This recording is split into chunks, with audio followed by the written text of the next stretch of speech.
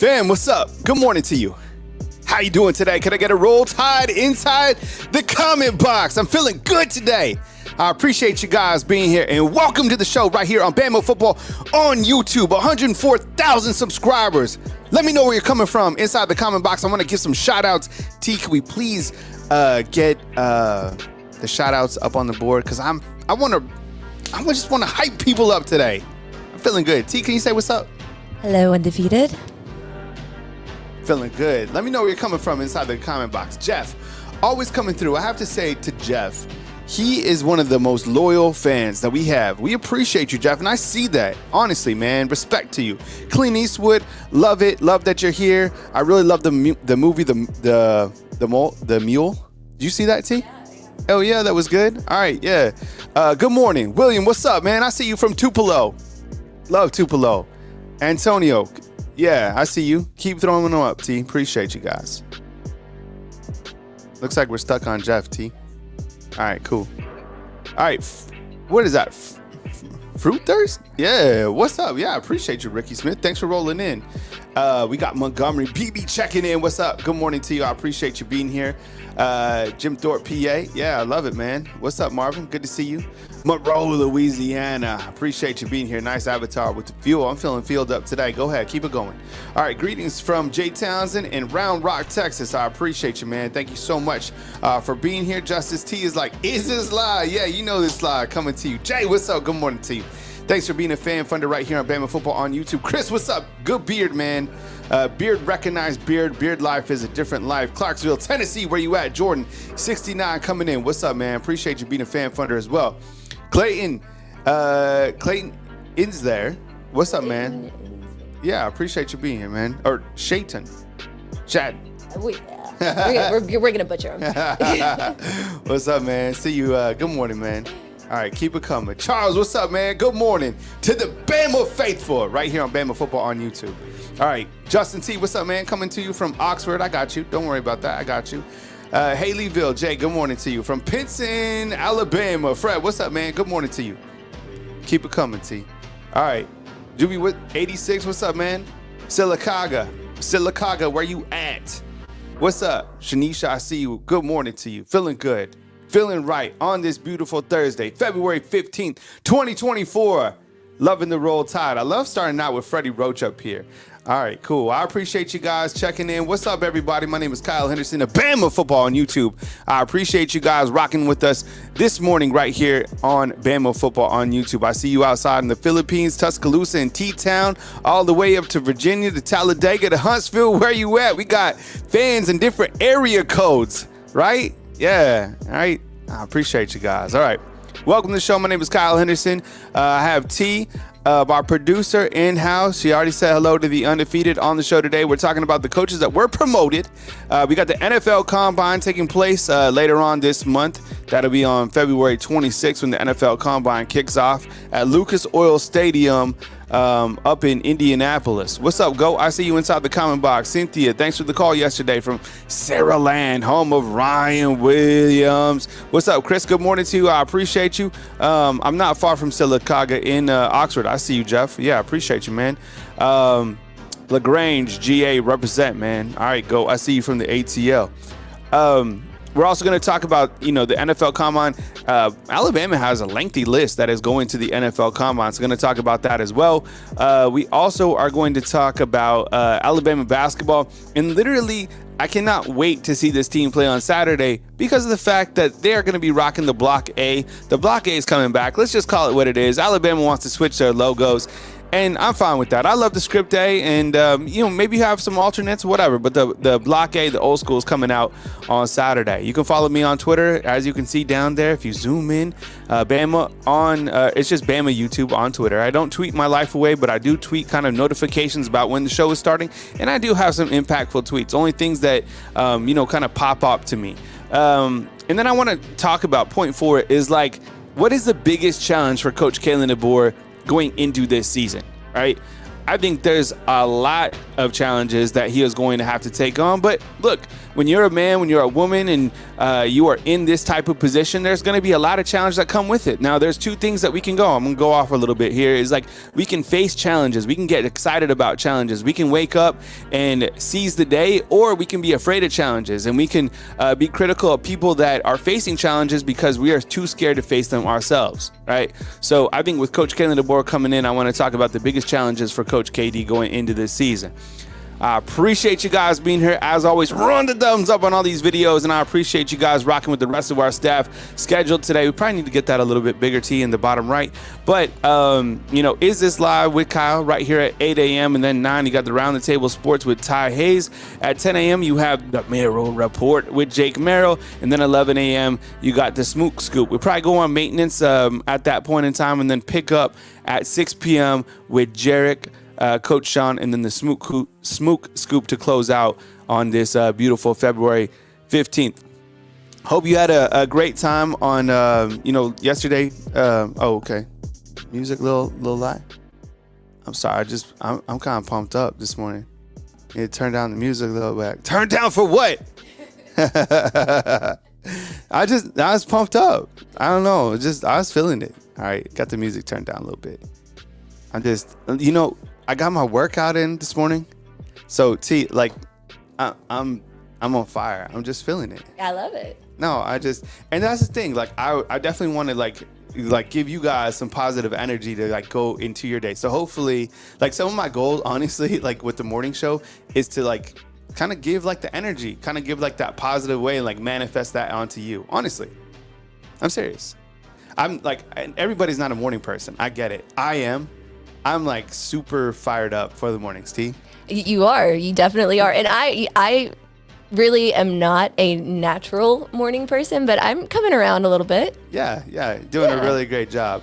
But I'm here for the morning. Yeah, your energy helps. Oh, for sure. I'm open up the windows. I'm the morning's here. Let the dogs run. I'm let's do it. So yeah, Refried needs some positive today. Yeah, well, you got it, man, right here. All right, let's talk about and I hit on this a little bit yesterday. If you caught me at 5:45 p.m. to kind of kick off the afternoon segment, and I wanted to start with Coach Freddie Roach. And I think when you talk about a coach like Freddie Roach, who was elevated before we look at his pay chart, I think it was a great move yesterday by Coach Kalen DeBoer, promoting Freddie Roach and Robert Gillespie. And if you saw the news and the video came out yesterday, you're I already knew this. You did already know this because you're an avid Alabama Crimson Tide football fan. You follow the news. You follow these guys on Twitter.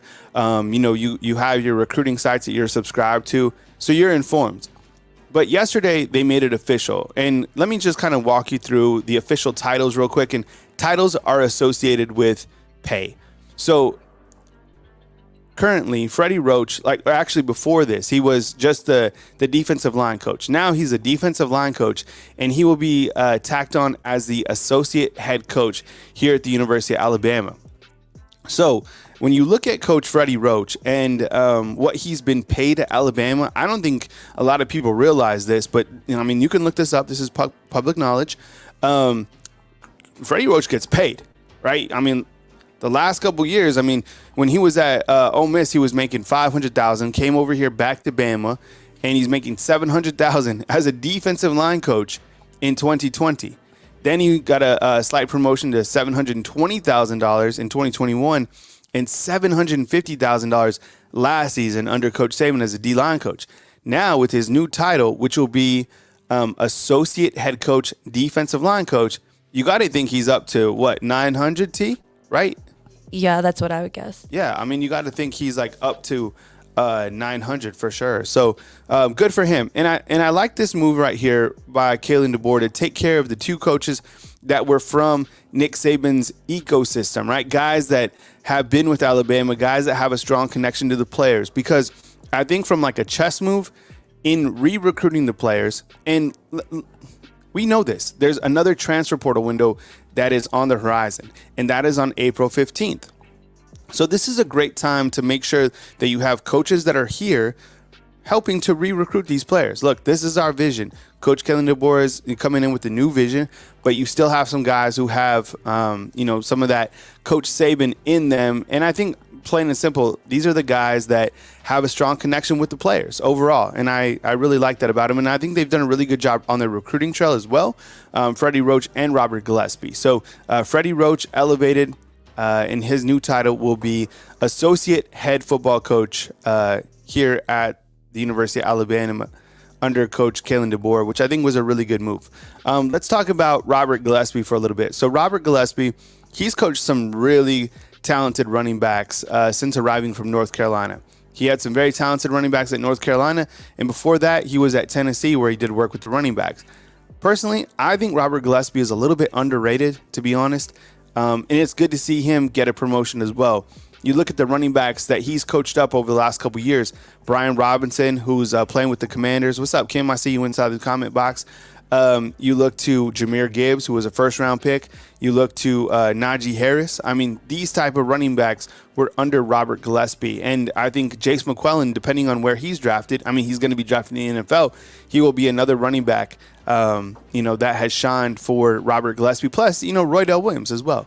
I mean, he's going to be doing his thing with Florida State, but I think a lot of his game came from Robert Gillespie.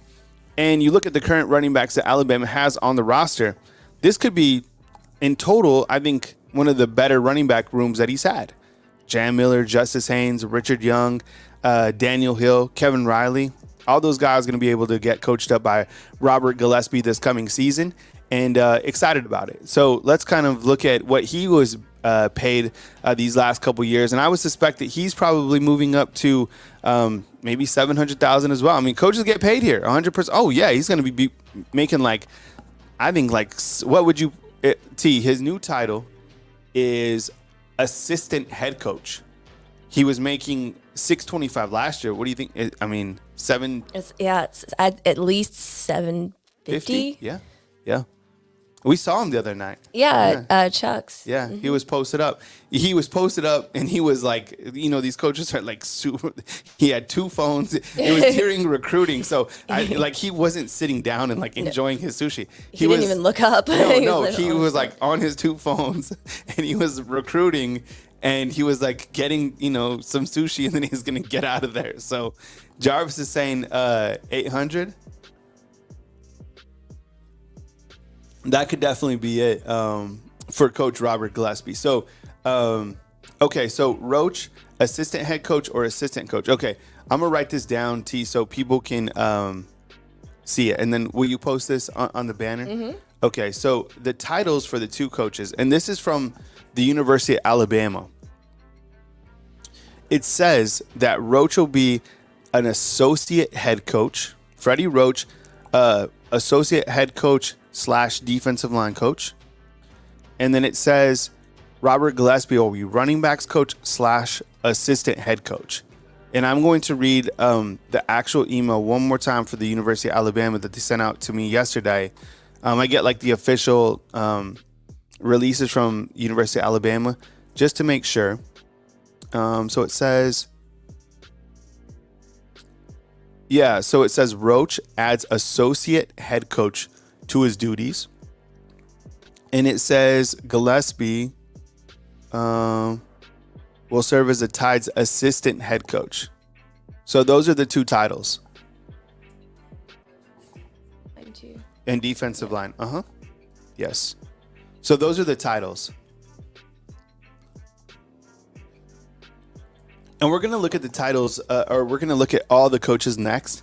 There's a lot of titles that these coaches have. And we talked about this a little bit yesterday, right? Okay, I'm going to go full screen on this. You need two coaches. And I'm going to talk about Jay Nunez at the bottom as well of the screen. Okay, so we haven't got the official contract for Coach Kalen DeBoer up at the top of your screen just yet. I would imagine that he's making 10, maybe 10.5. I'm expecting it to be a 5-7 year type deal. Okay. Then you have Nick Sheridan, who's the offensive coordinator at the University of Alabama, was previously going to be slated as a tight ends coach here. I would imagine he's making 1.5 or something like that. Before you add that, T, let me read through this, then you can add it. Thank you very much. And then you have Jamarcus Shepard, who will be the co-offensive coordinator and wide receivers coach. You will have Robert Gillespie as a running backs coach and assistant head coach. Okay, those are his titles. And then you have Kane Womack as a defensive coordinator. But this is interesting right here on the defensive side. Look at all these titles, fam. All right, stay with me. Kane Womack, defensive coordinator. Freddie Roach, associate head coach. Who's higher on like the hierarchy? Is it the defensive coordinator or the associate head coach? Oh, I would think the DC, right? Yeah, I would like to, but I want to see like hierarchy, yeah. Right? Okay. But stay with me here, okay? And then you have William Inge as the linebackers coach. You have Colin Hitchler as the co-defensive coordinator and defensive backs coach. You have Maurice Lindquist as the co-defensive coordinator and DBs coach.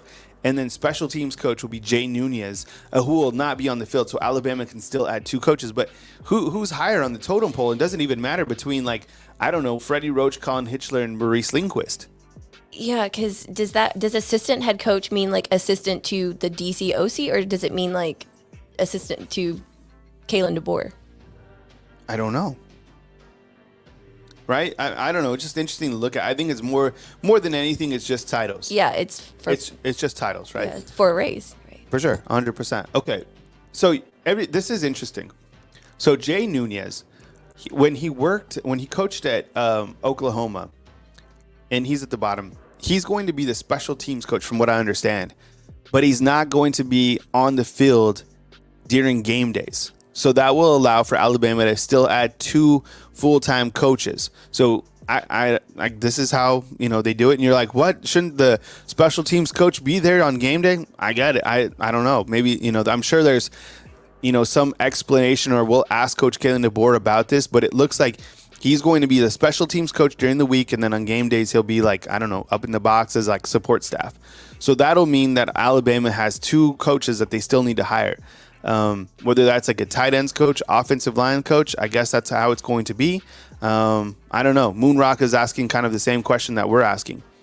I think associate head coach is above assistant head coach, right? No word on the offensive line coach as of yet. And Philip's asking, what does associate head coach even mean? Okay, because on his Twitter, it says assistant head coach, not associate head coach. Yeah. On Freddie's. Yeah, but look at the I know the email said associate, right? Yeah. So. I don't know what. Yeah, watch. I'll show you guys just so we can see it. I'll show it. Let me show you the actual email real quick, and I'll go full screen on this. This is from my screen, right? Unless there was like I can ask, Alabama about this. But do you see? Can you see that if I highlight it? Yeah. Do you see where it says? Yeah, it says Roach adds associate head coach to his duties, do you see? And then Gillespie assistant. Yeah. Head coach. Unless they, and I don't think so. They usually send out like corrections because there's so many eyeballs on these things. But it says Roach, who begins his 5th season, adds associate head coach. Yeah, to his duties. No, but that's a good call because on his Twitter, he has. Doesn't he have? He has assistant on his Twitter. Weird. Assistant head coach / defensive line. I'm looking at it right now. Okay. I can pull it up. Let me. I'll pull it up on my side. So I'm sharing that. Interesting. Freddie Roach Twitter. That's a weird discrepancy. I think that just means it means the same thing. Right? Huh. I don't think it really matters, to be honest. I think basically he got a pay raise. Yeah. Yeah, because this is his Twitter header right here. And it says assistant. It says assistant head coach, but as you can see, the email that we just looked at says associate. Whatever. Long story short, he got promoted, and rightfully so. And he's gonna get a pay raise. And I think we're kind of like overthinking it too. Kyle overthinking this morning. Yeah, it's just like, did they? I don't think did they take Cedric's job? I don't think they did. Cedric is the guy who puts the water bottle up on the table and drives Coach Saban around. I don't know. I haven't heard anything on him. I think he's Yeah, he's a pillar. Like if you took him out, people would Riot. Yeah, like you don't mess with him. He's also Saban's personal hair cutter, isn't he? Does he? No, I'm pretty sure I heard that. No, he drives him on the golf course. Yeah. I didn't hear about the haircut though, but the funniest story that I tell is about the meatloaf. When he came in one night, we're all there waiting, and he's like, "I gotta leave," and we're like, "Where are you going?" He's like, "I gotta go pick up Coach Saban's meatloaf," and he's like, "Coach Saban thinks it's from this restaurant that still exists, but it closed," and he's like, "I just go to Blue Plate and get the meatloaf, and Coach Saban doesn't know the difference." So it used to be Northport Diner before that, so it was like the same kind of thing. Yeah. So because I don't think Coach Saban like clarified like go get this, but like he just wants meatloaf. Yeah. But I like Blue Plate. I know we're still having that debate. Yeah. I don't know. We've gone back and forth about Blue Plate. I personally don't like Blue Plate, but I also ordered like I've what? Stupid things. Yeah, I haven't been the best order at Blue Plate. I will admit that. Okay, all right. Let's talk about the NFL Combine. All right, real quick. So NFL Combine is coming up, and Alabama has a pretty lengthy list attending the NFL Combine. I was going to show that, but here's a list. This is actually a tweet from Tony Tsoukalis of Rivals. 10 players. Let me rewind that real quick. 10 players from Alabama will be headed to Lucas Oil Stadium, which is in Indianapolis, for the upcoming NFL Combine, which will run through, the dates are February 26th through March 4th. There you go. And Terran Arnold, Chris Broswell, Jermaine Burton, Justin Igbokwe, Jalen Key, J.C. Latham, Jace McClellan, Kool-Aid, Will Reichard, and Dallas Turner. Sometimes players don't participate in the NFL Combine. Sometimes players just do like player evaluations where like the GMs and the coaches meet with these players. And any news? So this is the biggest question of the day. People want to know the offensive line coach. It has been completely hush on that. Like zero.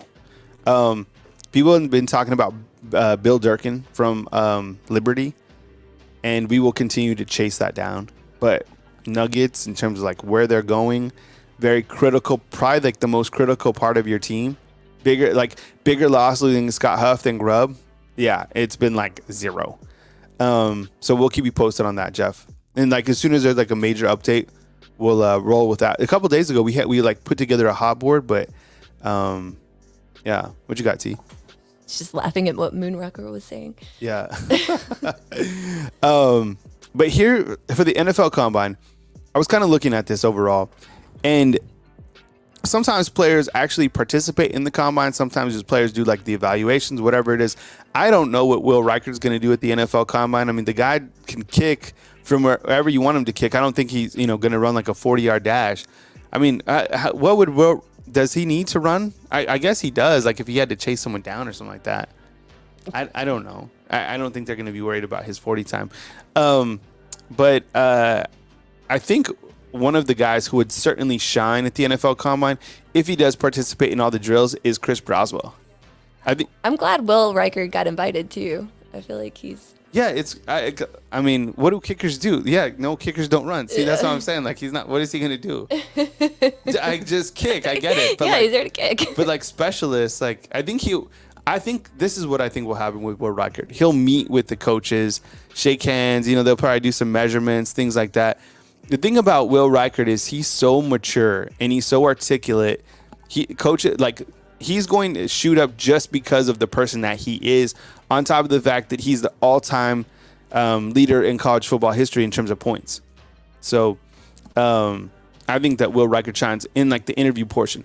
Chris Broswell, I think from an actual participant standpoint, is going to be a player that certainly shoots off the board. This guy is 6'4".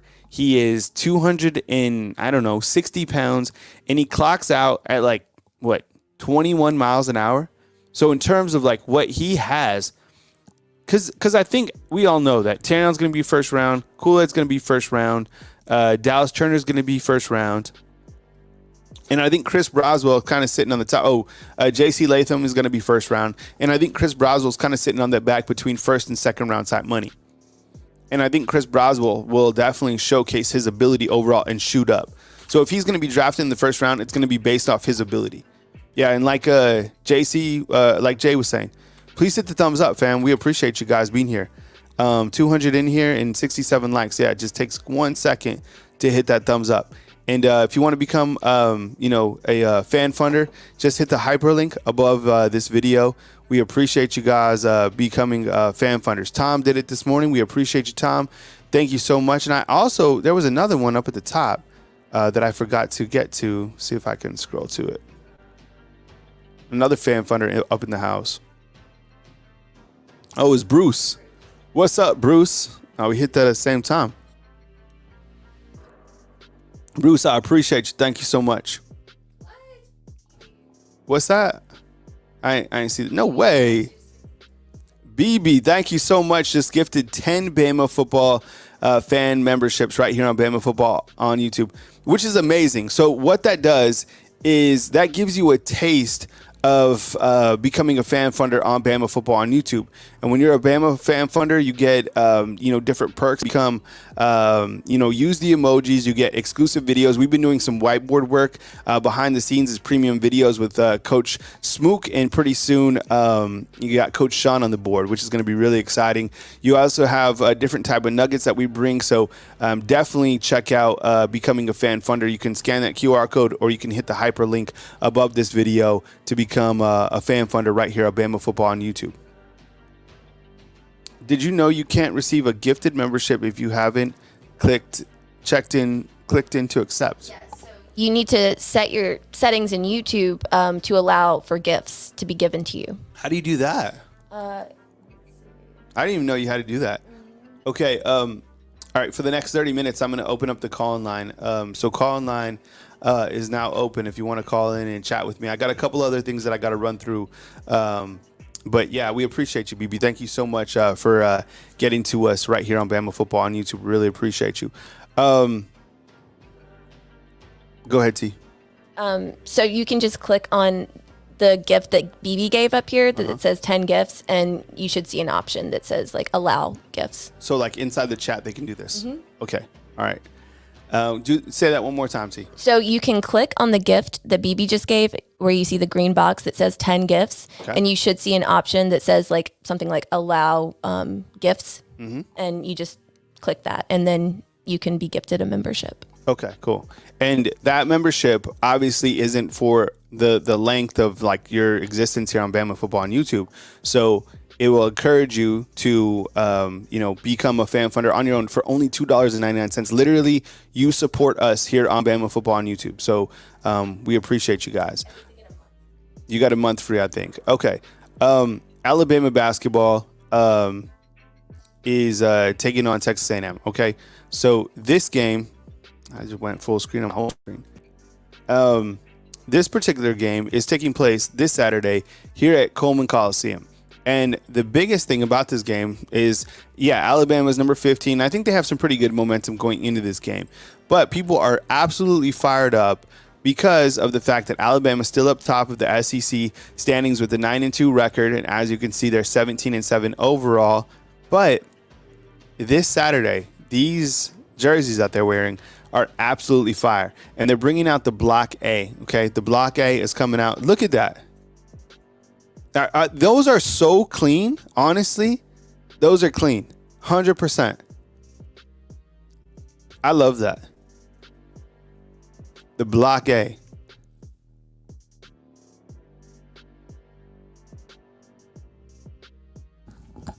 Yeah, so we might do some sort of Block A emoji. How about that? Thumbs up. Like it won't be like like we're gonna mess with something. See if we can get a Block A emoji. I think we need that. And we'll continue to update the emojis inside, the comment box to keep everything fresh. So those are so clean. Honestly, those are fire. No, Kyle, my son did the combine only kick. Huh. I think so too. See, this block A is like taking over, T. Oh, yeah. Yeah, I'm seeing it everywhere now. The Block A is by far I think it's so unique. Yeah. Huh. Okay. Yeah, the vintage look. Yeah, me too. I like it. Okay. What? Let me see what else I was going to hit on. Okay. I was going to hit on a couple topics on Coach Kalen DeBoer and his biggest challenges. So let's take a couple calls. We have a 208 calling in. Hey, thank you so much for calling in. You're on the line with Kyle Henderson. Who am I on the line with, and where are you calling in from? Yo, what's up, Kyle? This is Tay. I'm calling in from Boise, Idaho, actually. Far away from y'all. Yeah, man, you're up in Idaho. I'm sorry, I missed your first name. Who is this? Keontae. All right, Keontae, what's up, man? Welcome on in, man. I appreciate you calling in from Idaho, man. Take it away. All right, man. I just had a question because I'm watching this video on the Sheridan hire for the OC, and the people were saying how he just failed a lot in the past. He had like a 2-win season at what was it, Indiana or something like that. And I kind of want to get your take on the hire and see what you thought about it. I think that when you look to the Nick Sheridan hire, I think you have to look at it like this, because this is a large leap from being an OC at Indiana, then the tight ends coach at Washington, and now being the offensive coordinator here at the University of Alabama. So I drew up this diagram, and I kind of look at it as a triangle approach. And what that means is it's Coach Kalen DeBoer's offense overall, but it's spilling into Nick Sheridan and into Jamarcus Shepard, who's the offensive coordinator. I feel more comfortable when I look at this diagram. Now, is this actually what is going to happen? I don't know. But let me ask you this. Were Alabama fans upset last year when Nick Saban was running the defense? This was theoretically the same diagram that was happening for Alabama's defense, with him being up top and then having Kevin Steele and Travaris Robinson kind of underneath him, right? And them all kind of a three-pronged attack. So I think that's what's happening with the offense. Yeah. What's helped me feel a little bit better is that Coach Kalen DeBoer has worked with quarterbacks, and he has been an offensive coordinator before. So Nick Sheridan will be working with the quarterbacks. He played quarterback in college, and then you have Jamarcus Shepard, who coached up Rondale Moore at Purdue, and he's worked with a bunch of elite wide receivers. So I feel a little bit better when I look to this, and then you have Robert Gillespie flanking, and then you just got to figure out who your offensive line coach is. So when you look to Nick Sheridan, I don't get overwhelmed by the fact that he doesn't have the amount of experience as some of these other guys that you would like to think that would be an OC here at Alabama. But I do feel good in the fact that Coach Kalen DeBoer is an offensive minded coach himself. Yeah. Now, do you think, because I personally think that he'll be the one calling the plays. That's why I wasn't really too worried about it, to be honest with you. Just because I feel like he will be the one, because I heard that everywhere he goes, the first year he always calls the plays. He always takes that first step and takes the initiative to be the one to call plays and figure out whatever conference he's in and stuff like that. So I feel like he'll call plays. I feel like we'll be good on that point. The only thing I'm worried about is really our offensive line coach and what we're going to do about that. That's probably the biggest need in our team right now. Yeah, I think you're right. I mean, while we were happy that Parker Brailsford came in and that solidifies the center spot, in my opinion, I think that a lot of people have kind of like a PTSD because the offensive line underperformed last year under Coach Eric Wolford. So the good news is that you return some very high quality offensive linemen. Now, I don't know who the best five are going to be, but if you kind of look at, let's just theoretically say Tyler Booker stays at guard and Jaden Roberts stays at the right guard position. We know 3 out of the 5 offensive linemen. So now you're just looking at who can fulfill at the tackle spot, right? Because you did lose Caden Proctor, who went to Iowa, and then you lose J.C. Latham, who's going to the NFL. So when you look to the roster, there's certainly guys that can move out to the tackle spot. Like, I wouldn't be surprised if either Roberts or Booker plays tackle. I think they're both athletic enough to do that. And then you have other guys who just haven't had their opportunity to shine just yet. Maybe a Rock Montgomery comes up. Maybe it's a Miles McVay. Maybe it's a Welcome Formby. Maybe it's a Ola Saline. I don't know, or maybe it's, a Nyquil Brentrade who just transferred in from Texas A&M. We have the components here in Tuscaloosa to have a really good offensive line, but I think you're right. Like when I step back and kind of zoom on out, I think losing Scott Huff was a bigger loss than it was losing Ryan Grubb, because this diagram, what you're looking at, you feel better with the offensive line, but I just don't know who's going to be the offensive line coach.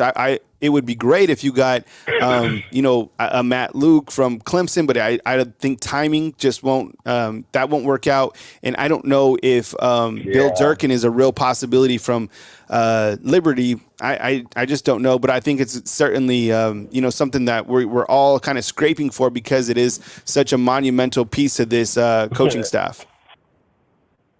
No, seriously. Do you think about is there anybody else like within that has any O-line coach experience, like on the roster or on like the coaching staff we have right now?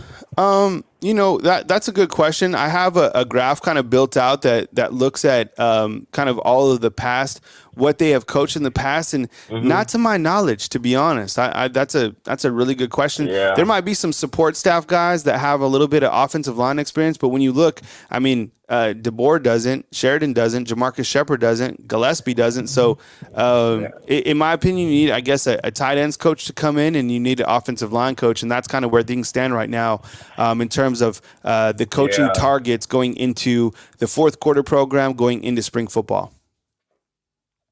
I definitely think we'll be all right in the long run. It's just got us fans worried right now because, like you said, we do have PTSD from our O-line play last year. Which, me personally, I feel like we showed signs of being a great offensive line, and we showed signs of being absolutely terrible. So, yeah, I guess I just have a little PTSD from that. I'm just waiting to see that dominant Bama offensive line that we're all used to seeing. Yeah, and I mean, when you look back too, I think sometimes when you look to this offense, you're like, okay, we have the quarterback coming back in Jalen Milroe, you have the wide receivers, but like, don't sleep on the fact that these running backs are also going to eat. I want to hit on the fact that under Coach Kalen DeBoer, running backs flourish. I think that with the tandem you have coming back, and I'm not sleeping on Richard Young by any means, but I think Justice Haynes and Jam Miller are going to be a 1-2 punch that college football isn't really ready for, and I think that Richard Young will also get to showcase his abilities. I mean, the running back for Washington ran for 1,200 yards last year, so don't sleep on these guys in terms of being able to run the football. Johnson. Yeah, Dylan Johnson was a beast. I mean, too bad he got banged up in the title game, but man, he ate for sure. I agree. Yeah, he ate for sure, 100%. Yep. You want to hit? Agree. Yeah, you want to hit on a? I definitely think. Go ahead. Yeah. My bad. I'll hurry up. But yeah, I'll actually agree with you on the running back thing. I definitely think that we do have the best 1-2 punch coming up in the league that nobody's ready for with Justice and Jam. And I also just want to say thank you for having me on. I appreciate y'all. Ever since, I know you heard this a lot, but ever since we lost Saban, I've been on the show like every day. I'll be working, just listening to the show. I don't even listen to music no more. I just listen to you guys all day. So I appreciate y'all. Yo, 100%. Yeah, man. Thank you for rolling with us right here on Bama Football on YouTube. Appreciate it, man. Call in anytime, man. Oh, yes, sir. All right, yes, man. Sir. Roll Tide. Roll Tide, T, man. Take it easy. All right. All right, we got a 205 calling in. We'll get to you just in 2 seconds.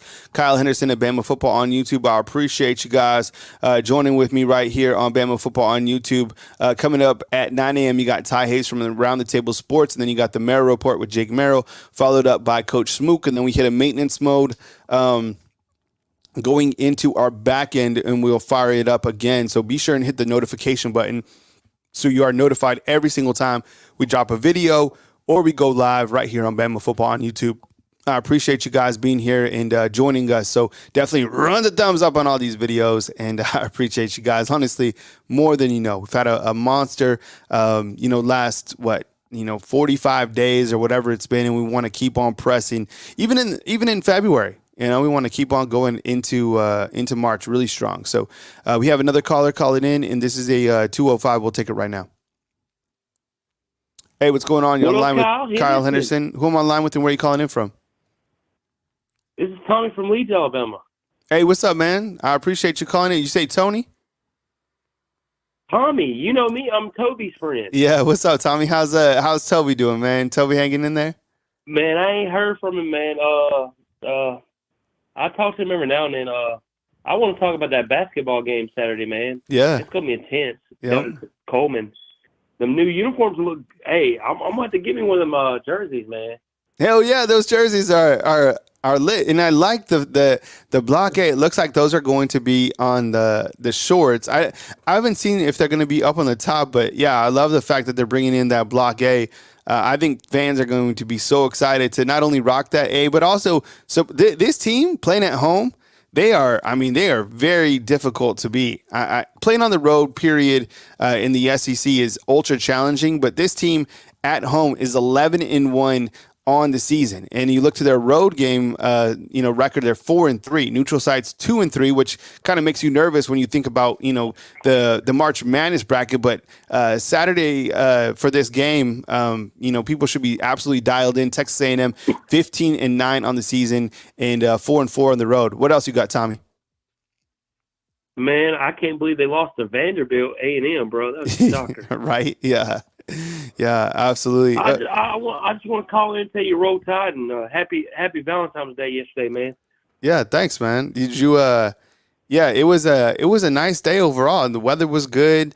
The chocolate was flowing. The roses were out. I mean, it was a good day. I mean, we've been rolling with a lot of momentum. We've been keeping it positive, and have a lot of momentum for this Alabama. Whether it's the basketball team or the football team, I'm still staying positive with it. So it's good, man. But I can't, like you, I'm really excited for this game. The only thing is, I don't like basketball games that are early in the morning, like this, like 11 a.m. I don't like the tip time, but it's all good.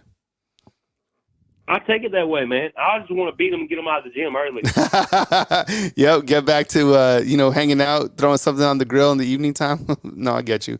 Anything else? Yeah. Anything else while I got you on, Tommy? Kyle, I wanted to ask you anything. Do we know anything about the new offensive line coach yet? No, not yet. I mean, we've thrown up some names that would make sense, but like nothing concrete. I haven't seen, like a Chris Lowe or Matt Zenitz or even like a Football Scoop name somebody. I know there's been a couple personnel pieces that have left Alabama. I think Paul Constantine is leaving the program, and a couple others, but nothing really marquee in terms of who will come from the offensive line. That's it. It turned out that this is a kind of a more significant hunt than the OC hunt, and rightfully so. I mean, considering the way that Alabama's offensive line underperformed last year, not surprised that people have high interest in who is going to be the next guy to lead, Alabama's offensive line. So, when we have a major marquee update, we'll definitely bring that right here to Bama Football on YouTube. All right, thank you, Kyle. Roll Tide, buddy. All right, roll Tide too, man. I appreciate you being here, Tommy. Take it easy, man. All right. Yep. All right. Tommy calling from Leeds. A good friend of Toby. Toby, if you're watching, man, I appreciate all the support, and thank you so much. If you don't know Toby is the biggest Alabama football fan, not only in Leeds, but probably in the state of Alabama, and we appreciate him. I started checking in with him before every single Alabama football game. So we got a bunch of love for you, Toby, right here on Bama Football on YouTube. So run the thumbs up for Toby, and we appreciate you being here. All right, we move on to our next call, and it's a 706. Hey, good morning. Thanks for joining us. You're on the line with Kyle Henderson. Who am I on the line with, and where are you calling in from? Hey, Kyle, this is Smitty from Jacksonville, Florida, man. How you doing? Hey, what's up, Smitty? I appreciate you calling in from Jacksonville, man. Thank you for joining us, and welcome on into the show, man. Take it away. So, I had some thoughts, man. I was thinking about, when Nick Saban was trying to hire Ryan Grubb last year, and I just wonder if Ryan had come to Alabama last year as the OC, and then let's say we won it all, and Nick decided to go ahead and punch out, go ahead and retire. I wonder if Ryan feels like he should have come, because maybe he could have possibly gotten the head coaching job at Alabama. Yep. I think that's probably why he really didn't want to stay with us this time. I don't know, it's kind of been on my mind a little bit, man. What are your thoughts on that? You know what? I didn't even really think about that, but I think you're absolutely right. I think that he would have been a perfect guy after the guy. He definitely would have been probably the head football coach here. And with that said, it just didn't seem like there was ever like a cohesiveness with him wanting to really be in Tuscaloosa. like from the jump. Like I know from my understanding, like he came, visited with coach, and then went back. I think two parts to that is, number one, like you can't tell the future. But I think he knew that he had such a loaded group coming back to Washington that they could really do something special. I mean, look at the quarterback that they had last year. Look at the wide receivers. I think that they felt that they would be in that position. And I think that maybe he felt that Coach Kalen DeBoer would take a jump and he would be the coach for Washington. And I think that there's a lot of animosity probably behind the scenes between Grubb and kind of his room and Washington, that they didn't give him that job. The message that he wrote on social media was like, he was like really upset and he wanted to stay in Seattle. So it's kind of like the timing opened up perfect so him and his family could stay there. Going to the NFL is no joke, okay? The 49ers, who everybody knows I follow, the defensive coordinator was hired just after D'Amico Ryan. He'd been there for one season and he just fired him. The NFL don't play. And, he doesn't have any NFL experience. I don't know how he's going to do. He has weapons in Seattle for sure.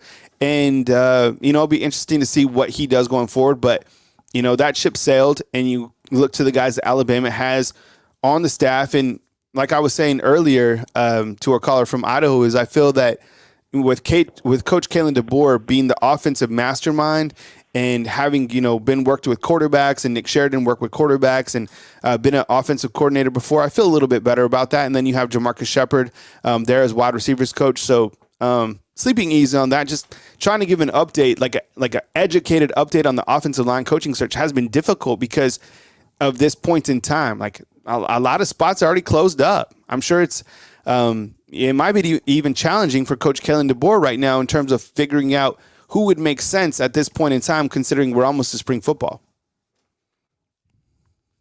Absolutely. And I'll be honest, man, I'm kind of excited to see what Nick Sheridan does and what he has nothing to lose and everything to gain, man. For sure. And he has the keys to a Ferrari, man. So I think he's going to do well. And I do think that Coach KD still has his fingers all over the offense. And I think he's going to lead him, man. He's going to guide him. And I feel like Alabama still has a good shot at least making the playoffs. And I would love to see us go all the way, man. But thanks again. I'm a second-time caller, Kyle. Yeah. I love what you're doing, man. After Nick Saban retired, man, like, you guys were my therapy, bro. Like, I'll be honest. You guys were my therapy. So thanks again, man. I appreciate you, T, and the rest of the crew, man. Keep doing what you're doing, man. Thank you so much. 100%, man. I appreciate you calling in. Thank you so much. Yep, roll tide to you, man. All right, good call. We appreciate Smitty calling out in Jacksonville. Fam, if you want to become a fan funder of Bama Football on YouTube, we appreciate you guys. Either hit this QR code or go up to the top and hit the hyperlink that says become a fan funder. Just $2.99 a month. You get exclusive emojis that you can use inside a chat, and you could also basically support the staff. So we appreciate you guys. What's up, Caitlin? Good morning to you. Byron, I see you. Jor is our money man right here. He's always coming through with the nice, concise points. And then Dwight, what's up, man? I see you in undefeated. Hope you had a safe trip back from Florida. $2.99 super chat. My bad for minimizing that. And fam, we are better than fine. Relax and roll tide. Yeah, and like I was saying, undefeated. Thank you so much. I appreciate your support, but also hope you had a safe trip back from Disney. It felt like you were at Disney for like a week, which is like there's a couple places you just go to for like a couple of days. One is Disney World. You only go there for like 3 days. Okay, you come back and you like feel like you're in a body bag. The other place is Vegas. Okay, so I'm gonna tell you a quick story. All right, before I get to my next call, I went to Vegas one time for 8 days in a row. 8 days in a row. Okay, I went there for a bachelor party. Okay, and then after that, everybody knows I was married at one point. I was married for 14 years. So then. My ex-wife, my wife at the time, she came out and we celebrated our anniversary. Yes, okay. She left, and then I had a work conference there. So, and then check this out. I was leaving back from Vegas to Albuquerque. I was living in Albuquerque at the time. Got on the plane, and when Rebecca showed up, she's like, "You look rough." I was like, "Please help me." So so she left, and then I partied with all the guys who were out there. I was working for Rivals at the time. We stayed at the MGM Grand, and what did the guys do? They had just got there, so they wanted to party. So hung out with them. And then I get on the plane. True story. I promise you. Got on the plane. We're flying over Lake Mead, and I'm flying Southwest. And the entire plane fills up with smoke. The entire plane. And I'm sitting in the first row, and they come on. They're like, ladies and gentlemen, there's obviously, something wrong. They're like, put your masks on, and we're going to land back in Vegas. So we landed back in Vegas. And I was like, oh, my God. So, long story short, man, that was too long. Let's see. Crazy. All right, 512, let's do it. Is this Jay Townsend? Yes. Good morning, Kyle. What's up, Jay? Is this live? Are we live right now? Yeah, we live, Kyle. What's up, man? Actually, I was trying to let somebody else know that we were live, and you thought I was asking if we were live. I'm always locked in. Yep. Yeah. I was going to ask you. I mean, have they really started signing any contracts as far as these coaches?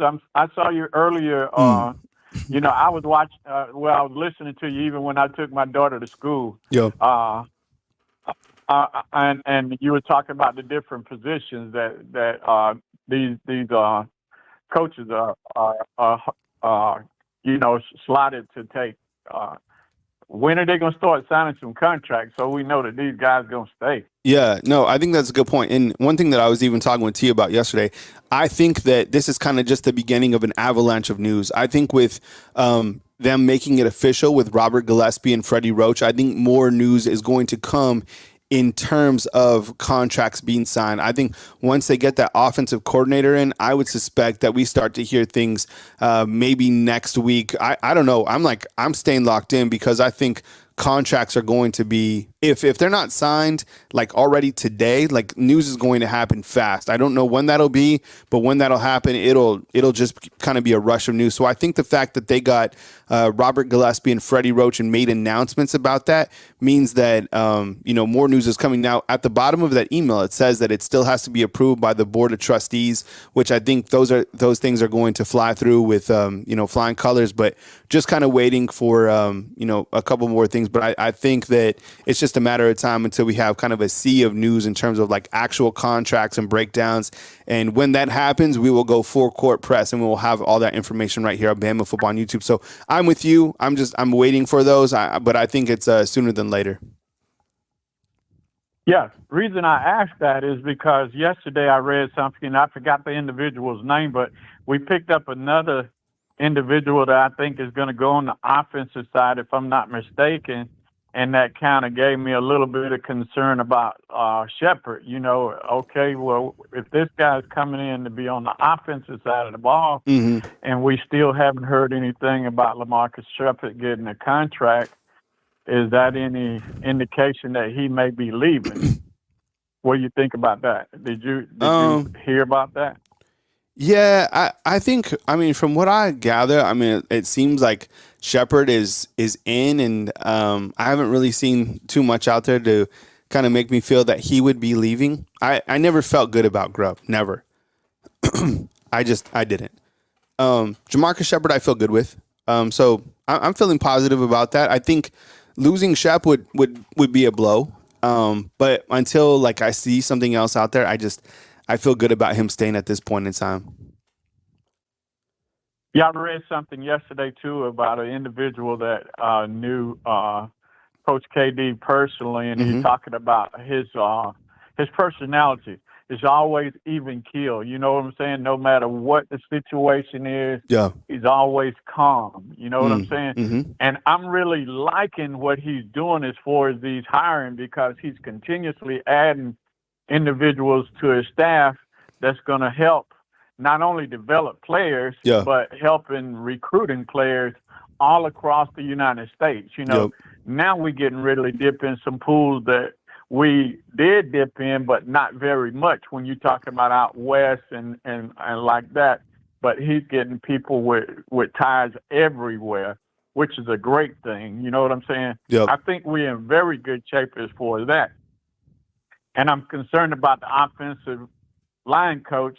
That's the most, I'm with you as far as Grubb. I don't think Grubb ever wanted to be at Alabama, really. I'm going to be honest with you. I think maybe he and Coach KD had a discussion, and said, because Coach KD probably knew he had that possibility of going to the NFL. He said, okay, well, come on and go with me just in case that doesn't go through. Mm-hmm. You know what I'm saying? Yep. You'll be in a good position, but if it does, then we'll work at it from there. Mm-hmm. And that's why I think he already had in mind to elevate somebody within, and he's probably going to start out calling the plays and grooming that individual, because these guys have followed him from Indiana to Washington to here, and they're familiar with what he's doing. So it's very smart for him to do what he's doing right now as far as picking from within, and that way nobody plucks them right away. You know what I'm saying? So, this guy's very intelligent. He knows what he's doing, and I think everybody needs to relax because we're going to be fine. And I'm going to tell you, I'm predicting it right now. We're going to beat Georgia. Yeah. Okay? That's when all of these players that jump ship, they're going to say, wow, this guy's for real. Yeah. But mark my word now, we're going to beat Georgia. But that's all I got to say. Oh, yeah, and I got me undefeated shirt already for A-Day, and I've been putting it out on when we on the chat, telling everybody, hey, let's wear something to identify ourselves at A-Day. You know what I'm saying? So, but I'm charged up. I ordered my shirt. I'm just waiting for it to come in. I appreciate the support, and I can't wait to see some of the undefeateds at A-Day. That's going to be pretty cool to see. Before we go, Jay, I want to say thank you for your support and your contributions here on Bama Football on YouTube, being a fan funder and also the super chats, and also giving people the opportunity to be fan funders. But another thing that I heard yesterday was that Coach Kalen DeBoer has been kind of like scouting media and has been like watching shows and listening to radio shows. And he, from my understanding, he wants to get to know people that are covering his team. And he's been like reaching out to people and having like phone calls with the media to like talk to them. I haven't received mine, to be honest. So I don't know. But I found that interesting. And I think it kind of tells you about the type of person he is. And I think like that's completely different from Coach Saban, clearly, because like Coach Saban, there was like a hard boundary. Like you could talk to him, at press conferences and stuff like that. But other than that, like he was never going to reach out to you. So it's been a long time since, even like how the media is going to be able to watch practices or talk to the assistants. I'm kind of looking forward to it going forward in terms of like what we can provide our viewers. So anyways, I just thought that was interesting, but I appreciate you calling in, Jay. Thank you for the support. I think that's gonna happen, Kyle. I really do. 100%. I think he's gonna reach out to you because we're starting to connect with some of the players' families. Yep. You know what I'm saying? Yep. So that's gonna soon, leak out there, and he's probably gonna give you a call soon. I'm looking forward to it, man. I know. Keep doing what you're doing, man. You're doing a great job. And one other thing. I don't know if you thought about this. I don't even know if you got any control of it. Where we give fan funders, can you add that into the daily, the daily board? Is that possible? Yeah. Like a super chat leaderboard, but like a fan, like a yeah. We'll think of the terms. We could definitely add that for sure. Yeah. Okay, that's a good idea, man. That's all I got, man. All right, man. Keep doing what you're doing, man. Roll Tide. All right, roll tide to you, man. Appreciate you being here. All right, thanks, Jay. Appreciate it. All right, next up, we got Ty Hayes from Around the Table Sports. Appreciate you guys listening to my segment, Bama Football on YouTube. Patriot Life. He's going to be tough to beat when we get that added. So, Patriot Life, thank you so much for, hooking the fans up with part of a fan funder right here on Bama Football on YouTube. Next up, we welcome in Ty Hayes from Around the Table Sports. Ty, man, what's up, man? I appreciate you being here and welcome to the show. Man, thank you for having me. As always, excited to be here.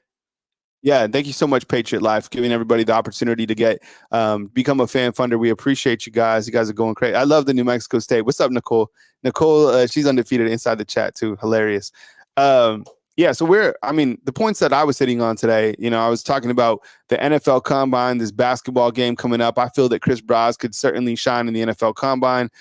Here are the guys that are going to the NFL Combine. You have 10 of them that have at least been invited to the NFL Combine. I talked about kind of the spillover from Coach Kalen DeBoer to Nick Sheridan and Jamarcus Shepard. And how I think the offense is going to work. We had some really good callers, nice and concise, and we kind of rolled through some of that. Here's a look at Alabama's overall coaching staff going into this week, still waiting on an offensive line coach, and I would assume a tight ends coach. But yeah, Ty, it's always great to have you here, man, and appreciate you joining us, man. Real quick, how's it going? You're off to a good start. Give a kind of a, were you, Coach Roach and Gillespie, I love the fact that they're taking care of guys from the ecosystem from Coach Saban, right? Yeah, 100%. And we talked about this, Kyle, whenever DeBoer was hired, guys that we wanted him to retain. Obviously, you had T-Rob. Yep. That didn't happen. But you and I remember banging our fists on the table being like, Roach is a must. Roach and Gillespie, you can't lose those two. Uh-huh. Right? Even after T-Rob left, I remember you, Smook, Sean, and we had a conversation, and the effect of it was simply, there's a principled argument to be made that losing Roach could be worse than losing T-Rob because Roach has been here. Roach went here, right? Roach is a Bama dude through and through.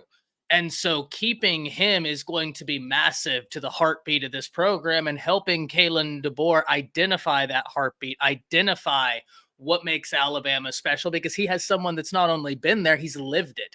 Mm-hmm.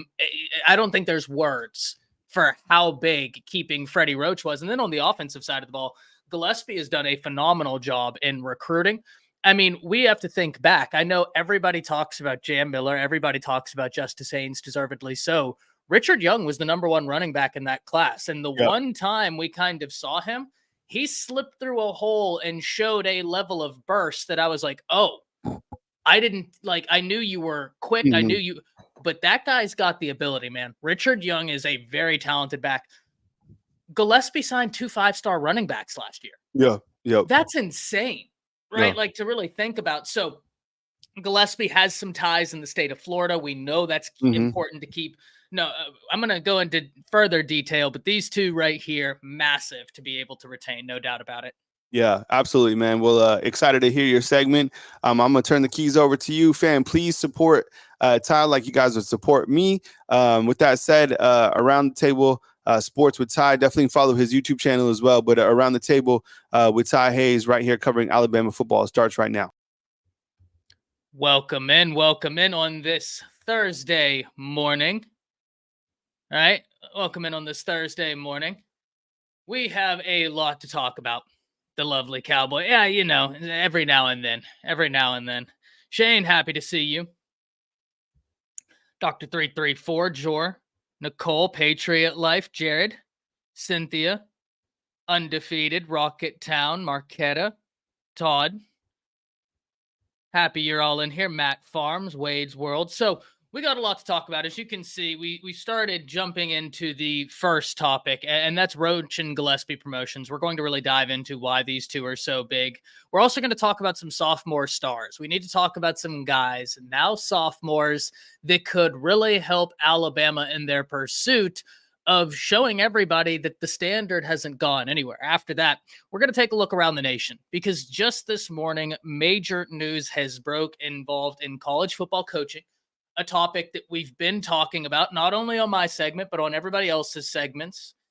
Everybody at some point has talked about the rapid evolution of college football and the effects it has, not only in terms of NIL, not only in terms of transfer portal, but certainly in terms of the coach's aspirations to continue coaching at the college level.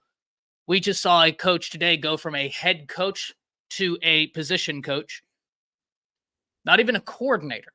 a position coach. And I think that really shows the state of college football. And we're going to talk about that. And then, of course, if you guys have topics, if you have things you want to talk about, you want to cover, hop down in the chat, shoot your topics down in there, and we're going to talk about it as always. I heard you on a diff station, not yours. Great set. You can usually find me just about everywhere undefeated, right? Like I'm on Bleacher Report, I'm on here, I'm on my channel, I'm all over the place. I'm on High Top. I've done content. I mean, you name it, I've done content with a lot of different people, but that makes it a lot of fun. Jor, 100%. That's what were they on the third day of spring practices, and then the coach leaves, not for an offensive coordinator position, not for a defensive coordinator position, right? It'd be one thing if this was a coach leaving a group of 5 team to go be an offensive coordinator or a defensive coordinator of a top 10 program in college football, because then it's like, okay, I see what you're doing. You're trying to accelerate your timeline here. Tight ends coach. That's something we definitely have to talk about, but let's not get ahead of ourselves, ladies and gentlemen. I know we have got a lot of exciting topics, but we need to start at number 1, right? Shane, yeah, I'm everywhere. Jimmy Brown, what's up, Ty? Good to see you, buddy. I'd love to hear more about Richard Young. I really think he's our most underrated player and can't wait to see him ball. You know what? I completely agree. I think Richard Young is one of the most underrated players on this team, and I get it. Whenever you have Jam Miller, who people have been waiting for, right? Jam Miller is a very talented running back. I've always told you guys this. I'm always biased towards the guys that come from Texas, especially if I've gotten to watch them play. And so Jam Miller, I understand the anticipation. People have been waiting for him. Super, super talented guy. And then you talk about Justice Haynes. Once again, completely get it. Former 5-star, very talented, rave reviews in camp from none other than Nick Saban himself. But Richard Young is also an incredibly talented running back. And I think this is a perfect way for us to begin to talking about that first topic. We'll hit some Scott Cochran talk undefeated on the Around the Nation. I don't really have anything on that, though. The only thing I know is what's being widely reported. And you guys know me. I try not to delve too deep into the rumor mill. But I don't really have any concrete issue on that. But we'll certainly talk about that when we get to the Around the Nation because it fits. But this question about Richard Young really starts me off into our conversation about Robert Gillespie and Freddie Roach, how important it is, because yesterday we got news that both of these coaches got a promotion. Now, if you came in here right when I jumped in with Kyle, we started talking lightly about Freddie Roach. We started talking about the importance of him, but I think at the same time, we also need to take a look at Robert Gillespie. I mean, he has done unbelievable work with the running backs he has had, with what he's been able to do. He's a phenomenal recruiter, and he gives Alabama recruiting ties in some really, really powerful areas that you, quite frankly, can't afford to lose recruiting ties in. And then we look at the running back room at hand. Whenever Alabama was going through all of the turmoil,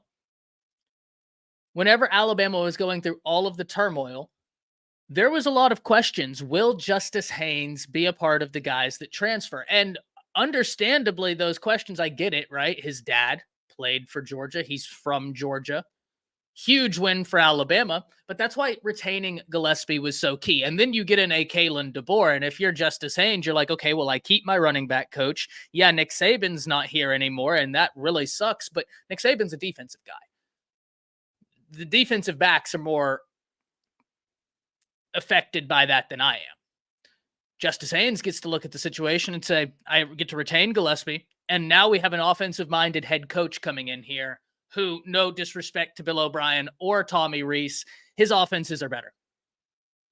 This is the best offensive mind that has been in Tuscaloosa with the Tide since either Sark or Kiffin. Take your pick. Who do you prefer? Do you prefer Sark? Do you prefer Kiffin? Well, Kalen DeBoer is right there with those two. Basically saying there are only a few minds in all of college football offensively that you're putting on this level. So I got it whenever DeBoer was hired, and then you retain Gillespie. Why whenever so many people, especially on the Georgia side, let's be honest, they were hoping Haynes would hit the transfer portal and make his way to Georgia. He's that good. Made sense to stay. Gillespie is a big part of that. So now you look at the running back room. And once again, we just talked about how Gillespie got done signing 2 5-star running backs last year in Haynes and Richard Young. Well, look what he did this year. You have Daniel Hill, who's a top running back, and then you have Henderson.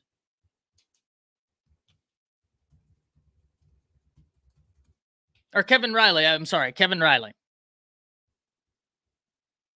I don't know why I said Henderson. I just read someone's comment just a few minutes ago that said something about Emmanuel Henderson will break out this year. Yeah, I apologize. I saw Henderson right there and instantly said Kevin Riley, Daniel Hill.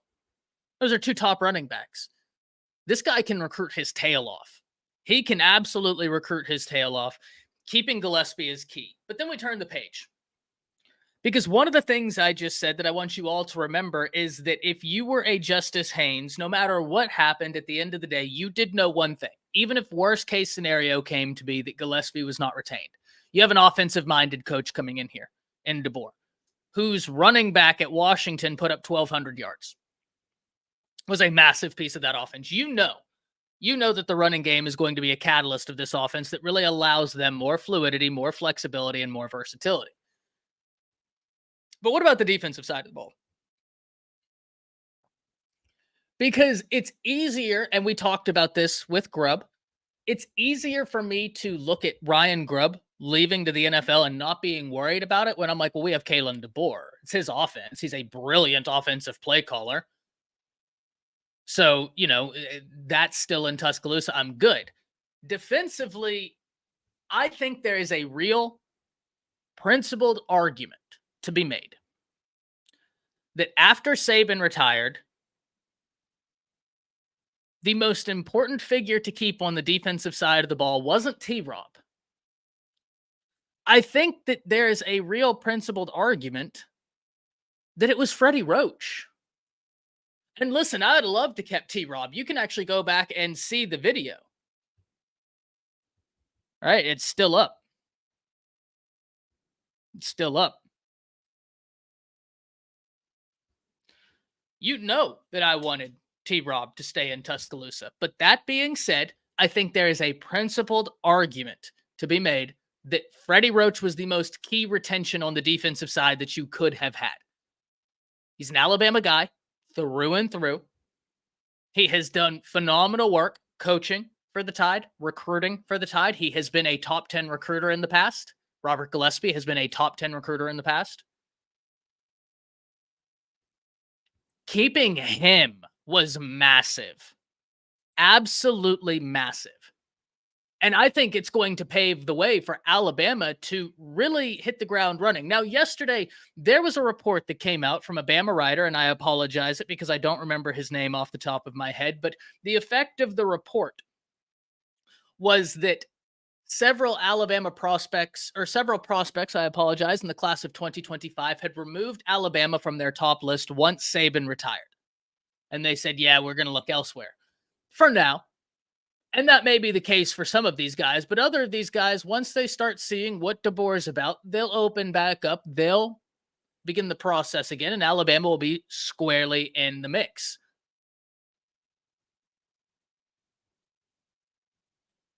But I think Roach is going to have a lot of pull. I think a lot of people who may right now even be feeling like, oh, we're not going to continue having Alabama in our top 25. If you're a defensive-minded guy, why not? Roach is still there. Womack is there. I think that 4-2-5 is going to play to the strength of a lot of the talent Alabama currently has on roster. I think it's going to be a really fun defense with the personnel. Freeze says, crazy, we've lost a head coach, 2 offensive coordinators, 1 defensive coordinator, 2 offensive line coaches, like 25 players to the portal, and 8 to the draft in a little over a month. Wild. I'm numb to the pain. 100%. And whenever you look, Bama's still in a really good position. And I know that sounds incredibly crazy to say. I understand that sounds crazy to say. But if there's any opposing fans in here that are about to be slapping that keyboard, allow me to explain. Even with all that Freeze just highlighted that's been lost, DeBoer gets to start this journey with a roster that is a top 3 most talented roster in college football. Top 4, top 5. Not many coaches can say we get to begin our journey, even with all of the exodus, and still we have one of the most gifted rosters in college football. On a year where so many defensive backs hit the portal, DeBoer gets to start off with 3 5-star defensive backs. A lot of teams don't have 3 5-star guys on defense. He has 3 in one room. Not to mention Keon Keeley, Yonze Pierre. I mean, the talent there is still wild. Caleb King says, on top of all that negativity, Alabama is preseason number 9. That's incredible, especially when they overachieve. And this is the thing. I know a lot of Alabama fans are going to see that number 9 and be like, oh, well, they're sleeping on us. Kind of, they are. Yeah, I agree. But when we really take a step back and look at what all has happened this offseason, the fact that the media is still viewing Alabama as a top 10 team, I think that lets people know that it's like, okay, well, the media, the people that know this are kind of in limbo, but they know what's currently on roster. They know that this talk of Alabama being dead, all the players leaving, that's not true in the slightest. Bama still has one of the most talented rosters in college football. Todd says a lot of teams don't have 3 5-stars on their team. 100%, Todd. And what's more, to take that a step further, Todd, a lot of teams that are in college football playoff contention, they might have 5 stars on their team. They might have 3 5-stars on their team. They don't have 3 5-stars in one room on their team. A lot of teams in college football playoff contention. Now, your Ohio States, your Georgias, your Texas, they have that. But outside of that, you're not going to find it. You're not going to find it. He may be an offensive coach, but that doesn't mean this offense is going to run roughshod in the SEC. This is not the Pac-12. I don't think anybody ever said that, but good offensive schematics is good offensive schematics. Right? Like good offensive schematics is good offensive schematics. And I understand your point, PK. But what I would also say is that the Texas Longhorns defense was very much well akin to an SEC defense, especially when you look at the interior presence. This Washington offense came in there and lit them up. So I get it. There is stylistic differences, but we saw Washington beat a college football playoff team. Washington had a bunch of ranked wins. Offensive schematics is offensive schematics. All right. And like, yeah, there are going to have to be adjustments. He's already talked about that. But at the end of the day, if you can run high-powered offenses, you can do that. Good offensive scheme with top-notch, 100%. Good morning, Tony. Sark and Kiffin both came from the Pac-12. True. And we've even seen in the past, like, remember when some of the expansion happened and new offensive schematics were introduced into the SEC? Very tough to beat them because it was something new. It was something that was different than the status quo, than the norm that you were seeing within the SEC. So it's going to be a lot of fun. I don't dismiss that, yes, there are little changes that will need to be made. And when I say little changes, I do mean like, you don't have to change a whole lot, but it's going to be exciting. So our next topic we need to talk about. We're going to go sophomore stars. And for the purpose of this conversation, if you are a redshirt freshman, all right, redshirt freshman, actually, I'll let chat decide. Do you want to let redshirt freshmen be considered with the freshmen, or because they technically are in the same recruiting class as the guys that are now quote unquote sophomores? I'll let y'all decide. But we're going to talk about sophomore superstars. Some guys that came in, not in the class of 2024, the class of 2023, that I think are going to be really, great additions and in for a big year. Nah, sophomores to keep redshirt. Yeah, they're sophomore too. Since it's a new system, I'd label them as freshmen. Okay, so what we'll do is we'll keep the redshirt freshmen with the freshmen, and sophomores, we'll do that, right? So if I'm looking at the sophomores and I'm saying who is going to have an unbelievable year this year, who is going to be that guy amongst the sophomores that really helps start to create answers for Alabama, is just answering questions as opposed to creating questions. First and foremost, ladies and gentlemen, we're going to start on the offensive side of the ball. Offensive side of the ball. Wade's World, darn it, you beat me to it. Jalen Hale is my first one that I'm going to say. In this offensive system, I think Jalen Hale is about to take another step up. Now, we knew he was talented as a true freshman whenever he was coming in there, and he was competing. He was right there. He was right there chomping at the bit to get reps, to get involved, and he did. He did as a true freshman. He got involved in that wide receiving core. Now, when we fast forward to this year, that experience is going to be huge. The experience that he has is going to be massive. But then you talk about an offensive system that's far more friendly to wide receivers, especially wide receivers with his skill set. I think Jalen Hale is going to be a massive piece to this offense, or at least that's what I hope. I think he is really talented. And I'm very excited to see what he is able to do for this offense, how he's able to not only create opportunities for himself, but create opportunities for the rest of the wide receiver room. And I know some people are sitting there saying, Ty, what do you mean when you say that? Hale has the ability to make the defense pay attention to him wherever you line him up. That can create advantages across the board. All right. So Jalen Hale is my number one. I think the experience he has. Let's check out how he finished the year in terms of stats, but he's a bigger body wide receiver at like 6'2". He finished with 5 receptions for 148 yards, 1 touchdown, averaged almost 30 yards per. The guy's going to be a really, really great addition to this offense. Really great addition to this offense. Now, the next guy is who everybody in chat is talking about. Everybody's saying Justice Haynes. Listen, you're not going to hear anything from me. The only reason I went with Hale is because I think that he was able to generate a lot of opportunity. But for the next guy, we're going to go Justice Haynes. Jermaine Mims says Richard Young. Hey, he's in there as well. Justice Haynes, Richard Young. But we'll start with Justice Haynes, right? He had a little bit more opportunity this past year. Really impressed Nick Saban.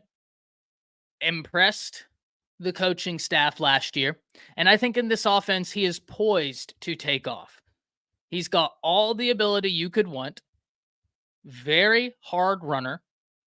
Identifies the hole and is able to hit the hole. And really just an incredibly well-rounded running back. And Jermaine Mims, the only reason we're not going to dive more into Richard Young is he's a redshirt freshman. So, yeah, we're just going to create that, right? Daniel says Emmanuel Henderson with Coach Shepard will see drastic improvement. He's already the best athlete in the room. He just needs to – he is an unreal athlete. I think with Shepard, this is going to be great for him to learn. Very excited, right? I'm very excited for the offense as a whole. So I think it's very easy when we look at that first two. Saying Justice Haynes, Jalen Hale. I think that that's impossible to disagree with. Those two right there, I think, for a massive step up. Let's flip the script. Let's go on the defensive side of the ball. 2 names on the defensive side of the ball that I'm going to give you. First and foremost, we're going to go in the interior, James Smith. James Smith on the interior of that defensive line. Now, James Smith, as the year went on, you started hearing more and more about him. You started hearing that he is going to be a problem for teams to try and work with. And then, if I'm not mistaken, he was working a lot with a Boygby, trying to learn as much as he can, try to get ready for this next season, because I think he knows he can take a step forward. He can take a step forward. James Smith could be a nasty presence on this interior. An absolutely menacing presence on this interior. He's got the ability, he's got the physicality, he's got the athleticism. So James Smith, in terms of sophomore stars, Rick Stott says Quay Russaw. Russaw's a redshirt freshman. But yes, I do agree. He is just ridiculously talented.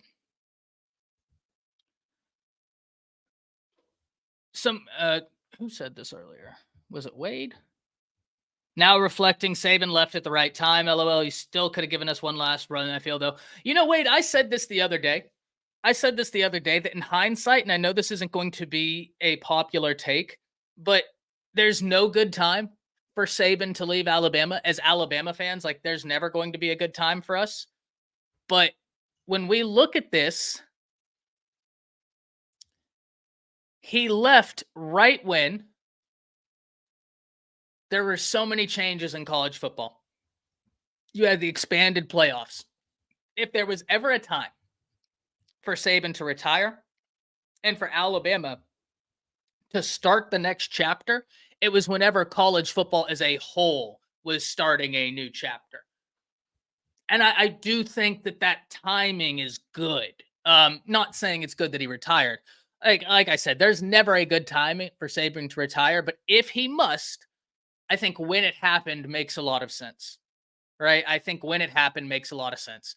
Because if we're going to be honest, ladies and gentlemen, as Alabama fans, we're going to pound our fists and say it's never a good time for Nick Saban to retire because it's Nick Saban. He's the greatest that's ever done it.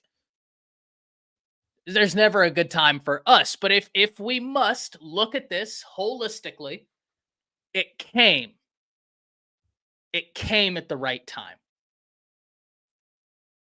He was ready to go. College football was changing. Makes sense. Ohio State is overrated so much. Just a fun fact. Caitlin, I've said this every time, and I'm going to keep saying it. I don't think there's a team with more pressure on them this year than Ohio State. There's not a team with more pressure. Because, yes, people are going to be putting pressure on Georgia, but, I mean, and maybe I'm crazy for saying this, they lost one game last year to Alabama. Georgia's going to be good, right? I don't think Georgia has so much pressure on them. I think Georgia is going to have people talking because, let's be honest, when Nick Saban lost 2 games by 4 points, Paul Feinbaum was talking like Saban's legacy was ruined, which was ridiculous, which was absolutely ridiculous. But I think right now in college football, there's no team that has more pressure on them than Ohio State. So my first name on the defensive side of the ball for sophomore stars, James Smith. Really excited for him. I like the interior of this defensive line, ladies and gentlemen. I really do. Between Otis, between Keenan, between James Smith, between Payne, I really think this year we're going to see a nasty defensive front unit. And the fact that you retain Freddie Roach, I don't want to say it, but I think the interior of the defensive line could take a step forward next season. I think you retain a lot of key pieces. You really wish you could retain a Boygby, but I can't wait to see him go to the NFL and continue surging. That guy right there, man, such an underrated player. I mean, you want to talk about a player that even on the national stage doesn't get the love they deserve. Justin Boygby. Justin Boygby. When you sit down and start pounding the film on Justin Boygby, screams off the tape. I mean, just flies off the tape. He's going to be a great player. Someone's going to be very happy in the NFL. Someone's going to be very, very happy in the NFL. Some Rick Stepp says Edric Hill. Yeah, no doubt about it. Edric Hill is another name on this defensive front that I think is going to be fantastic. You still have Jordan Renaud. right? I mean, there's so much in this interior of this defensive front. Edric Hill, 6'3", 294 pounds, redshirt freshman. The defensive interior has got a lot. You still have Hunter Osborne, Jordan Renaud, Edric Hill, and these are all redshirt freshmen, ladies and gentlemen. Quay Russaw, redshirt freshman. I mean, it's wild what you have along that interior of the defensive line. I really think that's going to be an area that Alabama fans are going to be over the moon with. I think it's going to see a step forward.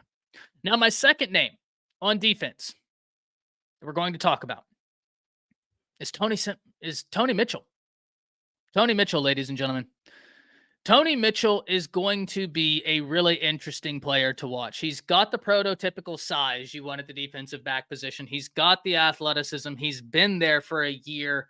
And Alabama's secondary is coming from a place where it's going to be pretty decimated. Now, if Tony Mitchell is able to take that next step forward, this could be a great player in this Alabama secondary. A really key piece in this Alabama secondary. Now, that being said, we do know that position, the secondary, is going to have as intense of a competition as any place on the field.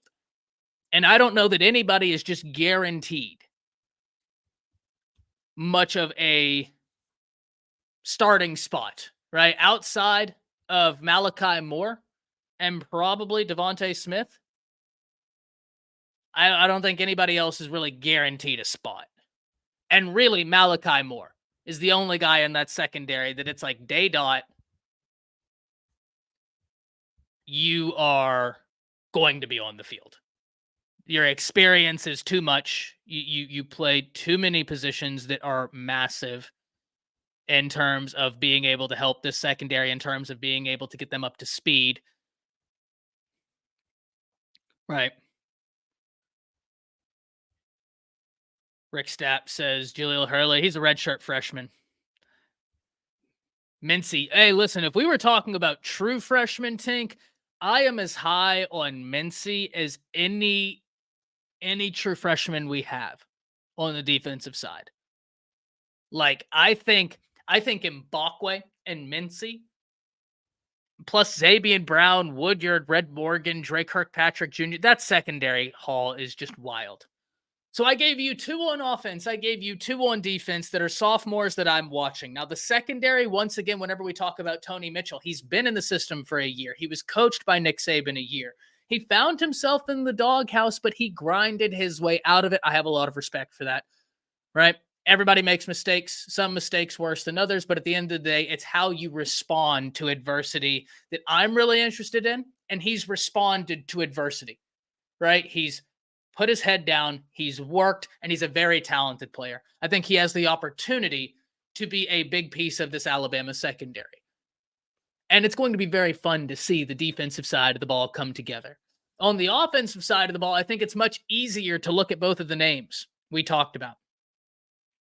Right? I think it's very easy to look at both of the names we talked about in terms of a Justice Haynes and in terms of a Jalen Hale and say, yeah, those 2 guys right there, they're going to get involved in this offense. I think that's very easy to say. Defensively, I don't know what the defense is going to look like. I think Tony Mitchell could be a really big piece of this secondary, but I also think that secondary, absent wherever Malachi Moore is going to play, is going to have open competition all the way around. I don't know what that looks like. Nobody does to this point. And then when I look at James Smith, I think he's going to be someone who's getting in rotation, but I also know you've got some dudes up ahead of him that I think are just waiting to burst. Rick Stapp says Quay Russaw and James Smith are in the same class, came in together. Yeah, Rick, but one of them is a redshirt freshman and the other's classified as a sophomore. Russaw is a redshirt freshman. James Smith is classified as a sophomore. Russaw redshirted last year. And just in terms of like cleanliness sake, we divided it up in terms of redshirt freshmen would be classified with freshmen, sophomores as sophomores, and redshirt sophomores also going in with the sophomore classification. But you're not wrong, Rick. They came in the same class, and so it gets confusing. But you're not wrong. You're certainly not wrong. Today's conversation was simply about technical classification. But I usually, when I talk about it, Rick, I do lean more towards when did you enroll? What recruiting class were you in?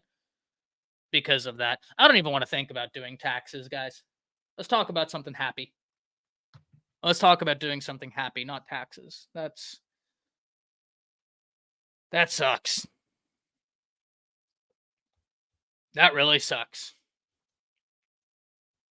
Yeah, the red shirt thing is throwing me off. Yeah, I know.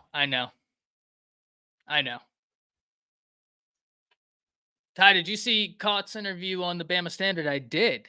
It was really good. He said the D is extremely excited about Womack and the Swarm Day. Well, I think it's because the personnel is there. I think the personnel is there to really hit the ground running in terms of the Swarm defense. I've never understood the worry in the transition to the Swarm defense because every college football team in current capacity is familiar with nickel concepts. You have to be. In the modern era of offense, you have got to have a deep bag of nickel. And whenever you start, not only that, but whenever you really start studying Nick Saban, right?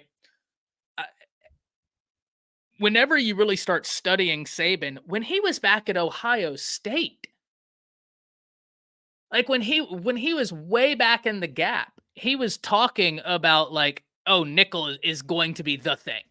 Nickel is going to be the thing. You need to change the way you're recruiting your defensive backs. It's not going to work the same anymore. This was in the 80s. And he saw the change coming. He knew it was coming. He knew that the way offenses would be played around the corner would change. And so, yeah, Brian, he absolutely predicted it. And I feel so bad because I can't remember if this happened at Michigan State or Ohio State when he was there. I want to say it was Ohio State because I think that it was, I'm 90% sure it was Ohio State. Whenever he was at Ohio State, the defensive coordinator got fired and the defensive coordinator advocated to the coach, like, hey, you need to keep Saban. You need to keep him because he sees what's coming on the horizon. Well, the defensive coordinator didn't, or the head coach didn't keep him, if I'm not mistaken.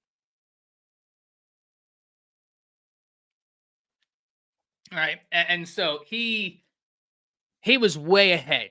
The reason why I bring that to your attention, Nick Saban being so ahead, Nick Saban being cognizant about what was coming, even in the 80s, understanding that offenses were going to look different, is because he was recruited to be able to do this. And in fact, if we want to get more poignant on a major change, you look at the time when Alabama switched that it was Ohio State, Brian. I thought so. I hate when I'm not 100% sure about something. I thought I was 90% sure it was Ohio State, but it was eating the back of my mind. Thank you so much. I was 90% sure it was Ohio State. Cool. Good morning, Kimberly. But when you look at when Nick Saban changed the defense, that's around, or when they changed the offense, I apologized, in Tuscaloosa, the way the defense was playing was still the same. But, I mean, you saw all of a sudden a move from linebackers who were more prototypical early 2000s linebackers to guys who are basically safeties, right? Like, you look at some of the linebackers now, and those guys could have been playing safeties 20 years ago.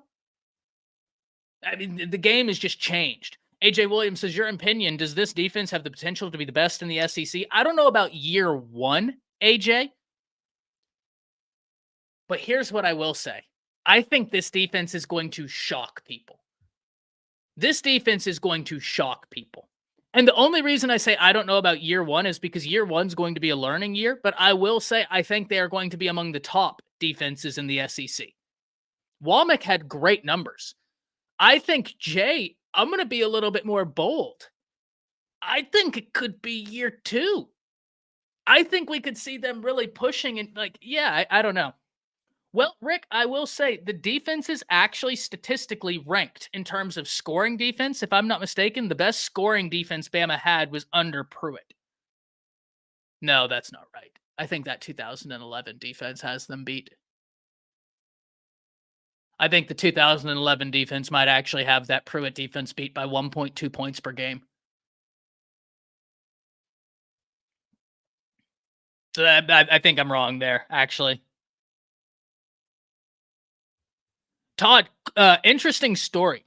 CJ Mosley was the first new age linebacker, 100% Randall. And then you think about how they went from CJ Mosley to even then going to like Mac Wilson, Dylan Moses. I mean, dudes who could straight up fly around the football field. It's awesome.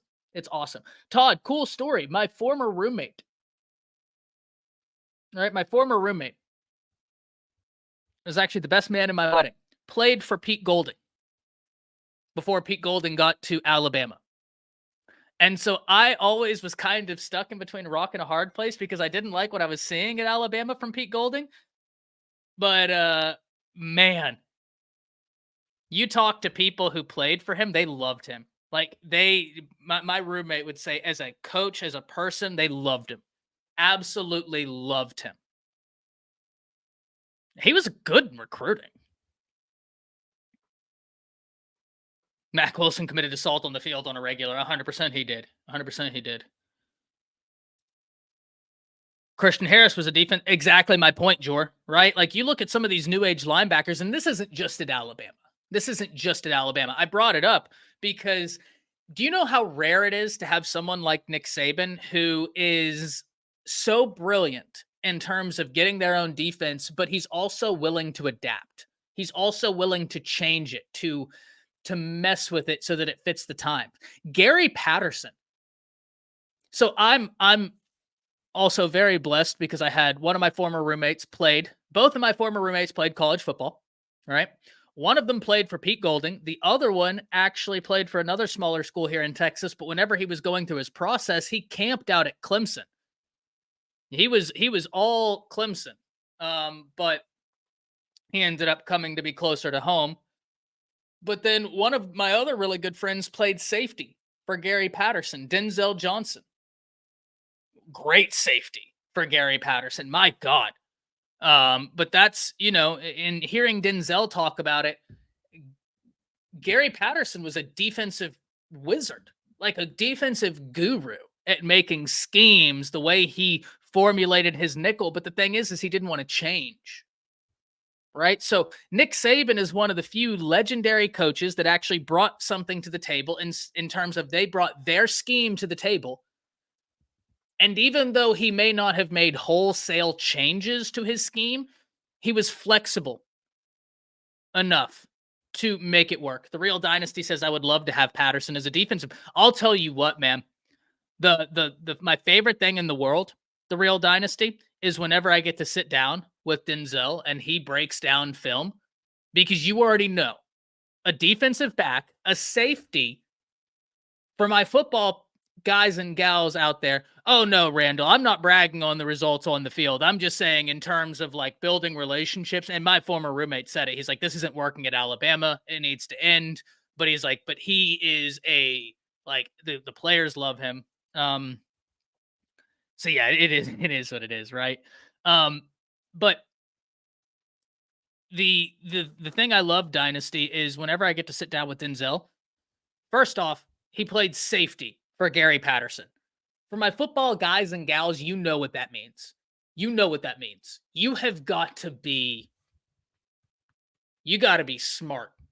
You got to be smart, right? Real smart. And Denzel breaking down film, I always bust out the notebook and I start taking notes because he is like a wizard on the board. I mean, it's incredible. He played for the Tennessee Titans, but never really got over an injury that he had from college. But I'm telling y'all, if not for that injury, that dude would be still in the NFL terrorizing cats. Terrorizing cats. God, he was. 2 a.m. Views says, what's the deal with Shep? Is he locked in with us? He got the co-offensive coordinator role, 2 a.m. Views. So as far as I know, he's locked in. He's locked in. Never understood why Patterson isn't a head coach somewhere. I think it's kind of what I said. He doesn't want to adapt, like totally. And he's good with just kind of taking it the way it is. I think the same thing. All right, let's talk about around the nation. So you guys know with me, I do college football content that talks about college football as a whole. As much as I talk about Alabama, and I talk a lot about Alabama, I talk about college football. Any ideas on the offensive line, coach? Nothing concrete, Tink. Nothing that's like newsworthy. It's just more of my opinion. You know what I mean? I don't have any new names. We've talked about that. I expect that to be. Listen, someone made a great point the other day, Tink, and it even could have been you because I remember you commenting in here at the same time. I remember you commenting in here at the same time. But if you're an offensive coach, it stands to reason that you're going to be able to get an offense together. Randall Green with the $4.99. Thank you so much for the $4.99, Randall. Love the support as always. He says, how do you mitigate the 4-2-5 weakness against the run? So basically, you just have to have your defensive front play hard-nosed football. And luckily, I think Alabama has the personnel for it. Not even on the interior. You look at those two outside guys, whether that's LT Overton and Keon Keeley. For simplicity's sake, I'm going to go ahead and... All right. I went ahead and made the 4-2-5 defense. All right. So y'all can see my terrible handwriting. So let's say I do Overton. We'll do Keenan, Otis, and Keeley. That's it. That right there is a God help the offensive line that has to go against that. So Randall, you're right. In theory, it can be a little bit lighter, right? But Jor, yes, I've said this multiple times, Jor, and this is me personally. I understand the reasons for the 3-3-5, but me personally, I would always roll with a 4-2-5 as opposed to a 3-3-5. And maybe that's just because, like, even though I'm a college football fan, the most football I watch is SEC football. And yeah, you can be successful with a 3-3-5, but I would always prefer a 4-2-5 as opposed to a 3-3-5. That's just me, though. And I think Bama's personnel really fits. I think it honestly fits either, and I think that's a testament to what Saban did and the assistant coaches. I think you have so much personnel, so much fluidity within your personnel. But 4-2-5. Two players in the whole NCAA had 13 sacks.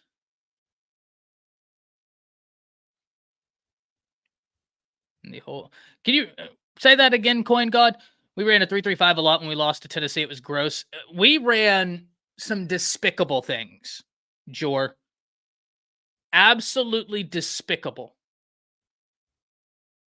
We ran something that wasn't a 3-3-5 either. And I was sitting there and I had to pause it. And I actually sent the screenshot to Denzel and I was like, what is this?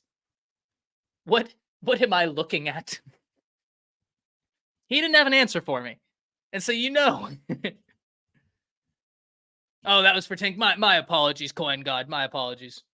I just want to make sure that I don't miss anybody that has a topic they want talked about. Anything like that. You guys already know. If I'm not seeing it, pound it in there. You're not gonna hurt my feelings. I want to make sure that you and the undefeated get the topics you want talked about, because none of this is possible without you. TCU ran a 3-3-5 against Georgia, and we all saw what happened. There's just too many ways to exploit the 3-3-5, in my opinion. And I'm no X's and O's wizard, right? Like, this is the one area where I'm going to be 100% honest. I don't have a ton of knowledge in X's and O's, but what I will say is that I actually am trying to learn. So, like, I have all 22 film.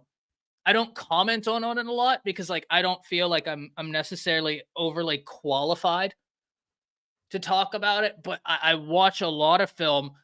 I talk to former players whenever I have questions because I'm trying to learn it, right? I'm really trying to get better at the film because when I watch Denzel break down film, it's like watching one of those chess masters go to work. It's a thing of beauty. By the way, since we're talking about around the nation, if you guys get the opportunity, go check out Denzel's highlights on YouTube. He was a monster. He's actually the TCU defensive back. I don't know if y'all remember that unbelievable bowl game years ago. TCU and Oregon. Do y'all remember that bowl game where Oregon was kicking their tail at half and TCU came out of halftime and ended up winning it? It went to quadruple overtime. And then in quadruple overtime, Oregon's quarterback threw it into the end zone and you had the safety dive and smack the ball down. That was Denzel. And after he got back to DFW, he drove from Fort Worth. He came to Denton, to my apartment, and we sat down, rewatched the game. He had all of this stuff, stuff that the players get. He had, it was so cool. It was so cool. We got to sit there. Yeah, but that was Denzel who did that play that won them that game against Oregon. He was their starting safety first year. Actually, and this is something Gary Patterson did a lot. Gary Patterson would recruit guys like Denzel was a quarterback.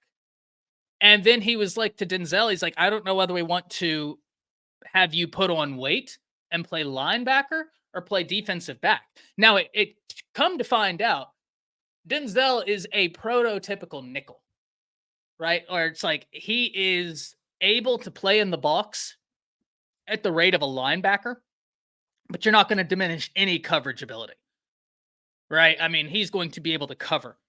And I actually got to talk to some OU players once, and they were telling me when they were like, oh, so you know Denzel? I was like, yeah. He's like, we had a whole little thing prepping for him. Whenever we were going to play TCU, we had to make sure we knew where he was on the football field. I was like, yeah, he'd take your head off. So that it was a lot of fun. You remember TCU 425 destroyed Ole Miss in the bowl game? I do. Jor, when you gonna have Kyle throw you a segment, man? You be a news break. Jor is over here. Jor is tough, Tank, and let me explain to you why. Jor is tough, right? Because you're 100% right, because he's a newsbreaker, I always, anytime I see Jor's name in chat, I'm looking, saying, what did Jor say? Did he break some news? But Jor also knows how to make me break. He's starting to figure out the ways to like get me to break the things to say. And so now I think Jor understands that I'm going to be looking for his comments and he can get me to start laughing in here. And it's great. It's great. But Jor, yeah, you're starting to crack the code, my man, into like understanding the things to say to get me to lose composure. Professionally certified hater. Hello, my man. Thank you for being in here. Does Denzel have any eligibility left? Man, I wish. But, you know, that really changed my perspective. Kind of in story time, right? I'm going to give you all story time right now as to why I am in this profession. Ty, read Greg's comment. Let's go and find Greg. Ty, get Denzel in for a special. I'll hit him up.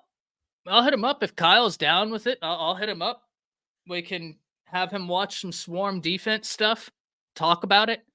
Because like I said, he's a safety coached by Gary Patterson. And for my football guys and gals, you know what that means.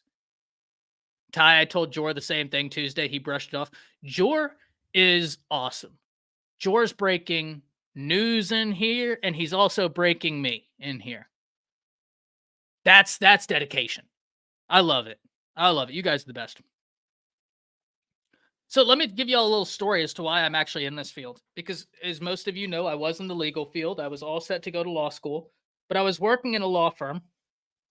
And it was probably a law firm that the timing wasn't right. I probably shouldn't have been there at that time. It was a personal injury law firm, unbelievable attorneys. I got to do awesome work. But it's just for personal reasons, the timing wasn't great. And, you know, there were some heavy things going on in my life. And then the law firm was helping out with it, but it just was almost too close to home. And I'll never forget, like, I always during that process would think back to whenever both Denzel and then my other friend, David, and David is actually still in the NFL. David Moore, he plays for the Tampa Bay Buccaneers. He played for East Central University in Oklahoma. And I'll never forget whenever he had his pro day there, he went viral because he did 28 reps of 225 pounds, had like a 38-inch vertical, and ran a 4.4 flat 40. And that's when everybody was like, who in the world? Yeah, David was ridiculously athletic. 6'2" wide receiver. Just ridiculous, right? But I always remember like sitting there at the law firm thinking about like, man, this is bleak. Because I'm writing cases, I'm writing arguments for the attorneys. And I mean, it's some bleak stuff. And I always thought back to David and Denzel and how their ability to do something greater, going from Gainesville High School, and I said this the other day when I asked if y'all had financial literacy classes in high school. Maybe you did.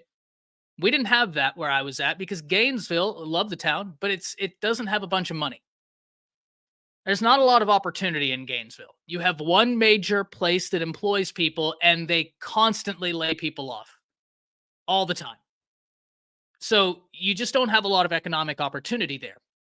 And people didn't leave Gainesville. You graduated high school, you went and got a job somewhere, right? And that was Gainesville, very small town. Denzel and David, whenever they went to college and played college football, the next year, Gainesville sent more kids than ever to college. Not even on athletic scholarship. They'd sent more kids than ever to college. Right? And from there, the trend continued. And so it always made me think back to my favorite quote in one of my favorite movies. I don't know if y'all are going to learn something about me. I have it framed right here. I keep it right here. All right? From the movie Coach Carter. What is your deepest fear? Your deepest fear is not that we are inadequate. Our deepest fear is that we are powerful beyond measure. It is our light, not our darkness, that most frightens us. Your playing small does not serve the world. There's nothing enlightening about shrinking so that other people won't feel insecure around you. We were all meant to shine as children do. It's not just in some of us, it's in everyone. And as we let our own light shine, we unconsciously give other people permission to do the same. As we are liberated from our own fears, our presence automatically liberates others. That stuck with me because I always thought back as I was writing these arguments for a personal injury law firm, and I had great bosses, the best bosses in the world. But that was some depressing stuff, man. I mean, like, you don't get happy cases. You're busiest during prom and during the holidays. I want you to think about that. You don't get happy cases. And so when I would always think back to the happiness and the positivity that David and Denzel generated just for Gainesville, it made me become even more infatuated with college football. Because I thought if Gainesville benefited so much from David and Denzel getting that opportunity, how much is that present everywhere? Like, how many people unconsciously gain the affirmation that I can go do something greater because I saw someone else do it. Someone else found their light, found their calling, found their ability to touch others without even having a conversation. And then inherently, it pushed me to do something greater. Right? And that right there, that always stuck with me. That David and Denzel found their light. And that's why I wanted to do this. That's why you guys on my channel, I talk so much about recruiting. Because I want to tell their stories. I want to make sure that people get positive information about these players out there. Because it's not just for me. It's not just for the players. It's for the people in their town. Maybe there's a few little kids out there that saw someone from their hometown go make it. Go play in college football, go play in the NFL. And maybe that granted them this clairvoyance that I can do that too. It doesn't have to be in the NFL, but I can make it out of here too. And I think those are the stories that I really love focusing on. And it's part of the reason why I do this. And it's part of the reason why you guys see me try and steer away from a lot of overtly negative aspects, negative storylines, because you have a lot of people that are going to tell you the negative storylines. And I'm not saying I'm a sunshine pumper, but at the same time, I think I'd rather look at the other side of the coin. Right. The other side of the coin. So wild time in college football, a wild time all around. Wild time all around. Wade said, the longest quote ever. I'm about to learn it. It's a great quote. It's a great quote. It comes from Coach Carter. Well, that's not where the quote comes from, but that's what made it really famous. I'll never forget that scene. I love the movie Coach Carter. Whenever Samuel L. Jackson keeps asking Timo Cruz, what is your deepest fear? What is your deepest fear? And finally, in the lock-in, he stands up and gives that speech that our deepest fear is not that we are inadequate. Our deepest fear is that we are powerful beyond measure. And I've always loved that. I've had it framed. God, I've had that picture framed for 15 years. Yeah, I've had that framed forever. It's something I love. But if we are just one last little point, I'll tell you in terms of college football's wild nature right now. South Carolina is expected to hire Georgia State head coach Sean Elliott as its tight ends coach. This just proves what we were talking about the other day. You have so much new in college football. This just proves what we were talking about the other day. College football is a wild place right now, but that makes it a lot of fun to cover. Wade's World says, yes, sir. Timo Cruz, the only guy to pull up for a 3 on wide open fast break and sank it too. Gridiron Gang is fire too. No doubt about it. Yes, the quote is by Marianne Williamson. It's a great quote. It's a fantastic quote. Well, ladies and gentlemen, you know what time it is. The 10 o'clock hour, the intersectionality of myself and one Jake Merrill. Jake, how you doing today? Hey, what up, guys? Ty, how you doing, man? Dude, great segment. Good. We got into a little Coach Carter. So I love it, man. I was like, gosh, I love that quote, man. But I mean, it's funny because what you're just talking about within the last like 15 minutes or so was that defense. And that's what I'm going to talk to today on like the part 2 on the Swarm D. So you really you kind of set the stage up for me perfectly, man. Thank you. I do what I can, right? I do what I can. It's amazing. Knowing. But I love it. Man, well, excited to hear your segment. Excited to see what your takes on the Swarm defense is, because I've had a lot of people ask me, and you all always know, I typically try and ask you a question, right, before I get out of here,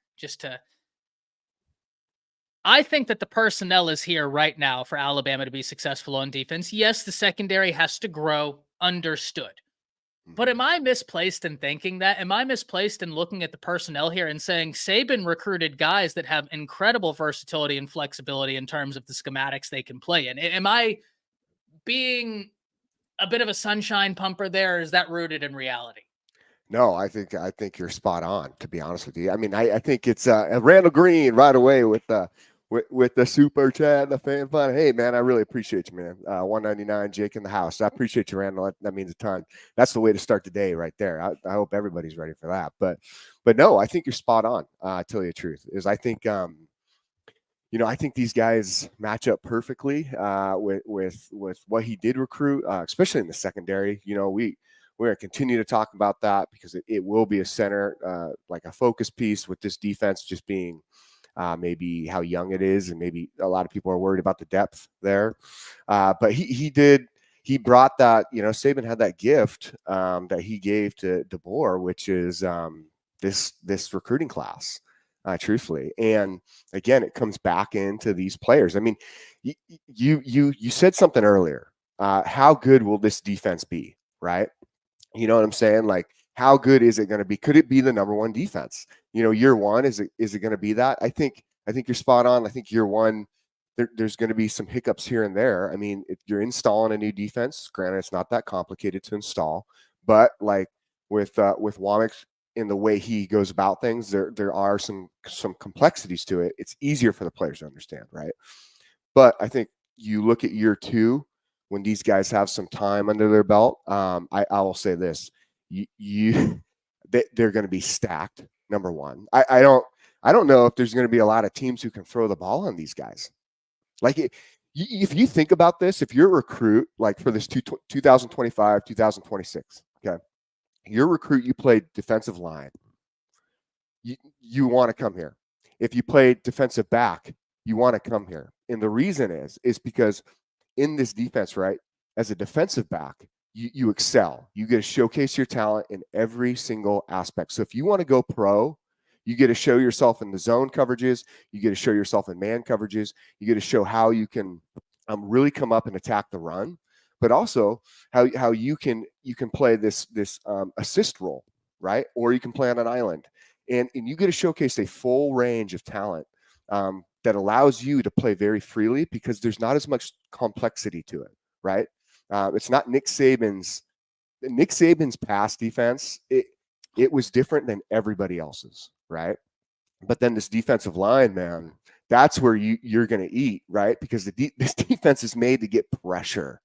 If you're a D lineman, this is what you want to come to.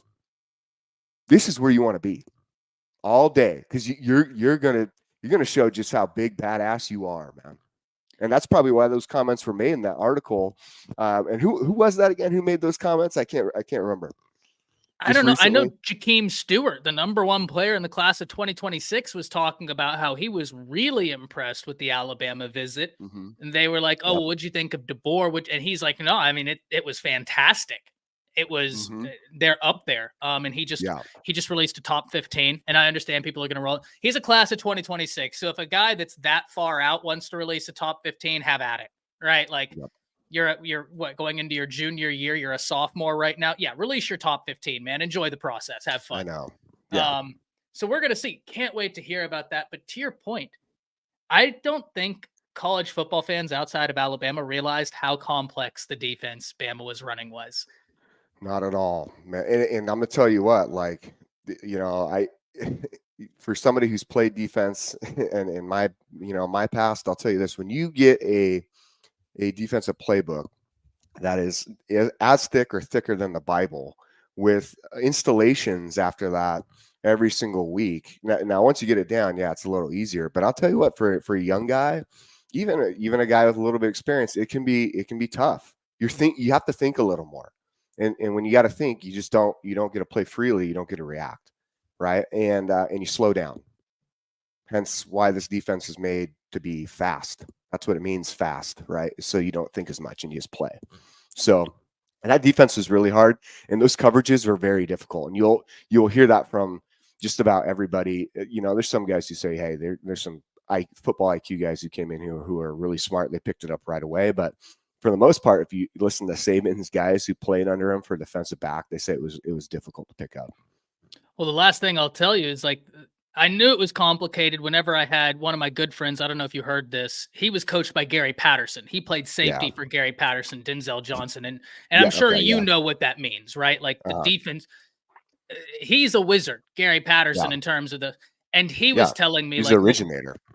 He was like, what we ran was complicated, Ty. He's like, but what Bama's running, he's like, it's what we do on like mega steroids everywhere. He's like, it's so intricate and detailed. He's like, I could tell you what the play is, but even then, like, that's only the beginning of the conversation, because then it's like all of these different options and choices for the defensive backs to have to read, pass offs, like really difficult stuff. Jake, I can't wait to see you really start breaking this down. I'm not going to take any more of your time. Ladies and gentlemen, Jake Merrill here to take care of you. As always, he is going to get you right. Got a lot of fun conversations on the board for y'all, and I will see y'all on Monday. I have family coming in. They're here right now. I've had to shove them in the closet so that they leave me be for this hour, but I don't think I can keep them in the closet for any longer. Until next time, ladies and gentlemen, I'll see y'all. Jake, as always, my man, great to get to talk to you. Hey, Ty, man, it's good to talk to you, man, and have fun with your family, man. Really appreciate you. 100%. Yes, sir. Ty Hayes, everybody. Ty Hayes, thank you. All right, yo, everybody, what's up? Hope you all having a great morning. First of all, and most important, love being here with you guys, right? Love being here, sharing my thoughts on college football and the Crimson Tide, and brought to you by Bama Football on YouTube. Please remember, if you haven't already, please hit those thumbs up. Let's get those thumbs up, right?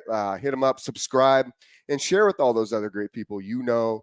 And also remember, get those super chats going. Get those super chats rolling, man, because those are a great way. They pop up for me, and I get to see them just like we got this morning, which I 100% appreciate you, Randall Green, just jumping in right away and hitting that up. But it lets me see your guys' questions and comments, and I can jump right in and answer them right away while I'm kind of going through my spiel. And I appreciate you guys. If you guys were in here last night, right? It was great. It was awesome. We had a lot of talk. It was a lot of fun. And I see guys already hitting up that I saw in last night. Let's see. We got Coin God in here. We got Jared, Brian Russell, Jor. What's up, man? What's up, Jor? I hope you're doing good. Two Blizz. What's up, dude? Let's see. You got Goofball. What up? What up? Marquetta. DR334. What's going on? Jimmy Brown. What's up? Tink. You the man, Tink. All right. I love it. We got a whole bunch in here. You got Sean. Walt, what's up, brother? And we're good. Kyle, what's going on? I think I saw Caleb in here earlier too. Moo Rocka, what's up, Dylan? I love it. Firm handshake, Dylan. I love it, man. Ryan, what's going on? Jay, what's up? Yo, so I'm excited, man. I'm excited to be here with you guys today and bring some little energy, bring it back. I mean, there's just so much with this defense that we can keep going into, and I want to make sure I'm giving you guys those details. King Family Reacts, what's up, dog? So I'll say this, man, like 100%. I want to make sure you guys kind of understand what you're going to see. You guys can be excited. Good morning to you, Maddie. Good morning to you. And you guys can be excited about looking at this defense and feel good about it, right? But also that you can reassure yourself as we kind of go through. Marvin Waffle House, what's up, dog?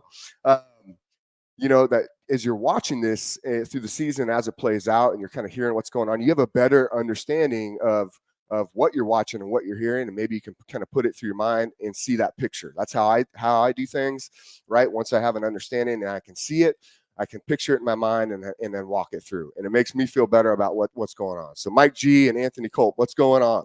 So Cynthia, hey, RTRDU, baby. All right, so here we go, right? Let's do it. Let's go. And again, thank you to Ty and the family here and all the guys who come on Bama Football on YouTube. Like, they do an awesome job all day long. You're going to get it today, and we're going to have a lot of fun. We are. So last night, if you tuned in, George T, what's up, my man? What's up? And so if you tuned in last night, I kind of went through what I discussed, right, with Kane Womack, and we kind of started breaking down, right, like what his background was, why it's exciting for him to come in, some of these things that we're going to see, and I tell you this, like with Womack and KD, going against each other in practice, and maybe the growth we'll see in these young defensive backs. The growth. Hey, Jay Townsend, my brother, man, already with another super chat. Jake brings the truth and leaves no doubt. The $2 Jay, man. Hey, appreciate you. And last night, I'll tell you what, on the super chats, you guys were killing it. Valentine's Day gave some love. I know Caitlin was killing it. BB killed it. Jay killed it. Everybody was totally contributing, and I appreciate that so much.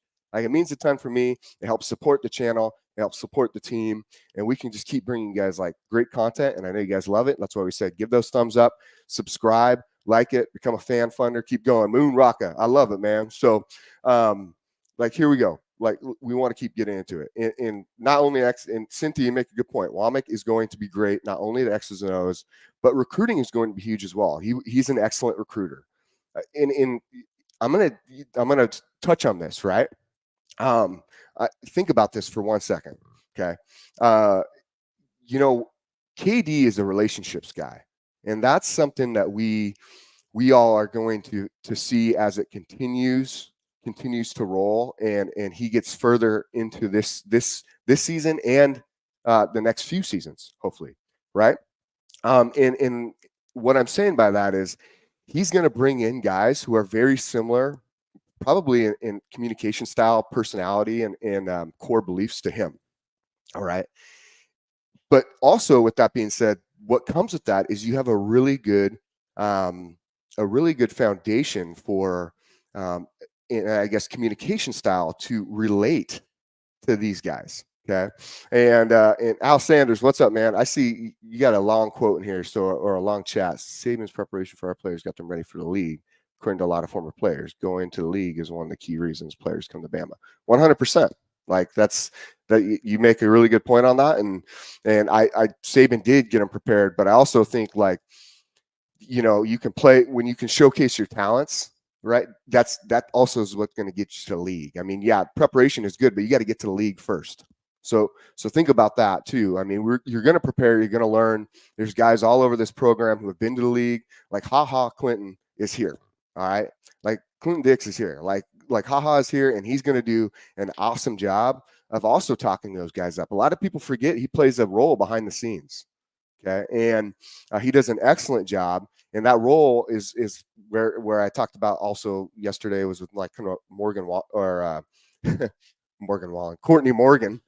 And with Courtney Morgan, right, in that team that's behind the scenes of the coaches, maybe not out in the forefront, you know what I'm saying? But I'll say this is like with the whole thing with him is he has an idea of what Saban did for that preparation. If you don't think he's in guys' ears, and I mean, there's also other guys coming back that jump around the program and help these players prepare. If I'm correct, I think there was let's see here. I think it was Woodall. Yeah, I think it was Woodall just came back and was helping some of the DBs prepare. Yeah, Justin Woodall was here, and he does he has an excellent kind of like school for DBs, right? So, I will say, for everybody who thinks like, well, with your quote, like, well, Saban's gone, so these guys aren't going to have the same preparation for the NFL. I think, again, it comes down a lot to showcasing your talent, right? You work with those guys who have the experience. Those guys are around the program. And the next part of that, too, is that mindset. Saban was very much about preaching a mindset. Okay, so that way, when you do get the opportunity to go to NFL, you can learn quicker because you're disciplined. You have the work ethic, all right? And you're ready to roll as far as you're physically just prepared from a standpoint that we have the most excellent health and nutrition as long as training in the nation here at University of Alabama. So I think that's going to be something that's key and be a big deal going forward.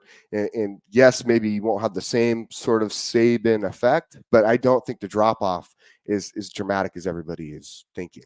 All right. So, but again, we're going back into the defense with Womack, right?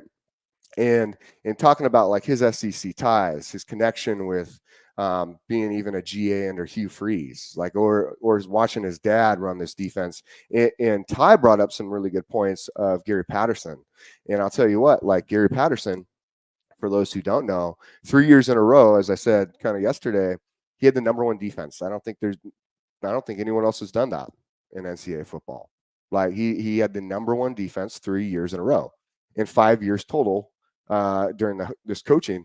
Which I'm going to tell you this: like Gary Patterson is a real innovator when it came to this defense and kind of perfecting it. Then Dave Womack takes it and he runs it and runs it again.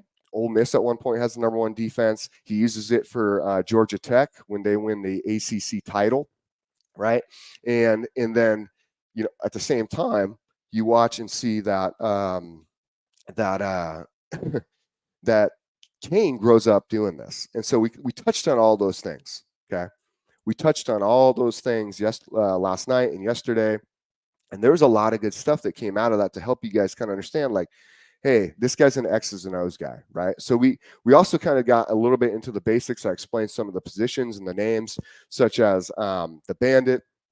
All right, you have your nose tackle, your D tackle, your bandit's your strong side edge, your wolf, right, your weak side edge, middle linebacker, your sting linebacker, which is your weak side linebacker, cornerback to the field, wide side, cornerback to the boundary. That's going to be your short side, right? You have your rover.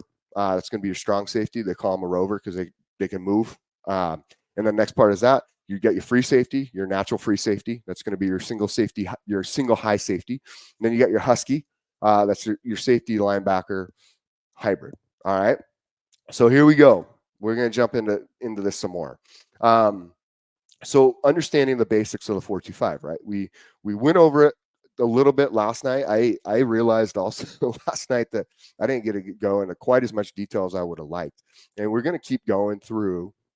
And like I said, because I was a defensive guy, I love defense. It's something that I really love to dig into and learn these different concepts. And for me, I want to break down each kind of like position, what the responsibilities will be, how you should see them on the field. Coach Smook does a really good job. Okay. Right now. And I'm going to tell you this, like like Smook does a great job, and Coach Sean will talk about this as well. And Ty touched on it this morning, is like really making sure that when you guys see this, if we pull up like an X's and O's board or Chalk Talk, right, that you guys get to see this breakdown of the defense and where everybody should be aligned and watching it from there in their assignments. And we're going to go further into their assignments so you guys can see and hear about what you can expect. I mean, there's nothing more fun about watching a football game and starting to really understand what you're seeing on the field. It's great when you can sit there and you can watch the game. You can be either in the stands or you can be at home and you can watch the game. You see what they come out in. And now you're like, okay, I know this guy, his responsibilities are supposed to be like this. This is what I should maybe be expecting.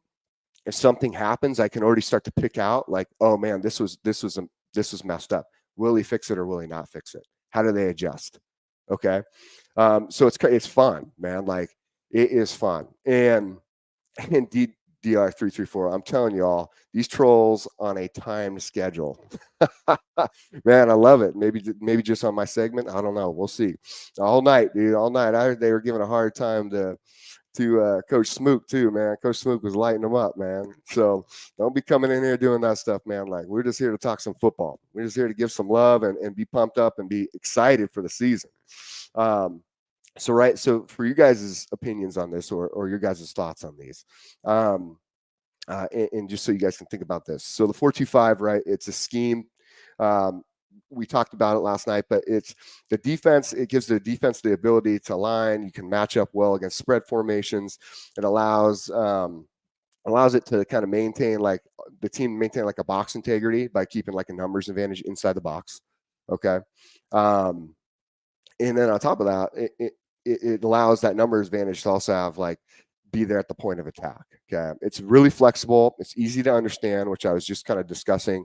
And me and Ty were getting back and forth with the complexities of Nick's defense to this one. It's a little more smooth transition as far as installing packages and whatnot, because your assignments just don't, there's not these multiple complex assignments. They feed off of each other very, very well. It's like reading a really good book.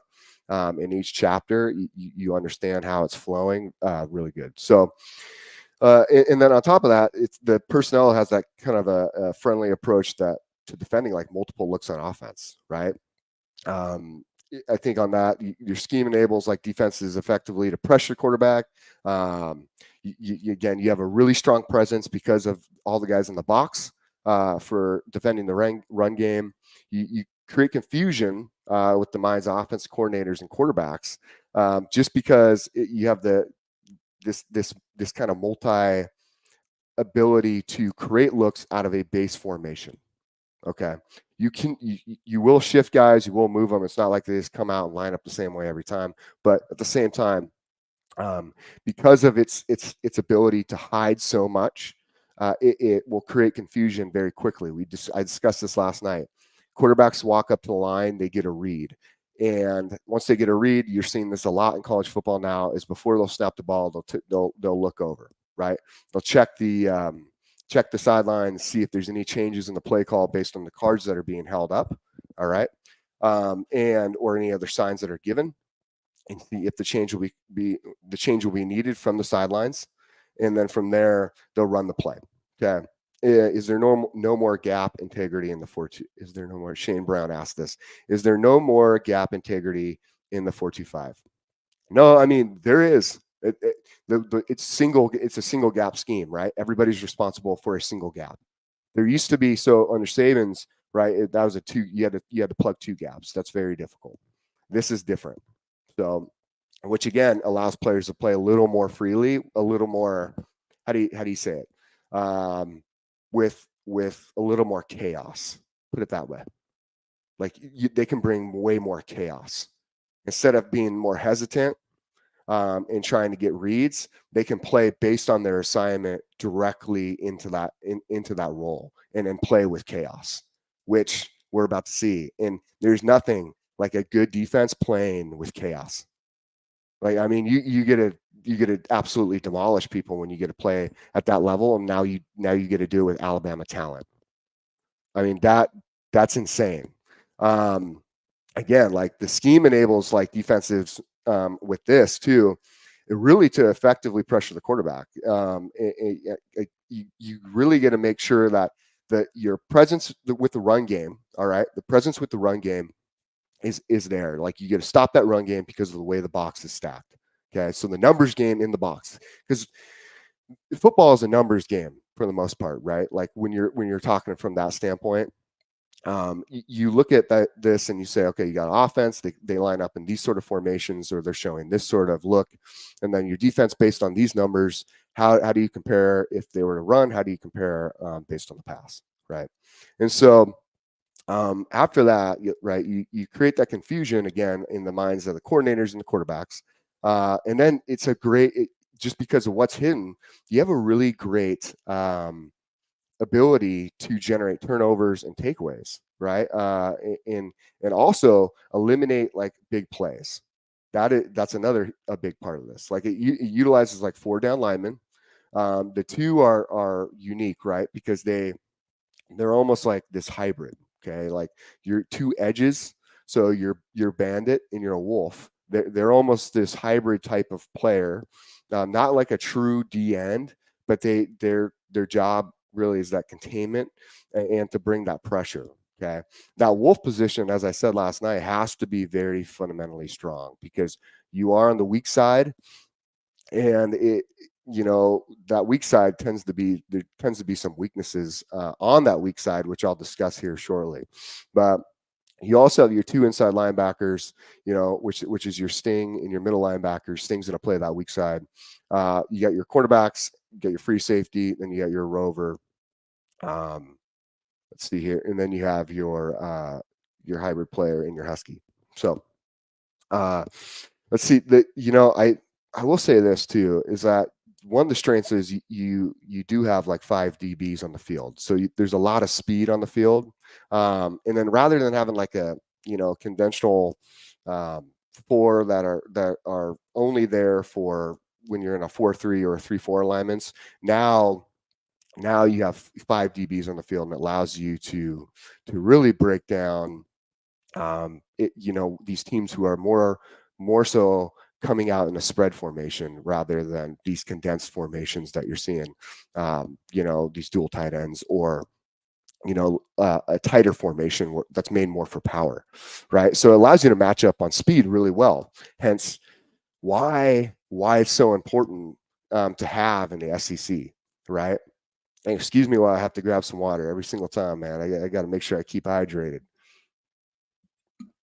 And with that being said,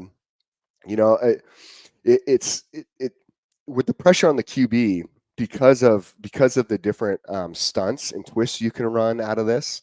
And for those who don't know, right, stunts are what you're doing with your D lineman, okay, or a twist. So a stunt is also a twist. If you ever hear those terms, that's what it means. All right, and it's basically how they're confusing the offensive line based on their post snap movement. Okay, so the gap integrity is still there for Shane. If your thought process is going through here, you're like, well, what happened to gap integrity, right? It's still there, but because of that post snap twist, okay, or a post snap movement, and that which you'll have is called a stunt or twist. Then they will change that gap integrity originally, okay, and at that point they'll also come in and confuse offensive lines just because your ability to play quicker, play with more speed, and on top of that, you just the multiple looks. Okay, this defense allows you to match up really well on different spread formations, which we are seeing a lot more of. And I think now that one thing I will definitely say is now that Ryan Grubb had all in more so, I should say, KD. His offense had so much success at Washington when everybody's like, holy smokes, you just took all these dudes from what everyone calls the weak ass Pac-12, which it wasn't this last season. But I'll say this is like, you took these guys and they killed it. I'm going to tell you what, the only reason they lost to Michigan is because they were not playing to their potential. I'll tell you that right now. Like, they shouldn't have lost that game. Everybody who knows and watched them versus Texas, You know, I think they let the media get to their heads. It's funny how you can let something get into your head and it can screw up your entire day, that you just do not be you. Right. And so I'll tell you, man, Dylan Durham, no more box safety lining up on a slot wide receiver. That you will see that Rover do that. That's kind of what you'll see that you'll see them come up and line up over that slot. So, but yeah, you're not going to see maybe, how do you say it? Maybe the Rover is going to be more of a cover guy. So you'll see that with that Rover, because that allows them to kind of get all over the field and be very athletic and have the ability to really cover into the flats, or if they need to man up on a slot, they can. Okay. But I'll say, and then Todd, but with the Swarm D, is it more soft coverages, or are they still jamming at the line? That's the beauty of the Swarm D. Okay. I will say this, Todd, like the Swarm D allows you'll see some of it. And I think you'll probably see it more so in the sense of how we get more comfortable as the season plays on, how they'll do maybe some more man coverage and they're jamming, or they're going to come up and they're going to play and maybe show a man look, right? And they're jamming and then dropping into their zones. Okay, but I kind of explained this last night, and these back seven have like almost predetermined drops too when they are playing that sort of kind of cover three sky or a cover four.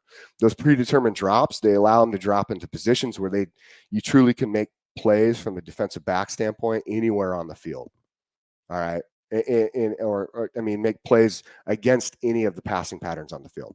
Okay. And that's why it's going to be really exciting, because you got these young guys who now get to play just with their natural ability and don't have to think so much. And it's going to be lights out, because you have so much speed in these young DBs. And that's why I'm saying, like, you'll see my topic number 2 is defensive back preseason prep. What are these guys doing now to get prepared? Okay. And then also, what will you see in spring ball to get these guys ready? And how are these other guys who maybe we haven't seen on the field, who've been at Bama for a year or two, how are they going to excel? And what are they doing to get prepared? Because I think you're going to see a lot of guys on defense, right, that we have not seen before. Just because, I'll say this is like, those guys everyone talks about maybe a complication of Nick Saban's defense. And there are some really complicated facts. You're in college, you're taking classes. So on top of learning all these subjects, trying to do the best you can, now you're going and trying to study this defensive playbook or these schemes and these adjustments. And it's a lot. It's a lot. And yeah, you get better, but it is a lot to take in, and it's a lot to learn. Now, the beauty of like this Swarm D 425, right, is there's not as much to have to study, as much as really knowing your assignment and doing it very, very well, right? Doing it very, very well. And that's the key. And like I said, we'll kind of keep going. So the base alignment, that 425 is similar, like a 4-4, just because of the way like that Husky and that Rover will come up and play. All right. And you instead of having like those two outside linebackers, that's why sometimes with that 4-4 as well, with the Husky's going to be your like kind of hybrid player. And I'm going to be honest with you, I really think that Husky is going to be Malachi Moore. I really do. I think he fits that role really, really well, and especially with his aggressiveness, because you have to. That Husky player has to be aggressive and has to be physical, right? So, but with that Rover, you kind of got to be able to do it all too. You got to be able to play the run really well, be aggressive on the run, come up on that run, but also you need to be able to man up and play man coverage when called for. Now, will we see it as much? I don't necessarily think so. I mean, it could be. We could see some, but I don't think we'll see it as much as maybe we've seen in the past. Okay. But it also allows you can drop back from a single high safety to 2 high safety. And I'll say this, it's basically essentially it's the variation, right, of like kind of the nickel package you would have seen in like a 4-3 or a 3-4. Okay. The beauty of it though is you have that added kind of athleticism out there where it's flexible and it's very versatile, and you again you can line up against multiple looks from the offensive side. So getting into a little bit with the defensive line, it's a similar alignment is kind of to traditional 4-man front, right? You have 2 interior defensive tackles. One is actually a nose tackle. And one's going to be your D tackle. Your nose tackle, if I'm correct, will play your 1 technique, and they're your anchor. Okay. And I will say this, like your anchor, they'll play your 1 technique to the weak side. Okay. And for those who don't know where the 1 technique is, if it's on the weak side, you'll be just outside the shade of the shoulder of the center, if that makes sense to you guys. All right. If you can picture it, yeah, Shane Brown, Tim Keenan, I could see that 100%. Like I said, I'll get into some of this personnel of who we're going to see in those positions tomorrow for sure. That's what we're going to talk about tomorrow with this defense, is who we're going to see where. But yeah, so that's your 1 technique with your nose tackle. With your D tackle, they're playing the 3 technique to the strong side. All right. So but again, your 1 technique is really important. It's in this scheme, they're your anchor. They kind of set the tone. They're a very big tone setter. They really will stuff and clog that middle. And if athletic enough, like the guys we have, they will bring it. They will come through and they'll bring, just because again, because of the way this defense works and the way when you watch it, it looks from a quarterback standpoint, it looks very basic if you're a quarterback and you're watching, but it just hides everything so well. All right. And so that's one of the things that it will be exciting. And I do think you'll see with the nose tackle and D tackle being beasts. And I think that's why I'm going to tell you what, these players are so excited to play in this. They are so excited. You go from having a 2-gap concentration on D line to now a single gap concentration and just blowing shit up. Excuse my language if y'all don't like that, I apologize. But I'll tell you this, you just get to go out there and you get to blow it up. I mean, I'm excited for them. That's why there's a recent interview came out, right, where one of the D linemen was saying, like, man, we are ready. We are so excited. And that's another shout out to Womack, right? To Ken Womack. Because you could hear maybe guys coming in being like, man, we're not as excited. We got to learn a new defense, changes. Nobody's real fond of changes. Instead, they're all like, hell yeah, let's go. Because I think they feel that energy. And not to mention, their D-line coach is here, right? Like Roach is here. And KD did an excellent job of knowing where that talent was, and he retained that talent here at University of Alabama. And I'll tell you this, he did that at University of Washington. Josh Pate was talking about just the other night on Late Night Kick, right? He was talking about, I think it was last night, he's talking about Scott Huff, right? And he was almost a bigger loss than Grubb. Well, guess who found Huff? Guess who kept Huff, right, on staff? Because Huff's not like an original KD guy. KD met Huff and realized like he was a very good fit. That's what I'm trying to tell you right now is even if we lose people, because everyone's like, well, Gillespie's going to be gone, I don't know. Gillespie, you would think he might have been gone earlier though, just because he's had already so much success. So if he hasn't left yet, what's keeping him here? And now he has this great contract and he's in a really phenomenal position with this promotion. And same with Freddie Roach, right? So something to think about there. Like if you have a great bond, not saying like you don't want to move forward and promote in life and get to positions you want to get to if you have these goals, but if you do love developing players, right, and that's something you have a passion for, I think that you don't necessarily get that same sort of buy-in in the NFL. I mean, yeah, you see it. Like I give props to Dan Campbell from Detroit Lions, right? Because Dan man, he's a passionate dude. And to be honest with you, KD doesn't have the same like wild, like I'm going to, bite your kneecaps off type of energy as Dan Campbell does. But I will say this is he does have a similar presence as far as getting players to buy in. And Dan was able to be successful with that in the NFL because of his background, because of the way he truly loves his guys. Well, now we're going to see that at Alabama. So imagine this, right? Dan Campbell with that sort of like mindset of loving your players, of giving that passion, of loving the guys you coach with. And he gives that mindset to an NFL team. All right. Like probably one of the few, I don't know a lot of coaches like him that have that sort of energy.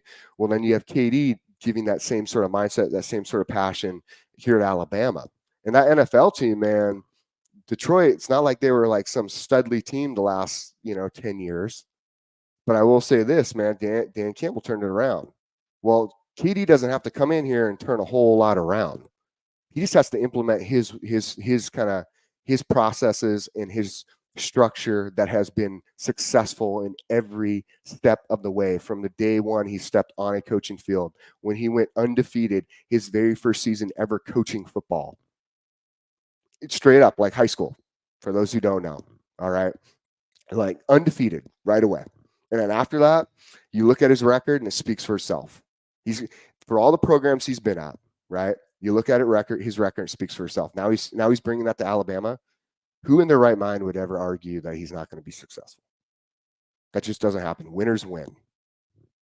Just period. There's no other argument. Winners win. It's proven. Just look through history. Winners win. So jumping back into this defense, right? So with the two linebackers, okay, the bandit and Sting, or sorry, the middle linebacker and the Sting, okay. So you have the middle who's aligned over like B gap to the weak side, or sorry, you have the Sting who's aligned B gap to weak side, and then you got your strong side who's aligned either in like a stack look over the 3 technique or the B gap to a strong side. Okay, they're 5 yards off the ball.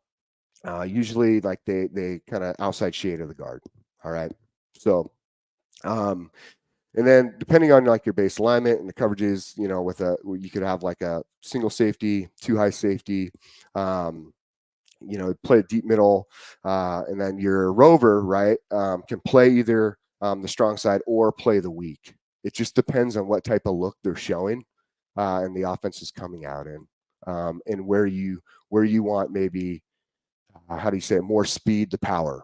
And that would mean like, okay, we're showing on this side of the ball that we have this sort of set with multiple wide receiver look on this side where we have a single tight end on the other side with a receiver off the line, right? So like a 2-1 look. So from there, do we want to bring the rover over, right?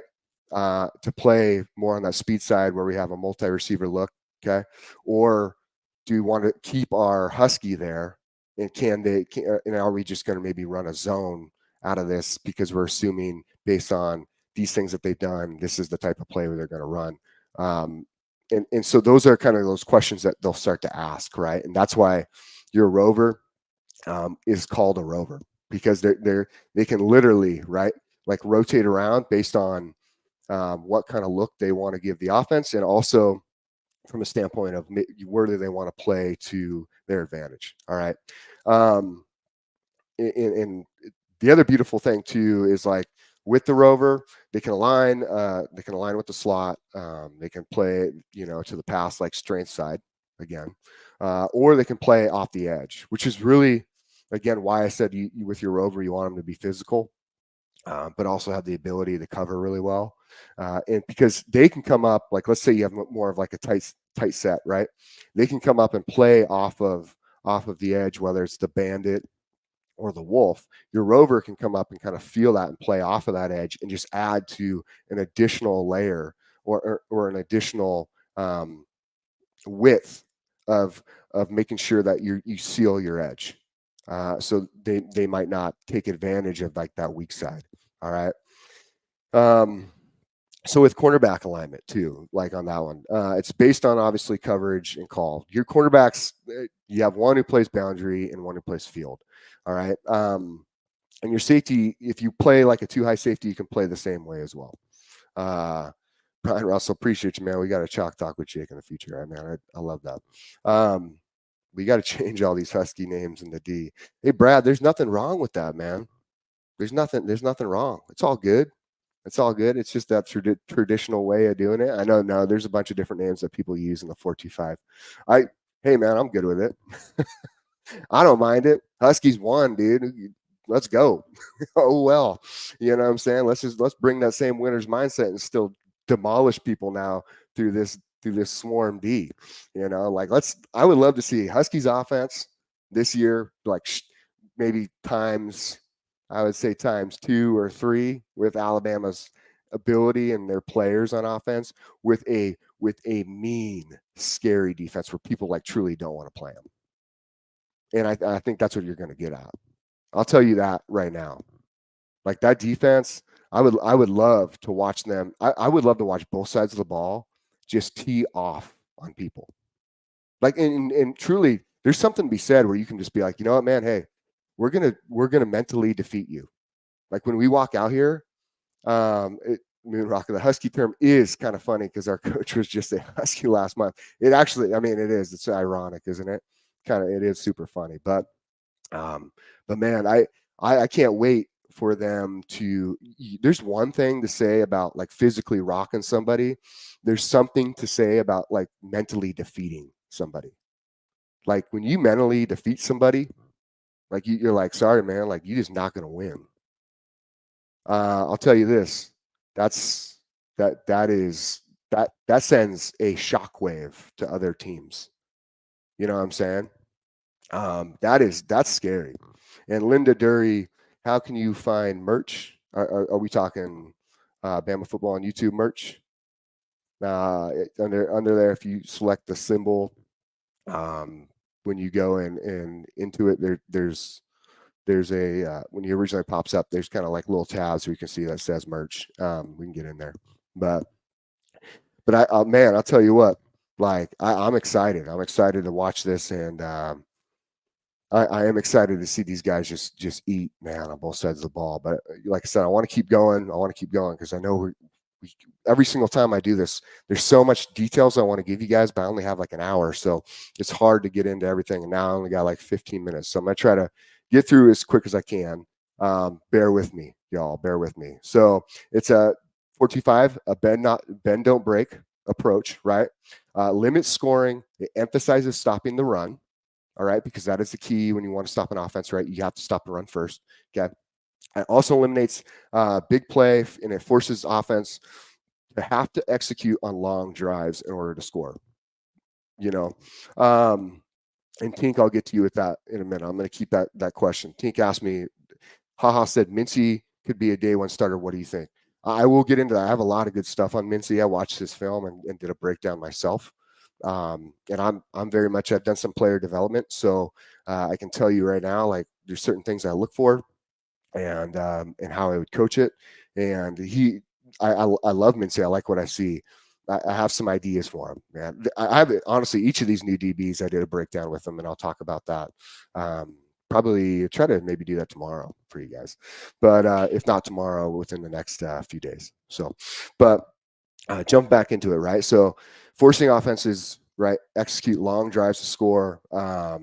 Since it's so versatile, the overall kind of athletic ability that it puts on the field, it has like, you know, various benefits for a defensive coordinator to solve a lot of problems, because now today you have a lot of complex and multi-dimensional offenses, right? Again, gap control scheme, defender is responsible for their gap, but it also allows for a lot of different gap exchanges and stunts and twists that can confuse the hell out of offensive line. You know what I'm saying? I'll tell you this, like this is where it gets really exciting. So as far as like, it's a kind of this spot drop defense, and it's built on like a defined levels of the field. So your back seven drop into 2 different layers. That's what I'm saying with this zone in the coverage. All right. and their whole intent is watching the ball. Okay, so now instead of necessarily like doing, okay, I need to get to this or this, they understand their drop, and now they just get to zone in on the ball. Okay, and they zone in on the ball. It's not really like a man-to-man type. Now you will have it. It will look good. You'll see it come in different kind of packages and installations, especially as we kind of get into the season and we get to see like our strengths and weaknesses of the players out in the field. But you do get to put players into positions on the field where they can make plays on just about any sort of route, and it eliminates kind of yards after catch, and then you kind of can attack and you can funnel and attack the run, but also not fall for a play action. All right. And here's the next part for defending a pass game, like 5 DBs in the field equals speed. Okay. The options, you have a lot of options. You can hide coverages, blitzes, and all the different stunts. There's going to be a lot of pressure on the QB really fast, so it rushes them into throws. Therefore, you either create turnovers, right, or they're going to tuck the ball and try to get out of the pocket, and you're going to create sacks. Alabama just has way too much talent and speed, for them to not be successful with this. All right. And I will say, so with the run game too, it kind of creates that point of attack through like this funnel where the runner only can bounce in a certain area, and that's why it's called swarm, because once they hit that area, you have the ability for everybody there, right, to understand that that's where it goes to. They all move there and make that play. All right, so the strength of it, right, the strength of the 4-2-5. All right, let's see here. Its capacity they can adjust to multiple formations. It addresses the run while also creating a lot of confusion with alignments and pressures and coverage scenarios for offenses to deal with. So it's very favorable for an alignment against like a two tight end and heavy sets. So like what we just saw against like Michigan. I'll tell you that, right? Like interesting, right? Because Michigan runs a lot of that power. They run a lot of that power. This is how you would have probably tried to defeat that with this sort of this defense. Play a little more freely with a little more speed, and these guys that we have, like they are studs. Okay, Caleb King, 2 Blizz, feeling confident now that your team is loaded. Where's this being? Okay, all right. Sorry, I'm gonna let the chat do their thing. It sounds like they're roasting somebody right now, but I hope you guys keep tuning in to this too. So again, so you got a strong presence at the run game. It consistently keeps 6 players, right, in the box. So, and on top of that, like you have really good options for designing blitz packages and coverage schemes, where you can disguise these pressures and coverages. All right. Like that's something that everyone knows Womack is really, really good at. So I think, like, again, one of its greatest strengths of the 4-2-5, it allows you to defend the areas of the field at all times in both the run and the passing game. Like with Virtue, you have 6 guys in the box. If we were to draw a box around it, how would it look? Okay, you have your 6 guys in the box. All right. But also like its strength, right? The scheme defending like the middle of the field from the inside out. Now, for all of you guys who might be familiar or might not be familiar, those defensive coaches, including Saban, but I also want to get to Belichick, right? Who have really, really good like defenses. They understand that your key aspect is down the middle of the field. Okay. Like down the middle of the field. That's why in this defense, your free safety has to be a stud. Your middle linebacker has to be a stud. And your nose tackle has to be a stud. All right. We have all of that. Even, again, I said it last night, even with Caleb Downs going to Ohio State, all the best to him, man. Like if that's what you want to do, he would have showcased some, he would have gone off this year in this sort of defense. But now I think you do have players who are absolutely phenomenal, who are going to come in. And I mean, and I'm thinking about that too, as I look, as I'm thinking, I'm going, man, who else would be good? I think you see Tony Mitchell. is gonna look like a stud. I'm excited for that. I think Devontae Smith, right, is gonna have an awesome game. I could really see. It's gonna be hard between Tony and Devontae, who maybe plays like that free safety who plays the rover, because I do feel like your Malachi Moore is going to be playing that Husky, right? But I mean, I like Devontae Smith. I think he's excited. He's ready, and he's going to get out there. And I mean, I could totally see him playing that free safety spot just because he is fundamentally pretty sound. And then Tony Mitchell, man, like I think for him, he played corner in high school, right? And so I think the coverage is there. And I think he also though is very aggressive, and he's just a high caliber athlete. So for me, I feel like that would be right here where he would play a rover, you know. That's kind of my idea. And we can't forget, like, you have Brayson Hubbard, right? And then we can get into some of the quarterbacks kind of later. And if we could see any of the corners, right, playing safety, because I am going to kind of speak to that a little bit. But I like Peyton Woodyard too, and where's he going to end up? And I really like Red Morgan, for them, it's just a matter. I think Peyton physically is very, very developed. I think that's something we're going to see. We're going to see him maybe see the field sooner. And not to mention, like, his dad does a really good job of just preparing him. And he has a great head on his shoulders. I mean, all these guys coming in really do. But I think, like, with Peyton, just based on some of the things I've heard, man, like, I think he's gonna look good. So, but again, like, so those are your guys in that secondary who do look really good, and I like it, and I think there's just some positions there where we're going to feel really good down the middle of the field, and that's where I would say with that free safety, why you would see potentially Tony Mitchell there, right? And so let's see here. I want to make sure that you guys are getting everything you can, but I also want to answer your questions because I only got about 4 minutes left. So if you guys do got questions and whatnot, I can try to throw them out there, and I'm gonna try to get to them as quick as I can. But real quick, against the run, right? We kind of broke that down. It's from the inside out, spills the plays to the outside. Since you have extra like defensive backs on the field, the inside kind of approach, right, that plays right into the hands of the defense, that is like based on predicted on like speed. Okay. So basically what happens, teams have a hard time like running their traditional inside plays, especially what you see in like a spread offense, right? So such as inside zone, the trap, and like an A gap power fold play. All right. Against the pass with extra DB on the field. All right. And you kind of have a lot of speed. You have a lot of athleticism. And plus you got kind of a natural pass rush from the edges. There's a lot of coverages and blitz concepts that are like kind of utilized and can be hidden. And that's something Womack is really, really good. I mean, he's phenomenal at that.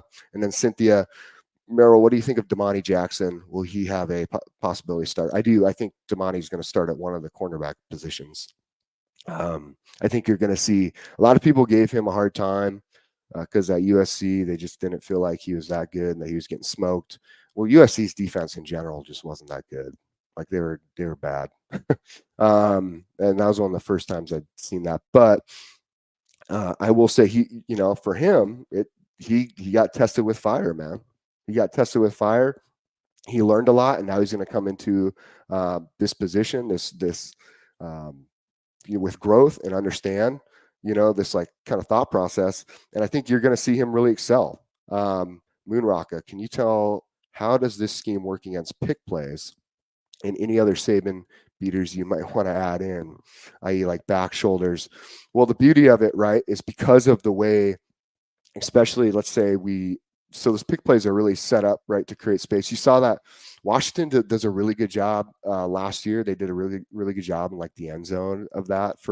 I know a lot of people just kind of saw them toss it up to like Rome and Doomsday, but those pick plays really are set up to create that like a timing and also just enough space for a quarterback to get that in the pocket and get kind of a certain amount of yards at that time frame, whether it's a first down or a touchdown, right?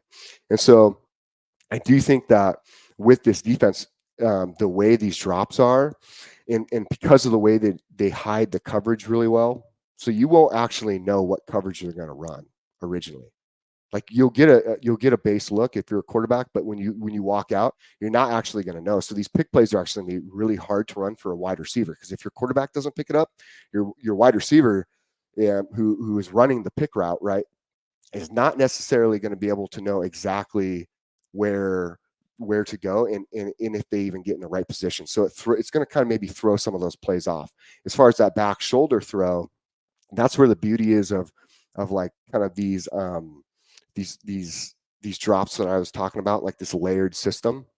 It allows for athletes to be athletes, especially those with like speed. Again, that's why this defense is a speed defense, is because what you're doing is you're putting guys in positions where they can use their natural ability, which we know these players that are here at University of Alabama, I mean, these guys aren't just some, like low time average player, right? They need to, these guys are like all-stars, and they are studs, and they are meant for a defense like this where they can use their gifts as athletes, what got them to the University of Alabama, to make plays now with a little more fundamentally sound.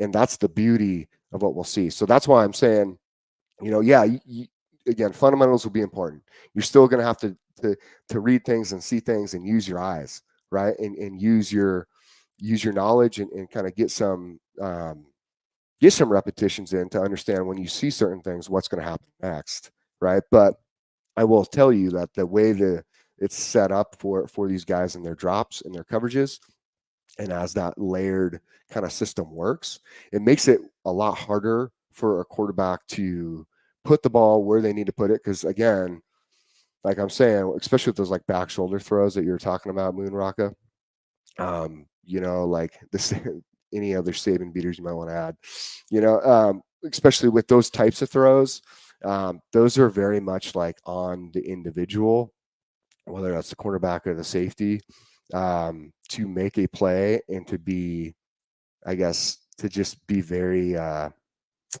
very knowledgeable and have a high football IQ. And I'm not saying these guys don't. That's not what I'm saying at all. It just sometimes it takes time to get to that point, right? Like you don't just walk out there. So some guys, it's just like going to class. There's some dudes who can take tests. They don't even got to study, right? There's some dudes who don't even got to show up to class and they can just ace the test. That's kind of rare. It doesn't happen very often. So you do got to put some work in and get some of those repetitions to understand what you're going to see. But it does, this defense allows for a little more freedom, right? A little more freedom to not be so, I guess, so perfectly defined in your skill set, and more so kind of use your athletic ability. Like, I guess seeing like a guy go out there who's a really like kick-ass basketball player, he might not have like this perfect skill set, but his athletic ability alone, he just wins on these one-on-one matchups. That's kind of what they're going to do with this situation. That's kind of what this defense allows you to do. It gives you that freedom to just be you, right? To be you, stay defined, right? Like get those fundamentals down, feel good about it, but at the same time, like go out there and be you. And there's nothing better than when you can just play freely and play like to the best of your abilities. Coming in, like I said, tomorrow we'll get back to more to this, and I'll be able to break down finishing strengths, go into weaknesses. We're going to do these personnel groups. We're going to do it a little quicker. We are going to hit off tomorrow, though. I do want to talk about like the DB preseason prep, because I know a lot of you guys are interested in what they're doing.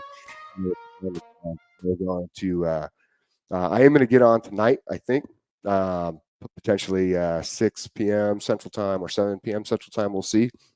I'll see what they got lined for me in the schedule. So if you guys want to join tonight, I'll talk about a little bit about expectations for 2025 recruiting class, what you guys want to see, what I think we should see, and go from there. Because we got more to jump into the Swarm D, and I know everybody is having a good time and really trying to learn it. And so that's what I'm trying to do, is why we're going into so much detail on it. And oh, guys, you guys didn't hear that? Yeah, the music comes on, it messes my mic up. I'm sorry. Shoot. Okay. Yeah, my bad. But what I was saying was, if you guys jump on tonight, if I do get on later this evening, if they want me to come back, all right, then I'll tell you, like 6 p.m. Central Time or 7 p.m. Central Time, jump on. We'll talk more about the Swarm D, but maybe we'll get into the expectations for 2025 recruiting classes. Okay. All right. And then we will make sure we're going to be covering within the next few days what the defensive back are doing for preseason prep, just because that is such a focus group. All right. And we want to make sure that we make sure we're handling and I'm giving you guys that information to feel a little more comfortable. All right. A little more comfortable. Okay. So, and BB, all good. It's going to be, there's some good stuff you can rewatch. I hope you guys liked it today. Did you guys?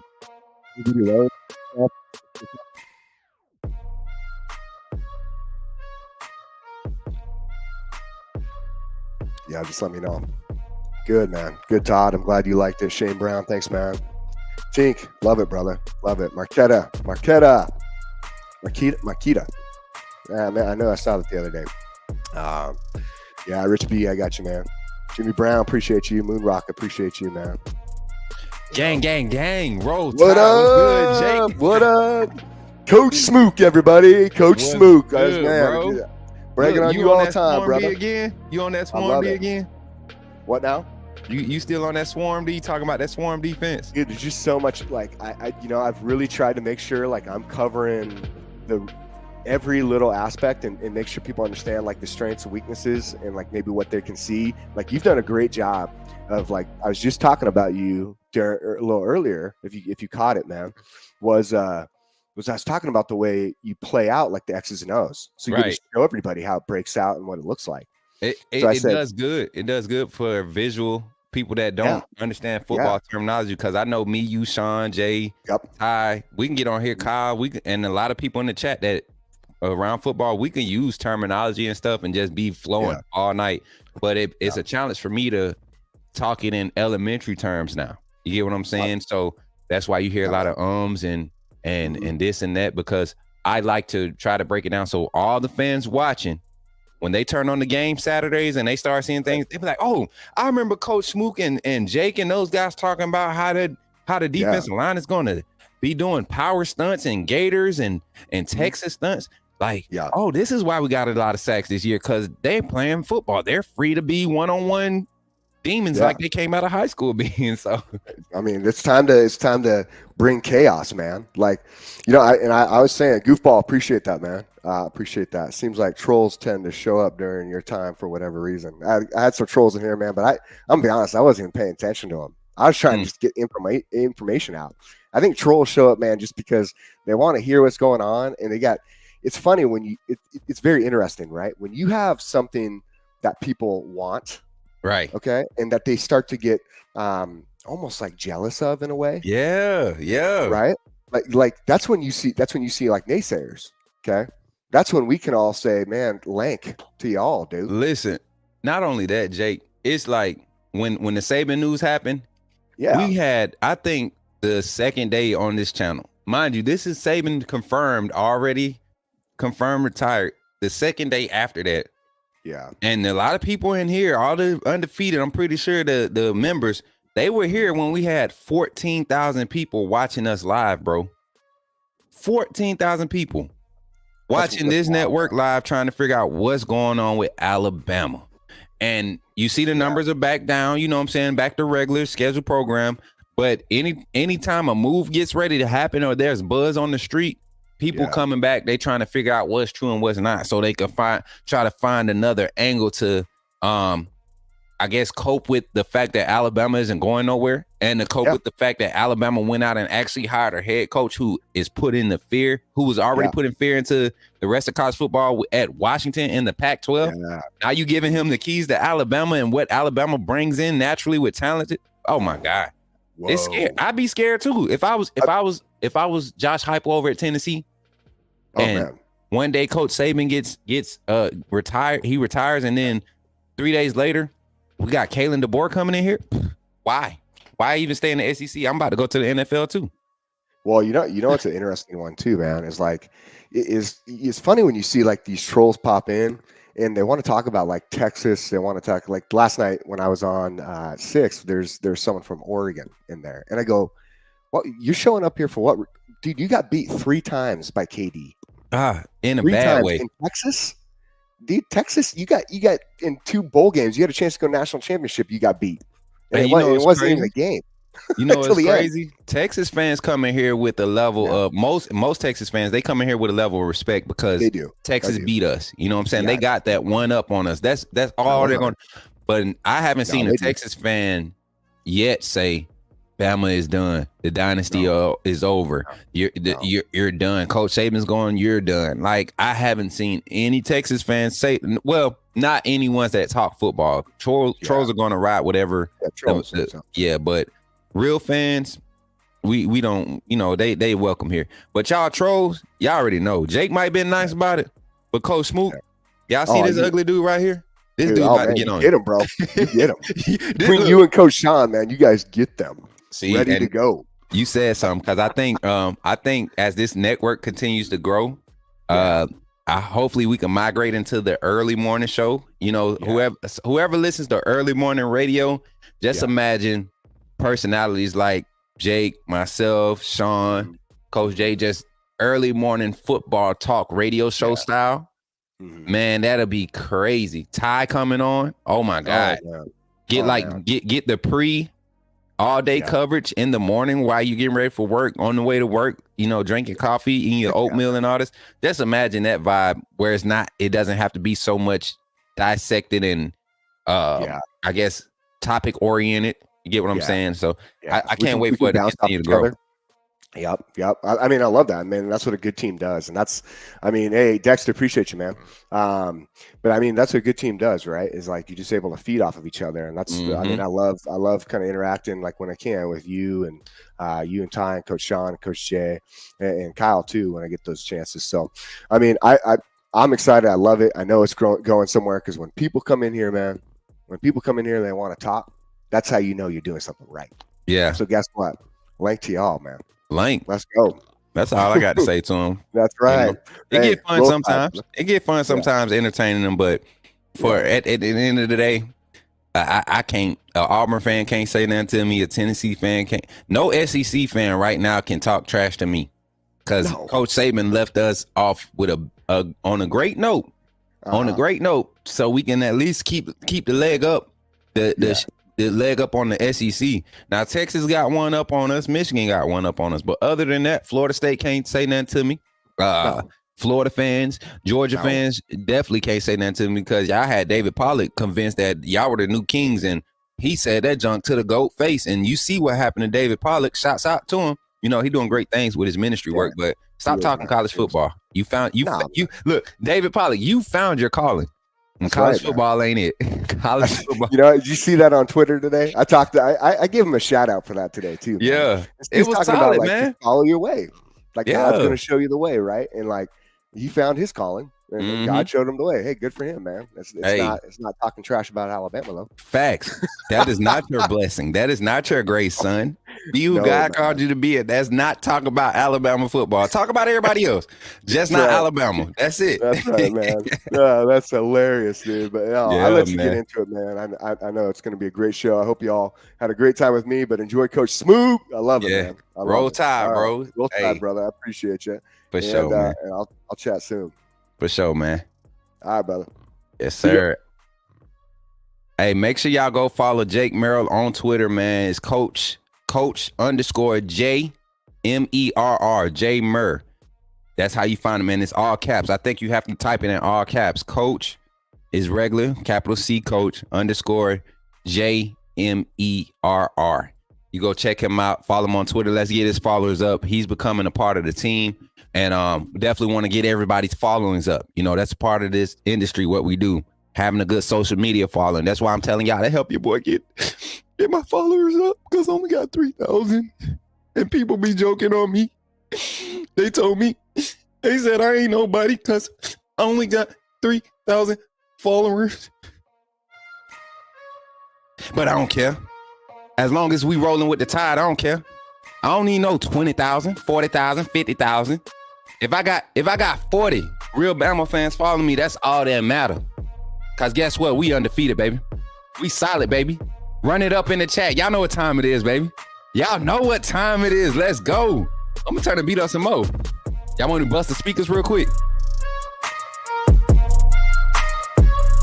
I just had to bust the speakers real quick, y'all. Real quick. If you had them little cheap speakers, you got one of them phones that got them little cheap speakers, they bust now.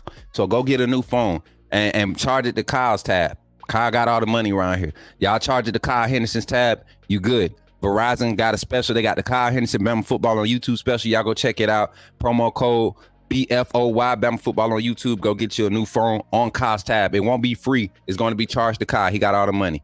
All right. You ain't hear from me. You ain't hear from here. Just know you heard it. Roll Tide, baby. What's good, chat? Let's get into it. Y'all know I got to do my call outs showing y'all love. Y'all showing me love. So I'm going to show y'all love. Let's get into it. Who we got? Let me see the first one I see. William Chun. I see you the first one said my name. What's good? You said it up here too. William, what's good, family? Welcome to the chat. Welcome in me. Welcome in you. You know what I'm saying? Y'all, I done had the coffee today. All right. That's why I was showing y'all. Y'all already know what time it is. When I get the coffee going, I think I had like 2 extra sugars put in it this morning. Crazy. William Chun in the chat. Tink, what's good? Tink, was you in here yesterday? I don't think I saw you yesterday, bro. And it's weird when I don't see a lot of the regulars, you know, I be wondering, y'all got to check in, like a status or something so I can know we still out here kicking, you know what I'm saying? Brad Smith in the chat. What's good? Goofball. I said goofball. Goofball, what's good, famo? Moon Rocker in the chat. Cynthia Middleton in the chat. Let's go. My boy Ty down there. BB, we was giving you your flowers the other night, man. You was in here when we was talking about how you couldn't gift the subs like you wanted to.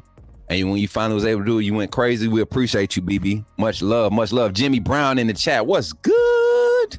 What's good, y'all? Steven Angle out there. George in the chat. Marquita in the chat. Rocket Town in the chat. Casey Jones. Yes, sir. Hey, Tink, I didn't even see you yesterday. It was a long day. AJ Henderson, what's good, man?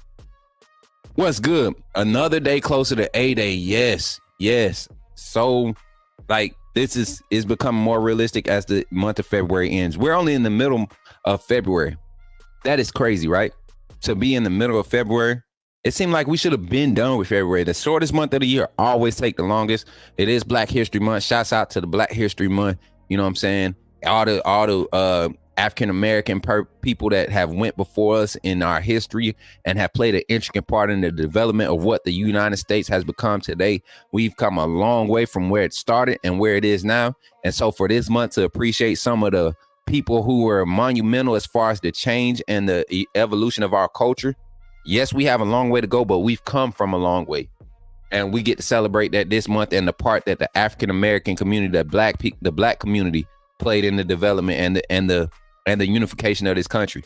You get what I'm saying? Black History moment right now. Alabama was the first PWA to field black athletes in the SEC in the South. They were the first.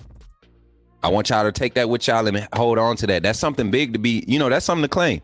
Because a lot of times let's get real. This ain't about race and then. This is just about, you know, acknowledging Black history in this month and what it has to do with Alabama football. A lot of people from my side of the woods, my neck of the woods, we get a lot of flack for being public Alabama fans, you know, and there's HBCUs all around the Southeast.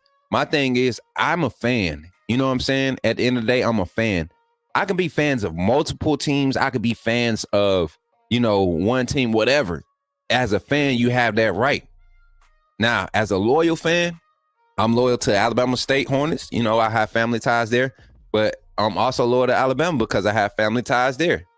I'm talking about football program, graduates, everything. So it's not about a color or anything for me. It's about programs that display the tradition that I want to stay attached to, that I want my family to be attached to, the lineage that I want my family to stay attached to, my legacy to be attached to. That's why I'm pushing like the way I am to cover Alabama sports. So when it's all said and done, you know, when I'm dead and gone, You talk about Coach Smook, or I ain't gonna tell y'all my real name. Some of y'all know my real name, but you talk about Coach Smook. You're gonna talk about his ability to cover Alabama football, his ability to keep it real, things in that nature. So when it comes to culture, man, that's what we have to put at the forefront. It shouldn't be about a skin color. It shouldn't be about any of that, But that's what our society is. So let's take a moment and appreciate what we have. Let's take a moment and appreciate what the African American culture has done for college football in itself, not just Alabama, for college football as a whole. You know what I'm saying? And it's all a part. Everybody plays their part in being a community. It's about respecting everybody's part that they play. And we'll be a better place. We'll be a better fan base if we do that. Differences of opinion. And yeah, a little bit more on my rant. Y'all know I get the first 10 minutes to kind of rant. Y'all been seeing your boy get active on Twitter, right? So I want people to understand this. And the only way you're going to understand this if you come and see us live. You get to see me live, interact with the trolls in the chat, the naysayers in the chat, people that have differences of opinion. Doesn't mean you're wrong. It's just difference of opinion. I've never been in an argument, right? And it's been a happy argument. Anybody that's in a relationship, have you ever been in an argument or had a disagreement with somebody and like you for real, you're happy? You're like, I hate that your idea like this. Oh my God, I love the fact that we don't agree. Have you ever been like that? Is that an argument? So in arguments, there's a different standpoint. There's emotions behind different views and things and different takes. So if I come at you, if I'm not disrespecting you, calling you out your name, and then fair weather fan is not a disrespectful term. It just describes your fandom in my eyes. That's it. I'm nobody. What I say shouldn't matter, right? It shouldn't. But if I have an opinion on something, you have an opinion on something, and they're different, that doesn't mean I'm coming at you or demeaning you or anything like that. If that's how you're taking it, then why is so much of you invested in your take or something that has literally you have no control over? That's what I would ask. Because at the end of the day, if I predict a recruit to sign with Alabama and he don't, it don't hurt me. It don't hurt my credibility or nothing. It's a prediction. If I think it's going to be sunny tomorrow and it ends up being cloudy and with a chance of rain, does that make me a bad person or dumb because I didn't pick the right weather? No. So when you make a point that's different from mine and I respond with, man, that's crazy, or I don't think you watch football, I'm not attacking you personally. I'm just saying as a fan, our views don't agree. That's it. You could come and shake my hand at the A-Day game, or if you see me on the street, dap me up, all that stuff. We could be at the bar. I might grab a few with you, as long as they got good wings, I'm down. You get what I'm saying? But other than that, man, that's all it is. So let's enjoy it. Let's enjoy it. Get back in the chat, man. I see y'all getting active. Jarvis in the chat. Finally, where you been at, Jarvis? Been hiding. Uncle Jay in the chat. Talking about the smooth scoop. What's up, Uncle Jay? Got to call you today, man. It's been almost a week since we talked. Come on, Uncle Jay. I need some of y'all are part of my support system in this chat, man. And y'all talking to me every week keeps me grounded, keeps me level-headed, helps me drive, helps me become the person I want to become. I really value real relationships, y'all. Larry Large, did you send me my email? Because if you didn't send me my email, Larry, I ain't talking to you the rest of the stream. I ain't gonna talk to you the rest of the stream, Larry. Hey, is that? Come on, time out. Somebody help me with this. Mr. or Mrs. Knight, I can't tell by the first name. Don't want to be disrespectful, but help me with this first name because my country self was about to say bra size. Is that what it say? Bama Nation, talk to me. I mean, I done took a few hits. I don't think I got no CTE or no traumatic brain injuries, and I'm pretty a good reader. May not be able to pronounce everything right, but that's a bra size, right? Bra size. Smook Tink just got home from my therapy session. Mental health is important, folks. Facts. Hey, that is true. We've been chewing up some clowns this morning. Who, man? Point them out. They still here? Joy, I will put that up. Y'all is a trip, man. Y'all is a trip. It irritates me that people nowadays are so caught up in race, religion, gender, and sexual preference. Why? We never even worried about it when I was growing up and younger, 90s to early 2000s. Facts. You know what? That's what I say, Nick. You probably like between the age of like 29 and 37. If I'm not mistaken, 28 to 37-ish, 38, right at 40. if you around that age, I grew up, man. I remember me, and this ain't about race, but I remember when me and one of my white friends in third grade, we jumped on two black kids I used to play basketball with because they were just being disrespectful, you know, picking at him and stuff. He was kind of musty, but he was one of our friends. He was supposed to be our friend. And, you know, that's when I knew it wasn't about race for me. I've never been one to acknowledge race, but the older I've gotten, it's like it's forced upon you in this country, and it puts you in a bad headspace. You miss out on a lot of good relationships looking at somebody sideways or predetermining what somebody's mind is or mindset is because of they come from an area. You know, I mean, it's sad, but that's what we live in today. That's what we live in today. And it takes people like us who think opposite of that to be more projective about it. You know, that's why I'm the way I am about Bama football. You won't catch me talking negative about Bama football no time soon. Let me get my graphic up here. I had the Mero report up here. Hypothesis. What bra size? See? Bra size. That's what I said. Where you comment at, bra size? I don't see no more. He was kind of musty. He was. We was out there. We was playing football, man. They kept joking to my boy. But this the day after. We on the bus on the way to school. You still talk about this man being musty yesterday. And not just joking, but picking. You know, like picking. I don't like stuff like that. I've never been a bully. I always been the one that fought bullies. You know, that's just me.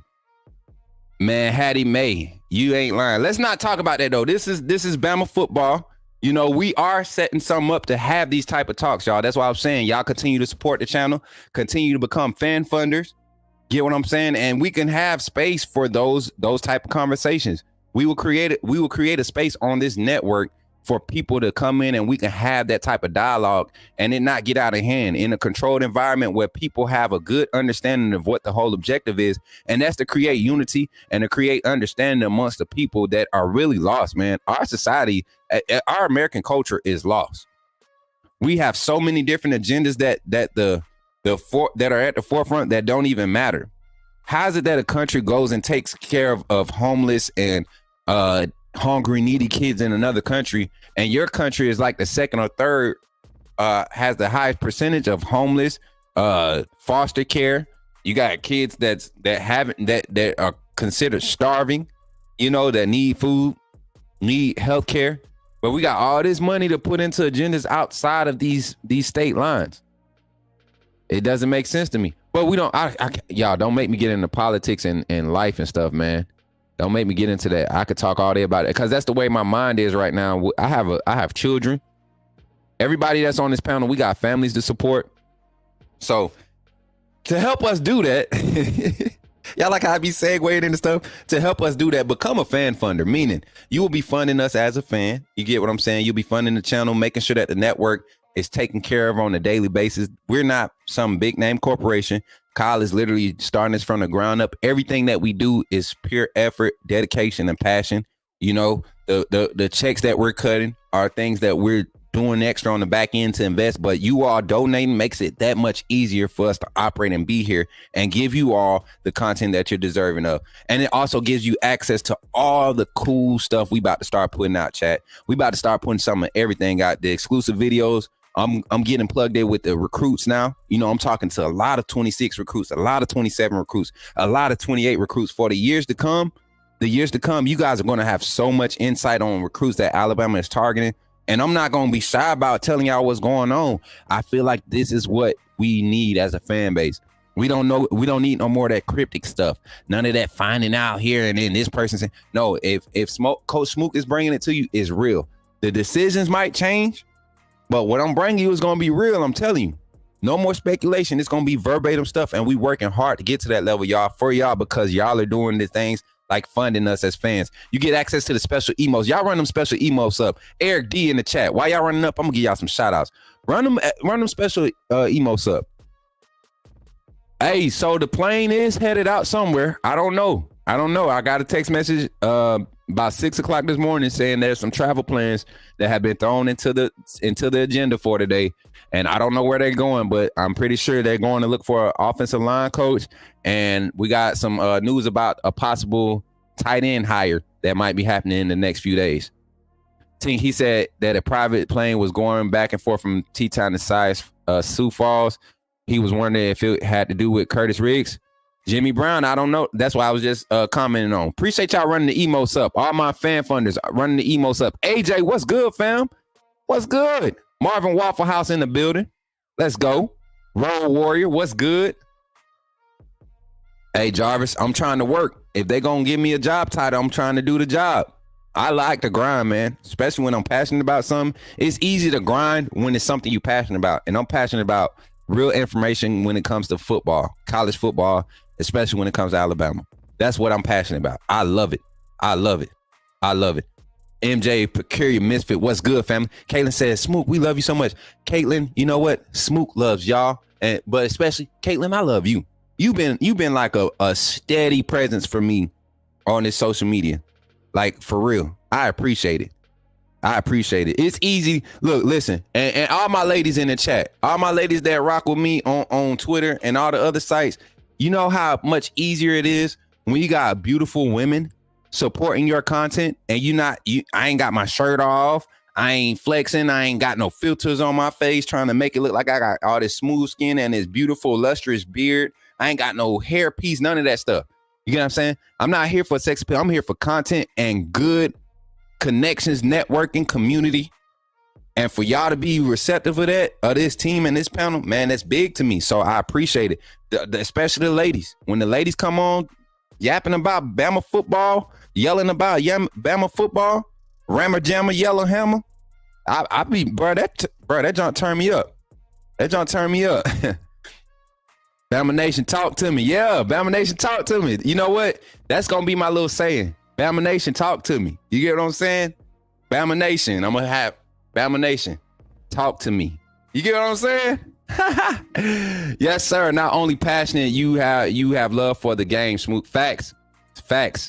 Don't take that shirt off. Hey, Clint, if I take this shirt off, y'all will see me end up off the screen that way, headphones flying that way. You might see the mic go up this way. My wife do not play. All 4'11" of her, that's a little spider monkey. I'm telling you, that's a little spider monkey. She will, everything she throw and get hands on, she with it. But yeah, become a fan funder, exclusive videos, and you fund the team. You do that by either scanning this QR code, hitting the link at the top of the chat, or you can go to the main not Facebook, but YouTube page and see the fan funder link. It's a whole link in the description. Click on that, become a fan funder. You could donate memberships to people who aren't, able to put their card online and buy a membership for $2.99, 10 cents a day. Remember, I said that $2.99. Some of y'all out here buying about, what I'm about to say. Some of y'all out here buying more than that with stuff that you don't even need. You know what I'm saying? Get them $3 out your pocket, off your Cash App, off your Apple Pay, off your Venmo, off your PayPal, off your Wells Fargo, off your USA, and come and become a member so you can get access to all this good stuff. All right? Pause. Good college football stuff. See, I ain't gonna catch me. You ain't gonna catch me slipping. I got coffee in my system. I'm on point today. But let's jump into the topics today, man. Enough small talk. Y'all see how I do this? I give y'all time to settle in, get y'all hyped up, then I bring it back down. This how the churches, this how you do in church. The good churches, the pastors, they know how to get you hyped and bring you back down. Get you crying for worship and then bring you in for the word. So I'm about to bring y'all in for the word. Let me get the right graphic up once again. Is that the right one? I'm sorry, y'all. Let me get the right graphic up. I'm sorry, y'all. That's the one from yesterday. We did X's and O's yesterday. We're gonna do X's and O's tonight too. So Jake Merrill, I might try to see if I can come on with him because he's been talking a lot of defense, and y'all know I'm an offensive guy. So I think if me and Jake can come on and do that idea that y'all I was telling y'all about yesterday, where he dropped some X's and I dropped some O's, and we kind of match them and explain how our defense will play a concept and how our offense would scheme against a defense. I think that'll be a good little segment back and forth that we can dive into, and I think y'all enjoy it. So definitely want to look into that, possibly experimenting with it tonight. As you all know, the new format for the show is changing. We're ending the lives after our noon my segment. I'll be closing out the morning and the evening segments, which is awesome. I like being the closer, like running anchor. Never got to do it in high school because I wasn't a sprinter. And, on the 4x4, I was a good third leg, second leg. Somebody extend the lead or catch the lead up. I made up time good. So, that's what we doing. That's the plan. Y'all don't beat me up if it don't happen. We still working things out, trying to solidify some positions here. And we're going to try to continue to get y'all all the fire content, y'all. Now, where's this new graphic I just saved? There it is. Who knows who that young man is right there on this graphic? He's a running back recruit out of Mater Dei. Just so y'all know. And the kid is going to be a stud.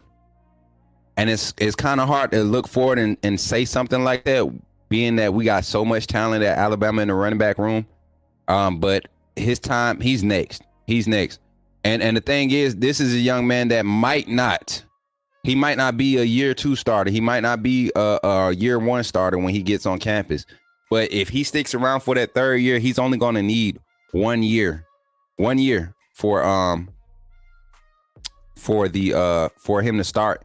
And he'll be able to go to the league. He has that type of upside. I'm trying to get his profile up.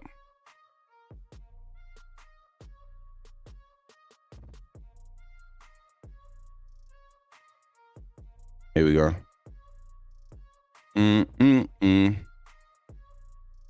Y'all know who that is? I'm trying to wait for y'all to say something. See if y'all be doing y'all research too. Yeah. He can't run with no old line. Looks like we got another troll, y'all. You telling me you were never a roll guard? Clint, I was definitely a roll guard. In basic, I was definitely a roll guard just about every run formation morning. You know what's crazy? I was a roll guard, and they would pull me from roll guard. I would be calling cadence, and then I have to run and do roll guard. Catch back up to the catch up back up to the formation and do cadence again. Like that was a punishment. But yeah, Jordan Davison, facts. That's him. So the young kid from Mater Dei, 5'11", 203 right now, class of 25 running back. And the kid is going to be something special. Right now they have him cristobal to Texas. I don't think he's going to Texas. His style of play fits right into what Alabama does. He can catch the ball out the backfield, change the speed back. The dude is fast, Coach G is still on him. His primary recruiters were Coach G. Coach Wiggins is gone now. So Coach G is probably going to be on this kid real heavy going into the summer, trying to get him. He's a 7-on-7 guy, so he travels and plays 7-on-7. He's working on his receiving skills. But at his size, man, he's the perfect size running back for this style of offense. He probably going to get up to about 225 before he gets steps on campus as a freshman. 215, 225. I think right now he's walking around at 215. A lot of these prospect profiles on 24/7, they be off with the weight. Because even Noah Carter's like 230, and they have him listed at like 212. I think he's at like 225, right at 230. They got him listed at 212 on his profile. So Jordan Davison is definitely walking around at least 210, 215 right now.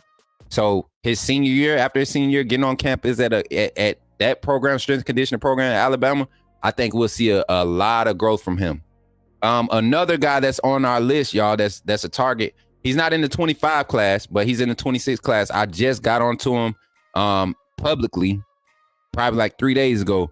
But I've been watching this kid since he was 8th grade, 9th grade in Phoenix City. And his name is Tristan Lyles, edge rusher. You're talking about somebody coming off the edge, and he fits the mold and the style of linebacker that this staff is recruiting. Bunch of smaller guys. Traditionally, they wouldn't get a look at linebacker at Alabama. Or they would get a look and be like, yeah, we got to get them up to 240, 245. Nah, this defense right now is getting a bunch of strong, fast guys to get on the edge, get on the perimeter, that can get out in space, pursuit, beat tackles off the edge, slip off of double teams, that have a wide range, that can seal edges on run plays, right? You got to be able to do that a lot as an outside linebacker in this 4-2-5 scheme. And the type of guys that they're going to get, they're just uber athletic personnel. All the linebackers that are coming in, now that Kalen DeBoer and his staff are recruiting, Kane Womack and his staff are recruiting, all these athletes, man. QB Reese. Let's talk about this 24 class. QB Reese, Noah Carter, Sterling Dixon, Jay Okronako. You know what I'm saying? And my boy, what's the other kid's name? The other recruit that just signed this year in this class. Linebacker. Caden Jones. I mean, all of these guys are rangy athletes, right? Rangy athletes that can cover in space, that can move left to right, sideline to sideline. I think they know what their target is as far as the type of athletes they want to recruit for positions on the field. And it's a bunch of speed. You look at how we got beat in the past 5 years since Kirby Smart left. When Kirby left, you saw the linebackers. That was the first thing that got exposed. The inside linebacker room got exposed when Kirby left. I mean, off rip. It was no drop off. I mean, not no drop. It wasn't like no slight drop off. It was like a major drop off in the inside linebacker room as far as development. You had talent there, but guys weren't technically sound, and their speed was not there. Now this year is probably the last year you're going to see the what we're used to as seeing inside linebackers at Alabama. Like, for real, Jahad Campbell is like the perfect, if you want to have an example to follow of what we're going to see going forward, Jahad Campbell, his size, his skill set, that's what you're going to see recruited for the inside linebacker position in this defense. And then on the edge, Q-Rob is probably the last you'll see of him, because I'm hearing some high expectations for the likes of Noah Carter, Sterling Dixon, who else? Steven Duma, the defensive lineman. He might be sliding out to the edge. He could drop down to 260, 255 and be a true defensive end. He's at 275 now, you know, and you get him a little bit lighter with his motor and how he comes off the ball. You got some dangerous stuff happening. But yeah, that's definitely Jordan Davidson, 25 recruit. Excited to see him at the running back position. Another guy that I'm excited about, and this is a guy that's under the radar for a lot of teams, a lot of us as fans. But let me go find his profile so I can pull it up. It's an offensive lineman. I was just looking at his film last night, and he needs a lot of work, right? A lot of work. But if you get him, his pure strength and the way that he handles guys when he's engaged, he has speed for an offensive lineman, and he has the size that you want to play at tackle. My guy Kelton Jones, he's out of Kansas, 3-star.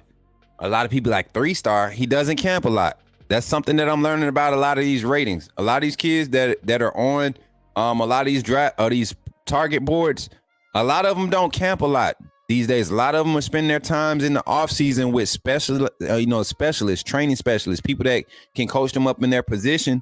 And then they're, after their junior year, when they go into their junior year, they hit those camps late in those summers to get that exposure.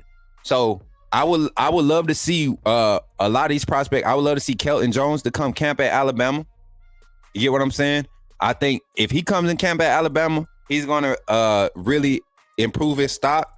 The recruiting databases are going to start giving him more of a look, right? So yeah, I would love it. I would love it. Kelton Jones is the name to look out. He's under the radar. And I'm just jumping around the ball because it's a few names that I wrote down. Peyton Joseph out of Warner Robins. That's Houston County High School. I think Jake Farm went to that school. If you look at the type of offensive lineman that they've been putting out the past 5 or 6 years, they're becoming like a offensive line bed, a athletic big guy bed down there in that part of Georgia. Georgia usually UGA usually go. Excuse me. UGA gets down in that area. Because all that is Phoenix City, Columbus, Macon, all of that, LaGrange, all of that is in the same area. We call that the Tri-City area. All of that is the same area. And they get down there. Georgia gets down there and recruits very well. Speed, yes, you love to see it. Love to see the speed. Facts. Steve M was playing M-side linebacker. Wait, I don't get you. Nah, Steve M. Duma was playing defensive line, bro. Definitely was playing defensive line. Definitely was playing on the D line. Yes, he was standing up. They allowed him to float and rove around, around the line of scrimmage, but he was definitely on the defensive line, my guy. Yeah. Was that George? Who that? Hattie May? Yeah. Hattie May. Right, that's what I'm getting at, Gavin. What are we talking about? Or who was the OC who under Sark? Gavin. Then why even give him the job? Right, that's what I'm getting at. Courtney Morgan spoke about how impressive Alabama was getting these kids to camp was a huge impact on recruiting evaluations. Facts. And you know what? What's crazy is the reason why Alabama was able to maintain such a longevity of top end recruiting classes because they knew who they were actually looking at, not based off of film or whatever. They brought these guys to camp, and they would be able, in the midst of having like 300-400 prospects or recruits there, prospects there trying to get your attention, you kind of start being able to key on guys' tendencies. You start being able to set a plan in motion to develop where they are. And then nowadays, you got the coaches who are getting ahead of the game where they're having these guys pull up for camps, right? And they're camping, and then they're connecting to the region, the area that they come from, and they're saying, hey, this is the guy I want you to go see, and just go see him twice a week for your workouts, or at least twice a week. Go see him, and we'll go from there. And a lot of these independent skill development coaches and stuff that are doing their own gyms and having like these offensive line clinics, these wide receiver clinics, DB clinics, QB clinics, all of this, people that are doing those individual trainings, they're the ones getting plugged into the recruiting databases. They're the ones, giving the evaluations on the players that they're actually training. And when you could produce some quality, your word, it gets vetted a lot easier. And so when you say something about somebody, coaches are going to go look. You have you have a lot of established coaches on the high school scene right now that have that type of pool. So yeah. So going into the next topic, who is Ryan Trevathan? Ryan Trevathan is a coach from doesn't have a lot of a coaching history. I'm gonna pull this profile up right now so I can share it with y'all. Ryan Trevathan. And I think his biggest job he's had right now is currently where he's at Arkansas Tech.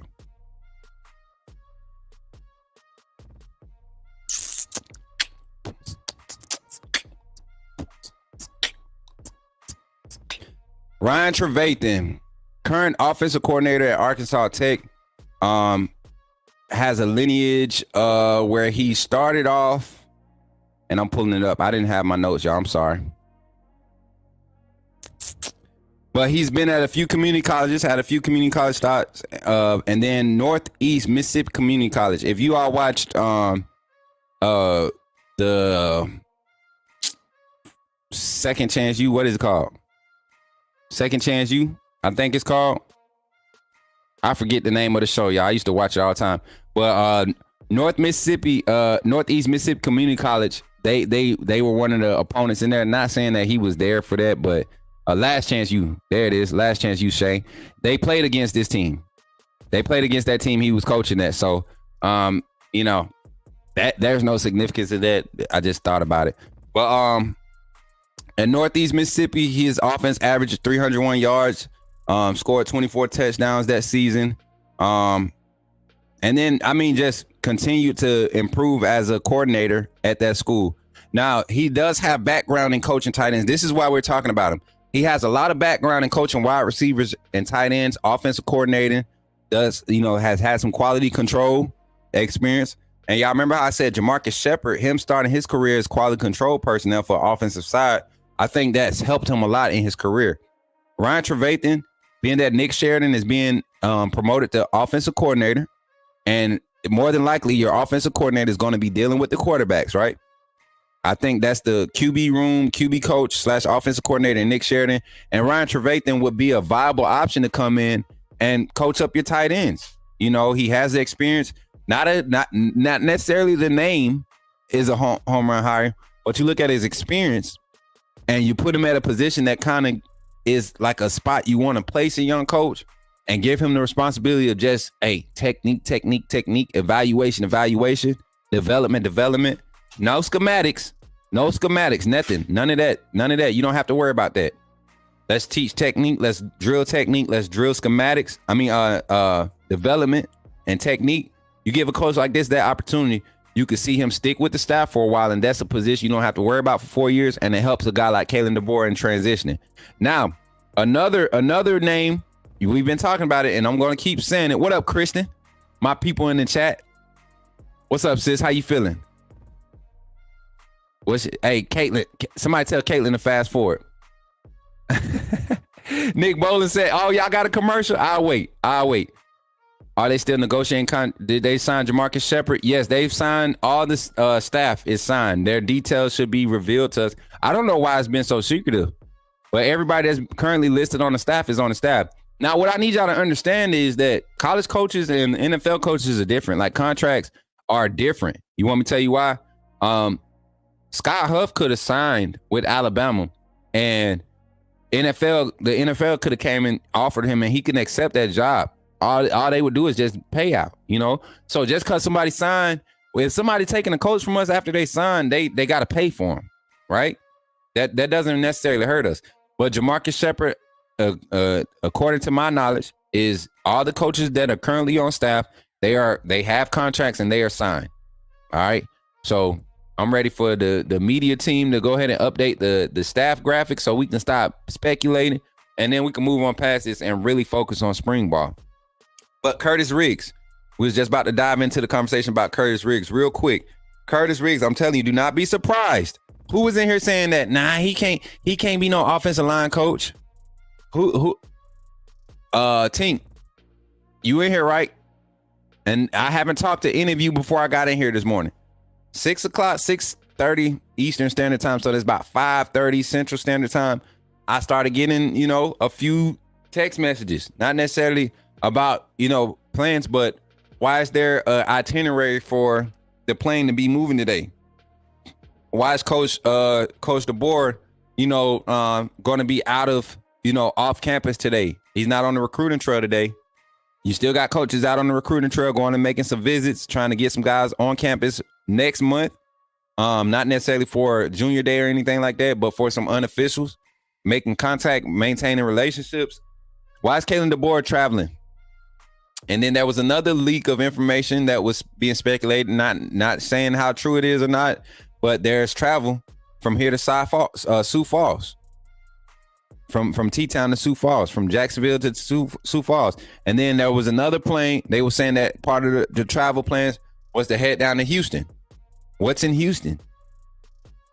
So I started looking around. Where's Liberty University at yet? Where's Liberty University at, chat? Somebody talk to me.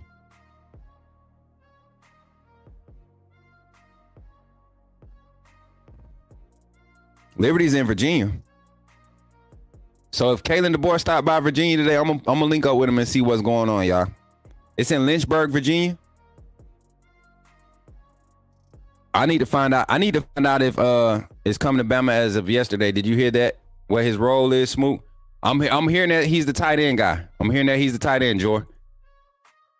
It's Khurtiss. Curtis Riggs.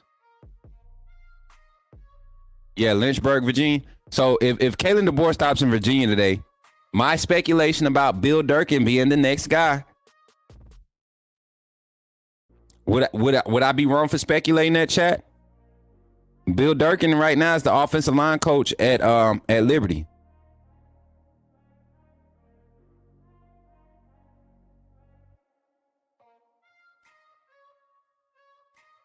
Bill Durkin is the offensive line coach at Liberty right now.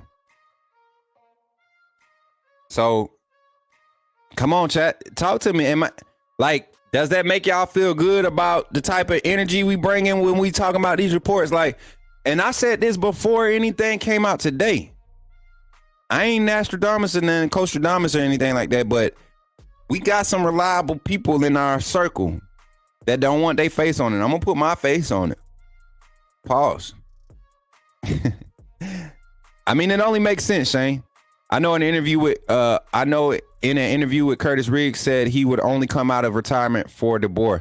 Curtis Riggs not retired though, Jeff.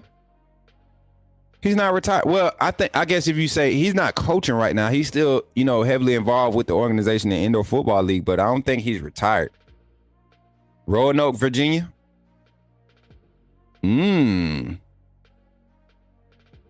Yeah. And I'm up here in Virginia, so if he landed somewhere up here, I'm pretty sure I could find out.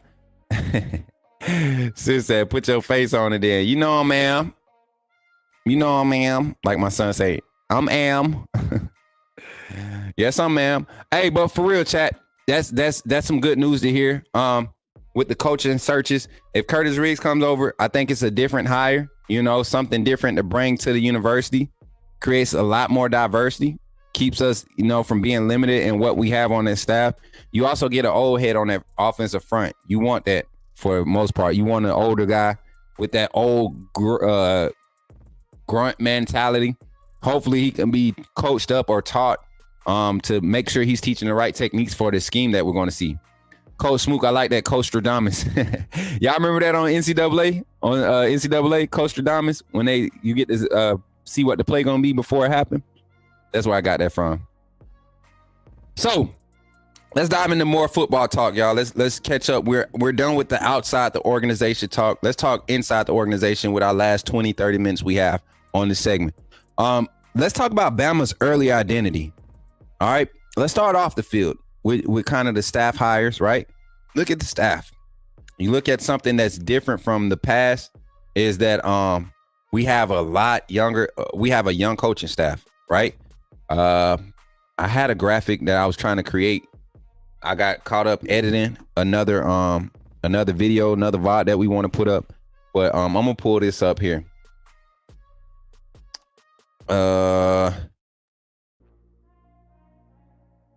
Alabama football coaching staff. Let's see if they got it updated yet. So if they did, y'all will get to see it just like me.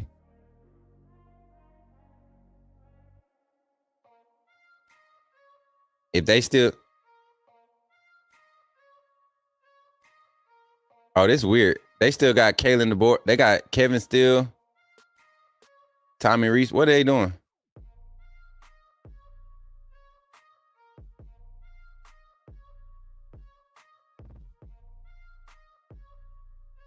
So the average age of our staff right now is 38.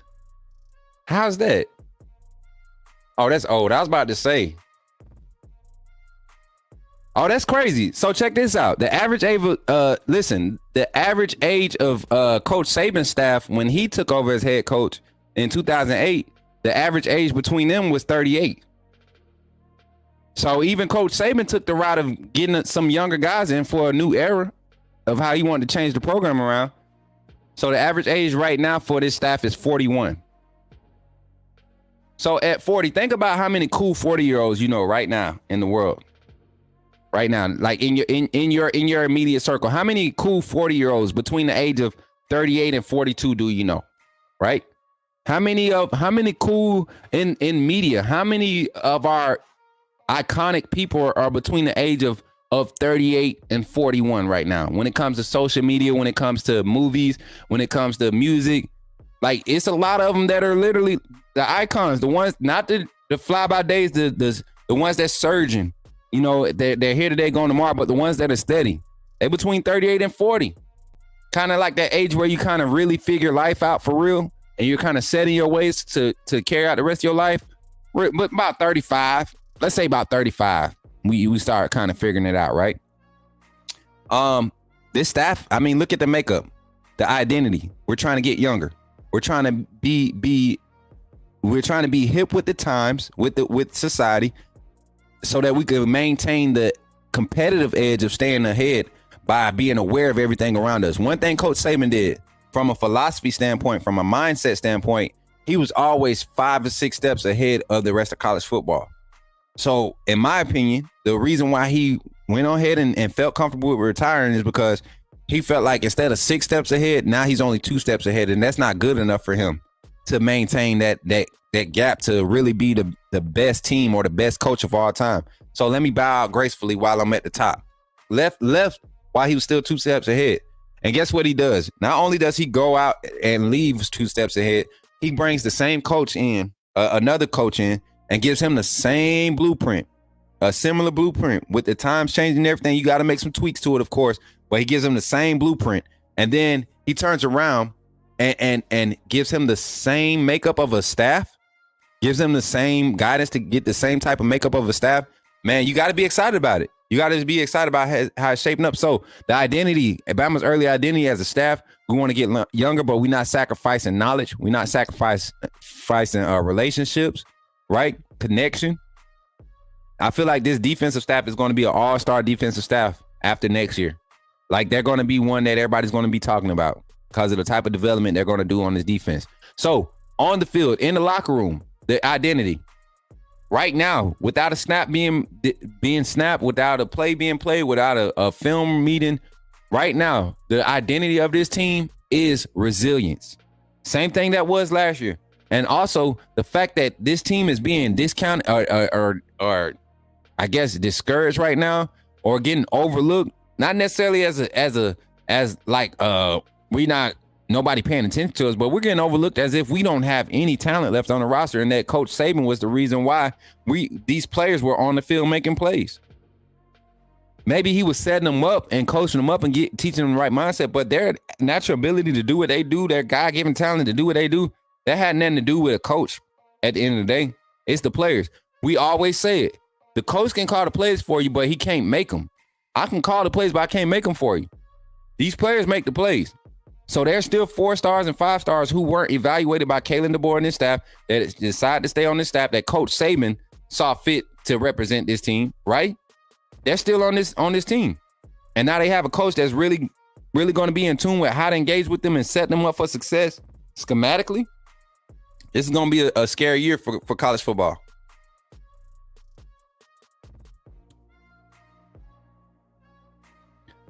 Hey, you know what's crazy? He ended up going to get Mel Tucker, right? And Mel Tucker was a grad assistant at Michigan State while he was there coaching. It was a couple guys that were grad assistants, but no play callers or anything like that. No play callers came over with him.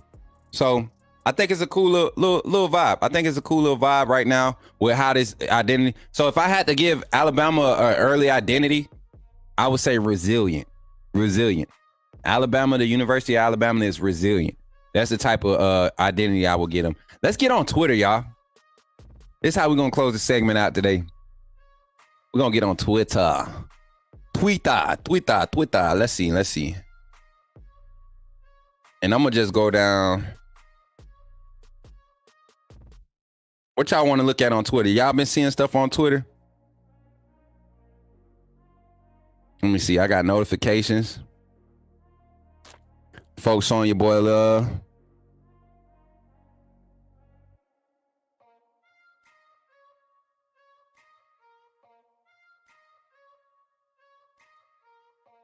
Hey, this Kirby dad dude. Here we go. Listen. All right, y'all. This is what I be talking about. I ain't gonna do this on this channel. But yeah. I'm gonna repost some.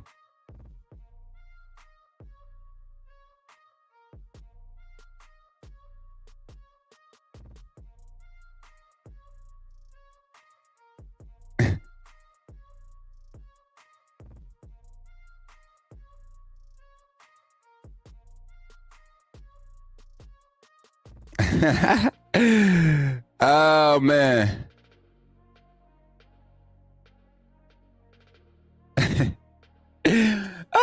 Yeah, look. Hey, so listen, chat. This is what's happening. So y'all want to talk about the Coach Cochran take I had? Just announced his college football game. Yeah, Dwight. That 2025 trailer. I wish I could show it without us getting copyrighted. Yeah, man. What Lane Kiffin just tweeted. Let's go look at what Kiffin talking about.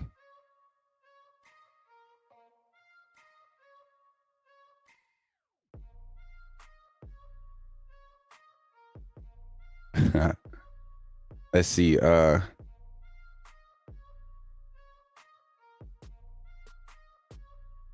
Is this SEC Media Day? Oh, he at the SEC the headquarters. Look like. Is this what you talking about? Let me see.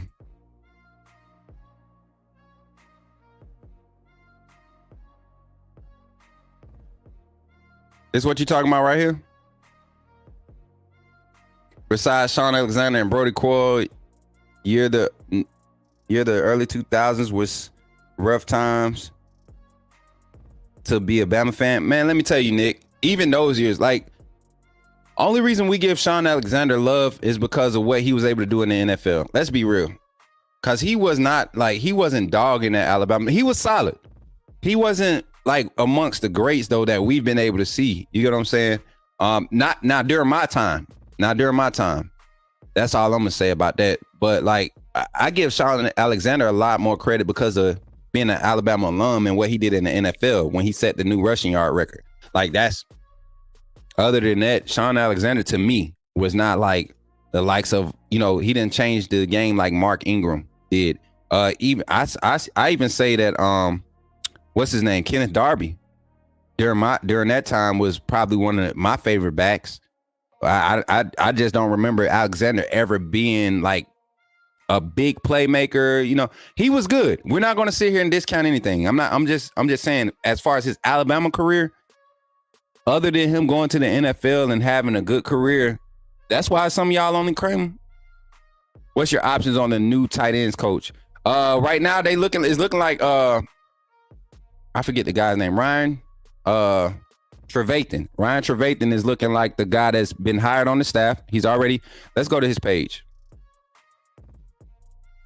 Let's go to Mr. Trevathan's page.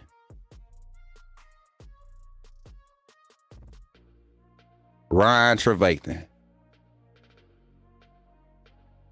Here you go. And see, this is what I was saying yesterday that had me confused. Y'all remember we brought this up yesterday. It had me confused because he has the greatest ever Swarm D, right? Clearly he wants to be at Alabama. He has desires to be at Alabama. The greatest ever Swarm D, right? He posted this yesterday. So he's there. He's hired. Right now on this staff, we don't have a tight ends coach because Nick Sheridan just got promoted offensive coordinator. We don't have a special teams coordinator as of now. Jay Nunes is on there, but I don't think. Let me go check out his profile because somebody did say he changed his stuff. I think that's happened. And see, y'all, a lot of my days are running back, back and forth, back together. They running together. Special teams coordinator, y'all see this? So Jay Nunes, we got that part. And he's a man of faith. I love that about a lot of these coaches. They're very public about their faith. I love that.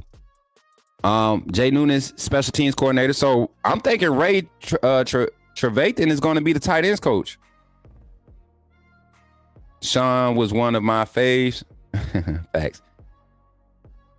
Smook, you feel okay? Yeah, I feel okay. What you talking about, Brian? What you talking about? Sean Alexander? He's only had like 2-3 games as in his career at Alabama, y'all. Come on, y'all. Stop. Come on, Jeff. Tell him about it. They were there during the time where we had that 6-year drought against Auburn. I get at Matt Caddell about that all the time. That was LSU post Saban, dog. That was LSU post Saban. He didn't do it against Saban coached LSU team. Come on, man. Y'all stop. Jay Barker, he was cool. He was all right. Wasn't all that. Y'all crazy. Sean Alexander, Sean Alexander didn't get crazy until he got to the league. He didn't blow up until he got to the league.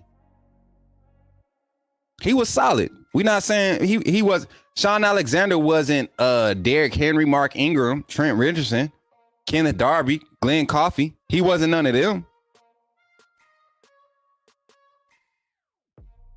He wasn't none of them. I'm going to go pull the stats just so I can put y'all on.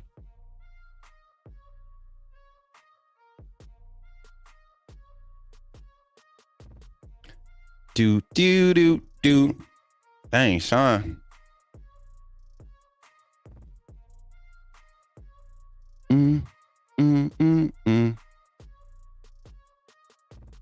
Here we go. See, this how I know y'all be going to Wikipedia to get y'all little stats.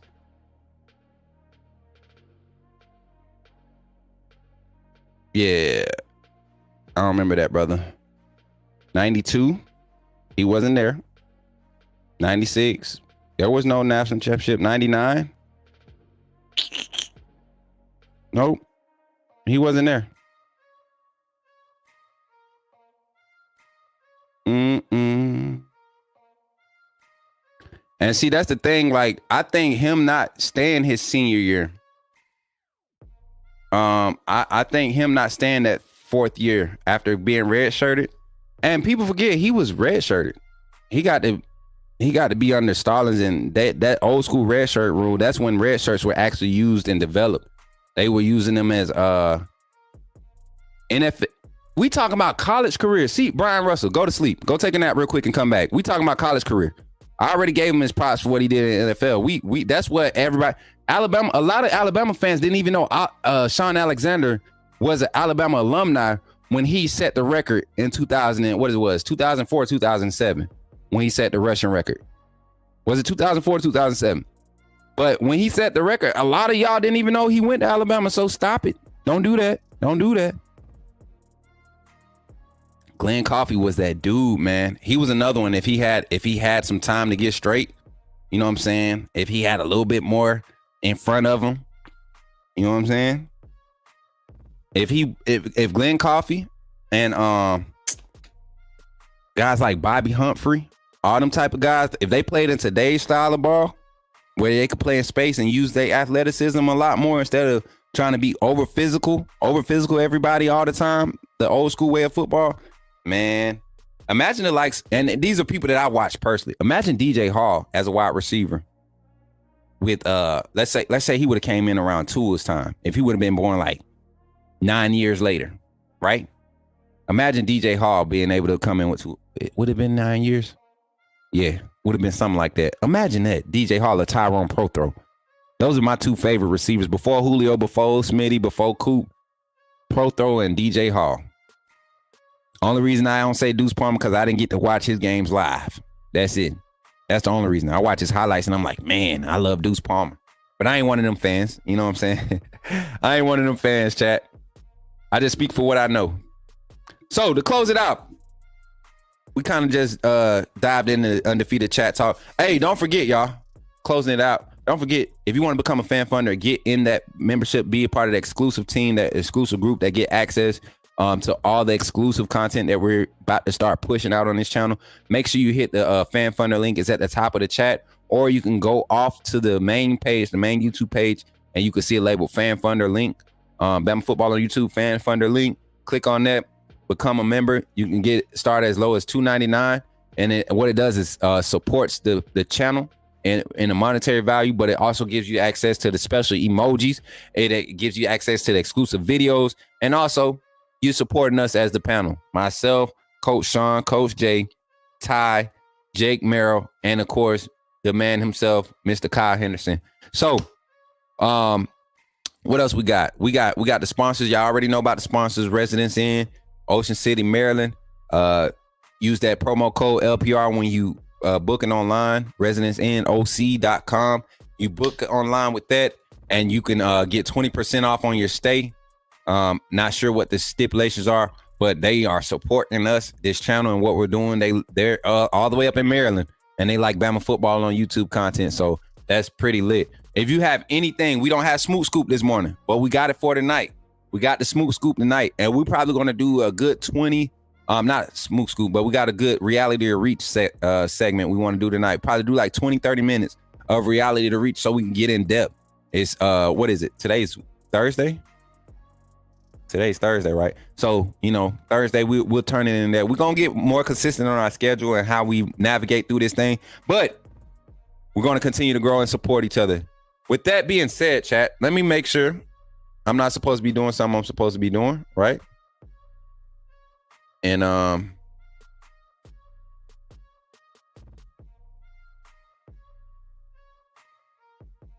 I got to get back to the studio by 1 tomorrow for a meeting. Yeah.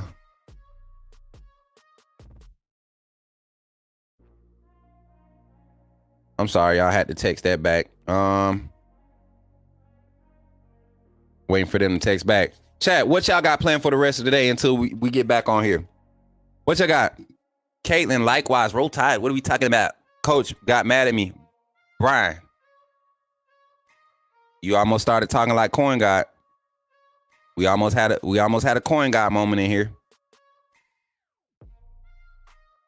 Smook, was you not around when Alexander played? I didn't say he wasn't good, Jeff. I was around. He didn't come up. Gene Jelks. That's before my time, but turn on the film. Gene Jelks. Sean Alexander just did not come off the screen. He didn't pop off. He had, like I said, in his career at Alabama, and all you gotta do is go look at the numbers. Mind you, he was getting 20 plus, 30 carries. So, I mean, you're gonna put up numbers when you're a running back during that day and age. But he didn't pop off. He didn't do nothing like great or spectacular. His redshirt freshman year was probably his hottest year, and he maintained that same momentum. Never really went past it for the next 2 years as a starter, as a primary carrier, right? The year he left to go to the draft probably would have been his most productive year because that's when they was talking about him being a Heisman. Got to the league and just kept on progressing. Like, if he would have stayed his rookie year, if he would have stayed at school that year, I think he would have had like a crazy blowout year, right? And then we put him in the conversation because he was already getting Heisman talk. So I'm not saying he wasn't good. I'm just saying like Sean Alexander wasn't that dude. Coin guy, get the hell out of here. Why you even come back? Coin guy, I told you can't comment during my segments until you become a member. Cause at this point you just a troll, man. You just a troll. And you can't claim Bama and then troll Bama at the same time. That's not cool. You know what I'm saying? That's like saying that's my mom and dad, but calling the police on them to get them taken to jail because they whooped your butt because you stole something out of mama's purse. Like, crazy. I know, Brian. Look, I don't think he was in here. I don't think he was in here earlier when I was talking about my take and how I come at people. Yeah, goofball. There he go. Cap got in the building. Cap got in the building, chat. Cap got in the building. Y'all talk to Cap God. I'm trying to wait for Kyle to let me know what to do, y'all. Okay, bet. We good. Smook just booked my room for 8A Roll Tide. Hey, Casey, go ahead and book my room. Well, you know what? I ain't even gonna need a room because I'm gonna be up the street. Hey, I got I can't block him, man. I can't block him. Coin guy, he different, man. Yeah, he real weird. He different. That's my boy though. Casey Jones with the $5 super chat. Appreciate that, fam. Roll Tide. Listen, chat. Y'all know I like to sit around here and small talk, man. I could small talk all day, you know, especially with it being a lot of dead space right now between now and spring ball. A lot of times we're gonna get on here and we're gonna just try our hardest to bring content. Any breaking news, we'll be back live with you all. But for now, we're gonna end this chat. We're gonna end this session. Be back tonight, man. Let me tell y'all the schedule, the lineup for tonight, and it might change because we might collab on some of these spots just to kind of, you know, maximize time and maximize content opportunities. So today's schedule coming back tonight at 5:30 p.m. at 5:30 tonight Central Standard Time. Kyle will be back live. He'll go to open the nightcap and he'll go for about 30 minutes to an hour. And then immediately following him, you'll see Jarek pop up on here at 6 p.m. with his fan reactions, Jarek's takes, right? You get him for an hour. Then after him, you get Coach Sean and Just My Humble Opinion. You already know that's my brother. All these my brothers. You get him. And then to end the night, I'm going to see if Jake Merrill want to pull up and we could do some chalk talk, y'all. I know y'all love that chalk talk. So I think me and him could kind of make a game out of it where we could kind of scheme up some stuff and basically explain how we expect the defense to play against an offensive look and the new offense to attack a defense and what they bring into the table. So doesn't take much to plan that. We can have that set up for y'all. If that's something y'all really interested in, we'll make it happen. Don't forget, if you want to have something put on reality or reach, coachsmook@gmail.com. Hit me up. Shoot me an email. Make sure you label it reality or reach. Put your name in it, your YouTube handle, or what you need me to address you as in the comments, and we'll go from there. Shout out to my sis, Caitlin Ingle. Thanks to this channel for everything. All the fam too. Roll Tide Roll. Facts. We've literally just created a whole family, a whole community in a matter of a month. So as big as the Bama fan base is, A lot of you all, I have never seen you all up until I, was on this channel. And I feel like I know a lot of you all that really support and they're here to talk facts and talk, good football talk. You know what I'm saying? Sam Air was good. What's good, fam? What's good? Y'all running them up. I like it. Yeah. Ty and Sean, the truth, man. They are. They're my boys, man. Yeah, Tink, you know what? I really hope we able to do it tonight. Family for life. Jor, you on Jor, they say you've been on the fence too. They might put you up for a review too, the way you've been talking. They said I've been hearing. Walt, what's good? My guy, Walt, that's the coolest thing out here in these streets, man. Walt, a cool cat, man. What's good, man? Byron Walker send a $5 super chat, man. What's good? Appreciate that. Roll Tide, my guy. Mike G, SG play in the house. All my players showing up. Great segment as always, Coach. Hey, appreciate you, Goofball, Jimmy Brown, everybody, Darkwing Duck, Bama fan family. Y'all know what time it is. Hashtag BFF, Bama fan family. They thought it was best friends for life. No, it's Bama fan family for life. You know what I'm saying? BFFF, Bama fan family for life. Might have to add them. Y'all love that chalk talk? I know y'all do, man. That junk like a drug once we start drawing that stuff up. Because it just makes it simple. Like, it's better than me putting fingers up and talking about doing this guy in their motion and this guy come up and then they cross off and one breaks off on the dig, the other one breaks on the post. Like, yeah, it's way better than that. So don't give a piss about nothing but the Tide fact. Listen. All I'm going to say is, y'all, Corey P, you excited like me? If y'all don't know, y'all know that's how I started getting recognized before even being on the panel for gaming. And when I started doing NCAA, before I even got to this level, y'all, and I'm very appreciative, NCAA college football revamp was what I was doing. Y'all can go, well, no, you can't, because I asked them to take my content down. But I think I have one live game preview on my channel. And the way that it was being played, I played on a realistic level. But the way that it played out in real life definitely didn't happen, because I don't know what Kevin Steele was thinking. I don't know what Tommy Reese was thinking. I don't know what Jalen Miro was thinking, but the way Coach Smoot was thinking, if they would have been thinking like Coach Smoot, we would have won. We would have been national championships again. But that's neither here nor there. We just appreciate our boys, and we're going to continue to grow. You guys, I appreciate you all for your support. I'm at Coach Smoot on every platform. Again, that's at Coach Smoot on every platform. You give me a follow. We're almost at 1K on YouTube. We got some big announcements coming up here, hopefully before the end of the week is out, to where some things might be making some drastic changes as far as my content and what I do independently. But we're looking forward to these big changes. All they're going to do is help us grow, continue to grow as a network. And we're going to keep doing it, y'all. So thank you all for supporting. Thank you all for doing what you do with this channel, supporting the fans, supporting the bros. Shout out to the undefeated, everybody in the chat, man. Everybody in the chat that's commenting, sharing, liking, subscribing. I appreciate you. With that being said, it's been fun.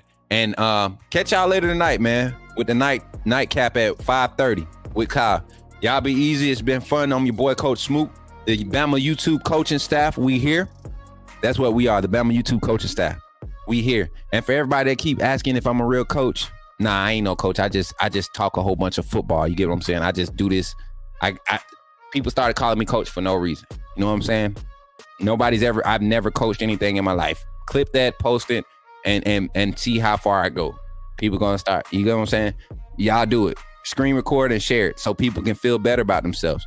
It doesn't matter that I coached on a high school high school state championship team. It doesn't matter that I coached, multiple basketball programs, coached and been a part of multiple basketball programs that have multiple winning seasons. It doesn't matter that I was just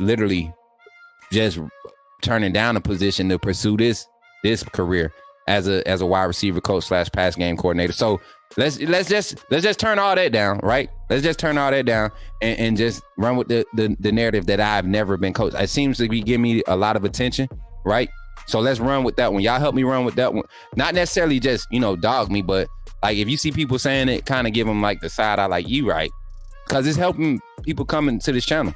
And then when they actually listen to your boy talk, that's when they shut their mouth and they listen. That's when they get to learn something. So that's the case for a lot of us on this panel, because we don't wear a headset every weekend, and because we weren't at Mater Dei or St. John Bosco or at Alabama as a grad assistant or like some of y'all be saying, I played at Alabama. Where? Show me your stat. You know what I'm saying? Or you played at this place, or you went to school. Show me. Because even in that still don't solidify the fact that you get what I'm saying. So before we start judging people, and this is my moment. Before we start judging people, really evaluate what you stepping into or who you talking to, because you never know what type of bridges you may be burning and all of that stuff. And I've learned to carefully tread, them waters carefully, because the same person that reach their hand out might be the same person to push you down. You get what I'm saying? So for the rest of this day, until we see each other again, be positive. Stop looking for validation from others. Be you. You get what I'm saying? That's what I'm doing. I feel like I should encourage you all to do the same. Be you. Be unapologetically you. Not to the point where you're disrupting things, but that you're pushing towards your goal. And if you're causing disruptions, it's for things that weren't meant to be in your path. So with that being said, that's my word of encouragement for y'all today. Y'all take it easy, man. It's your boy, Coach Smoot, and roll tide.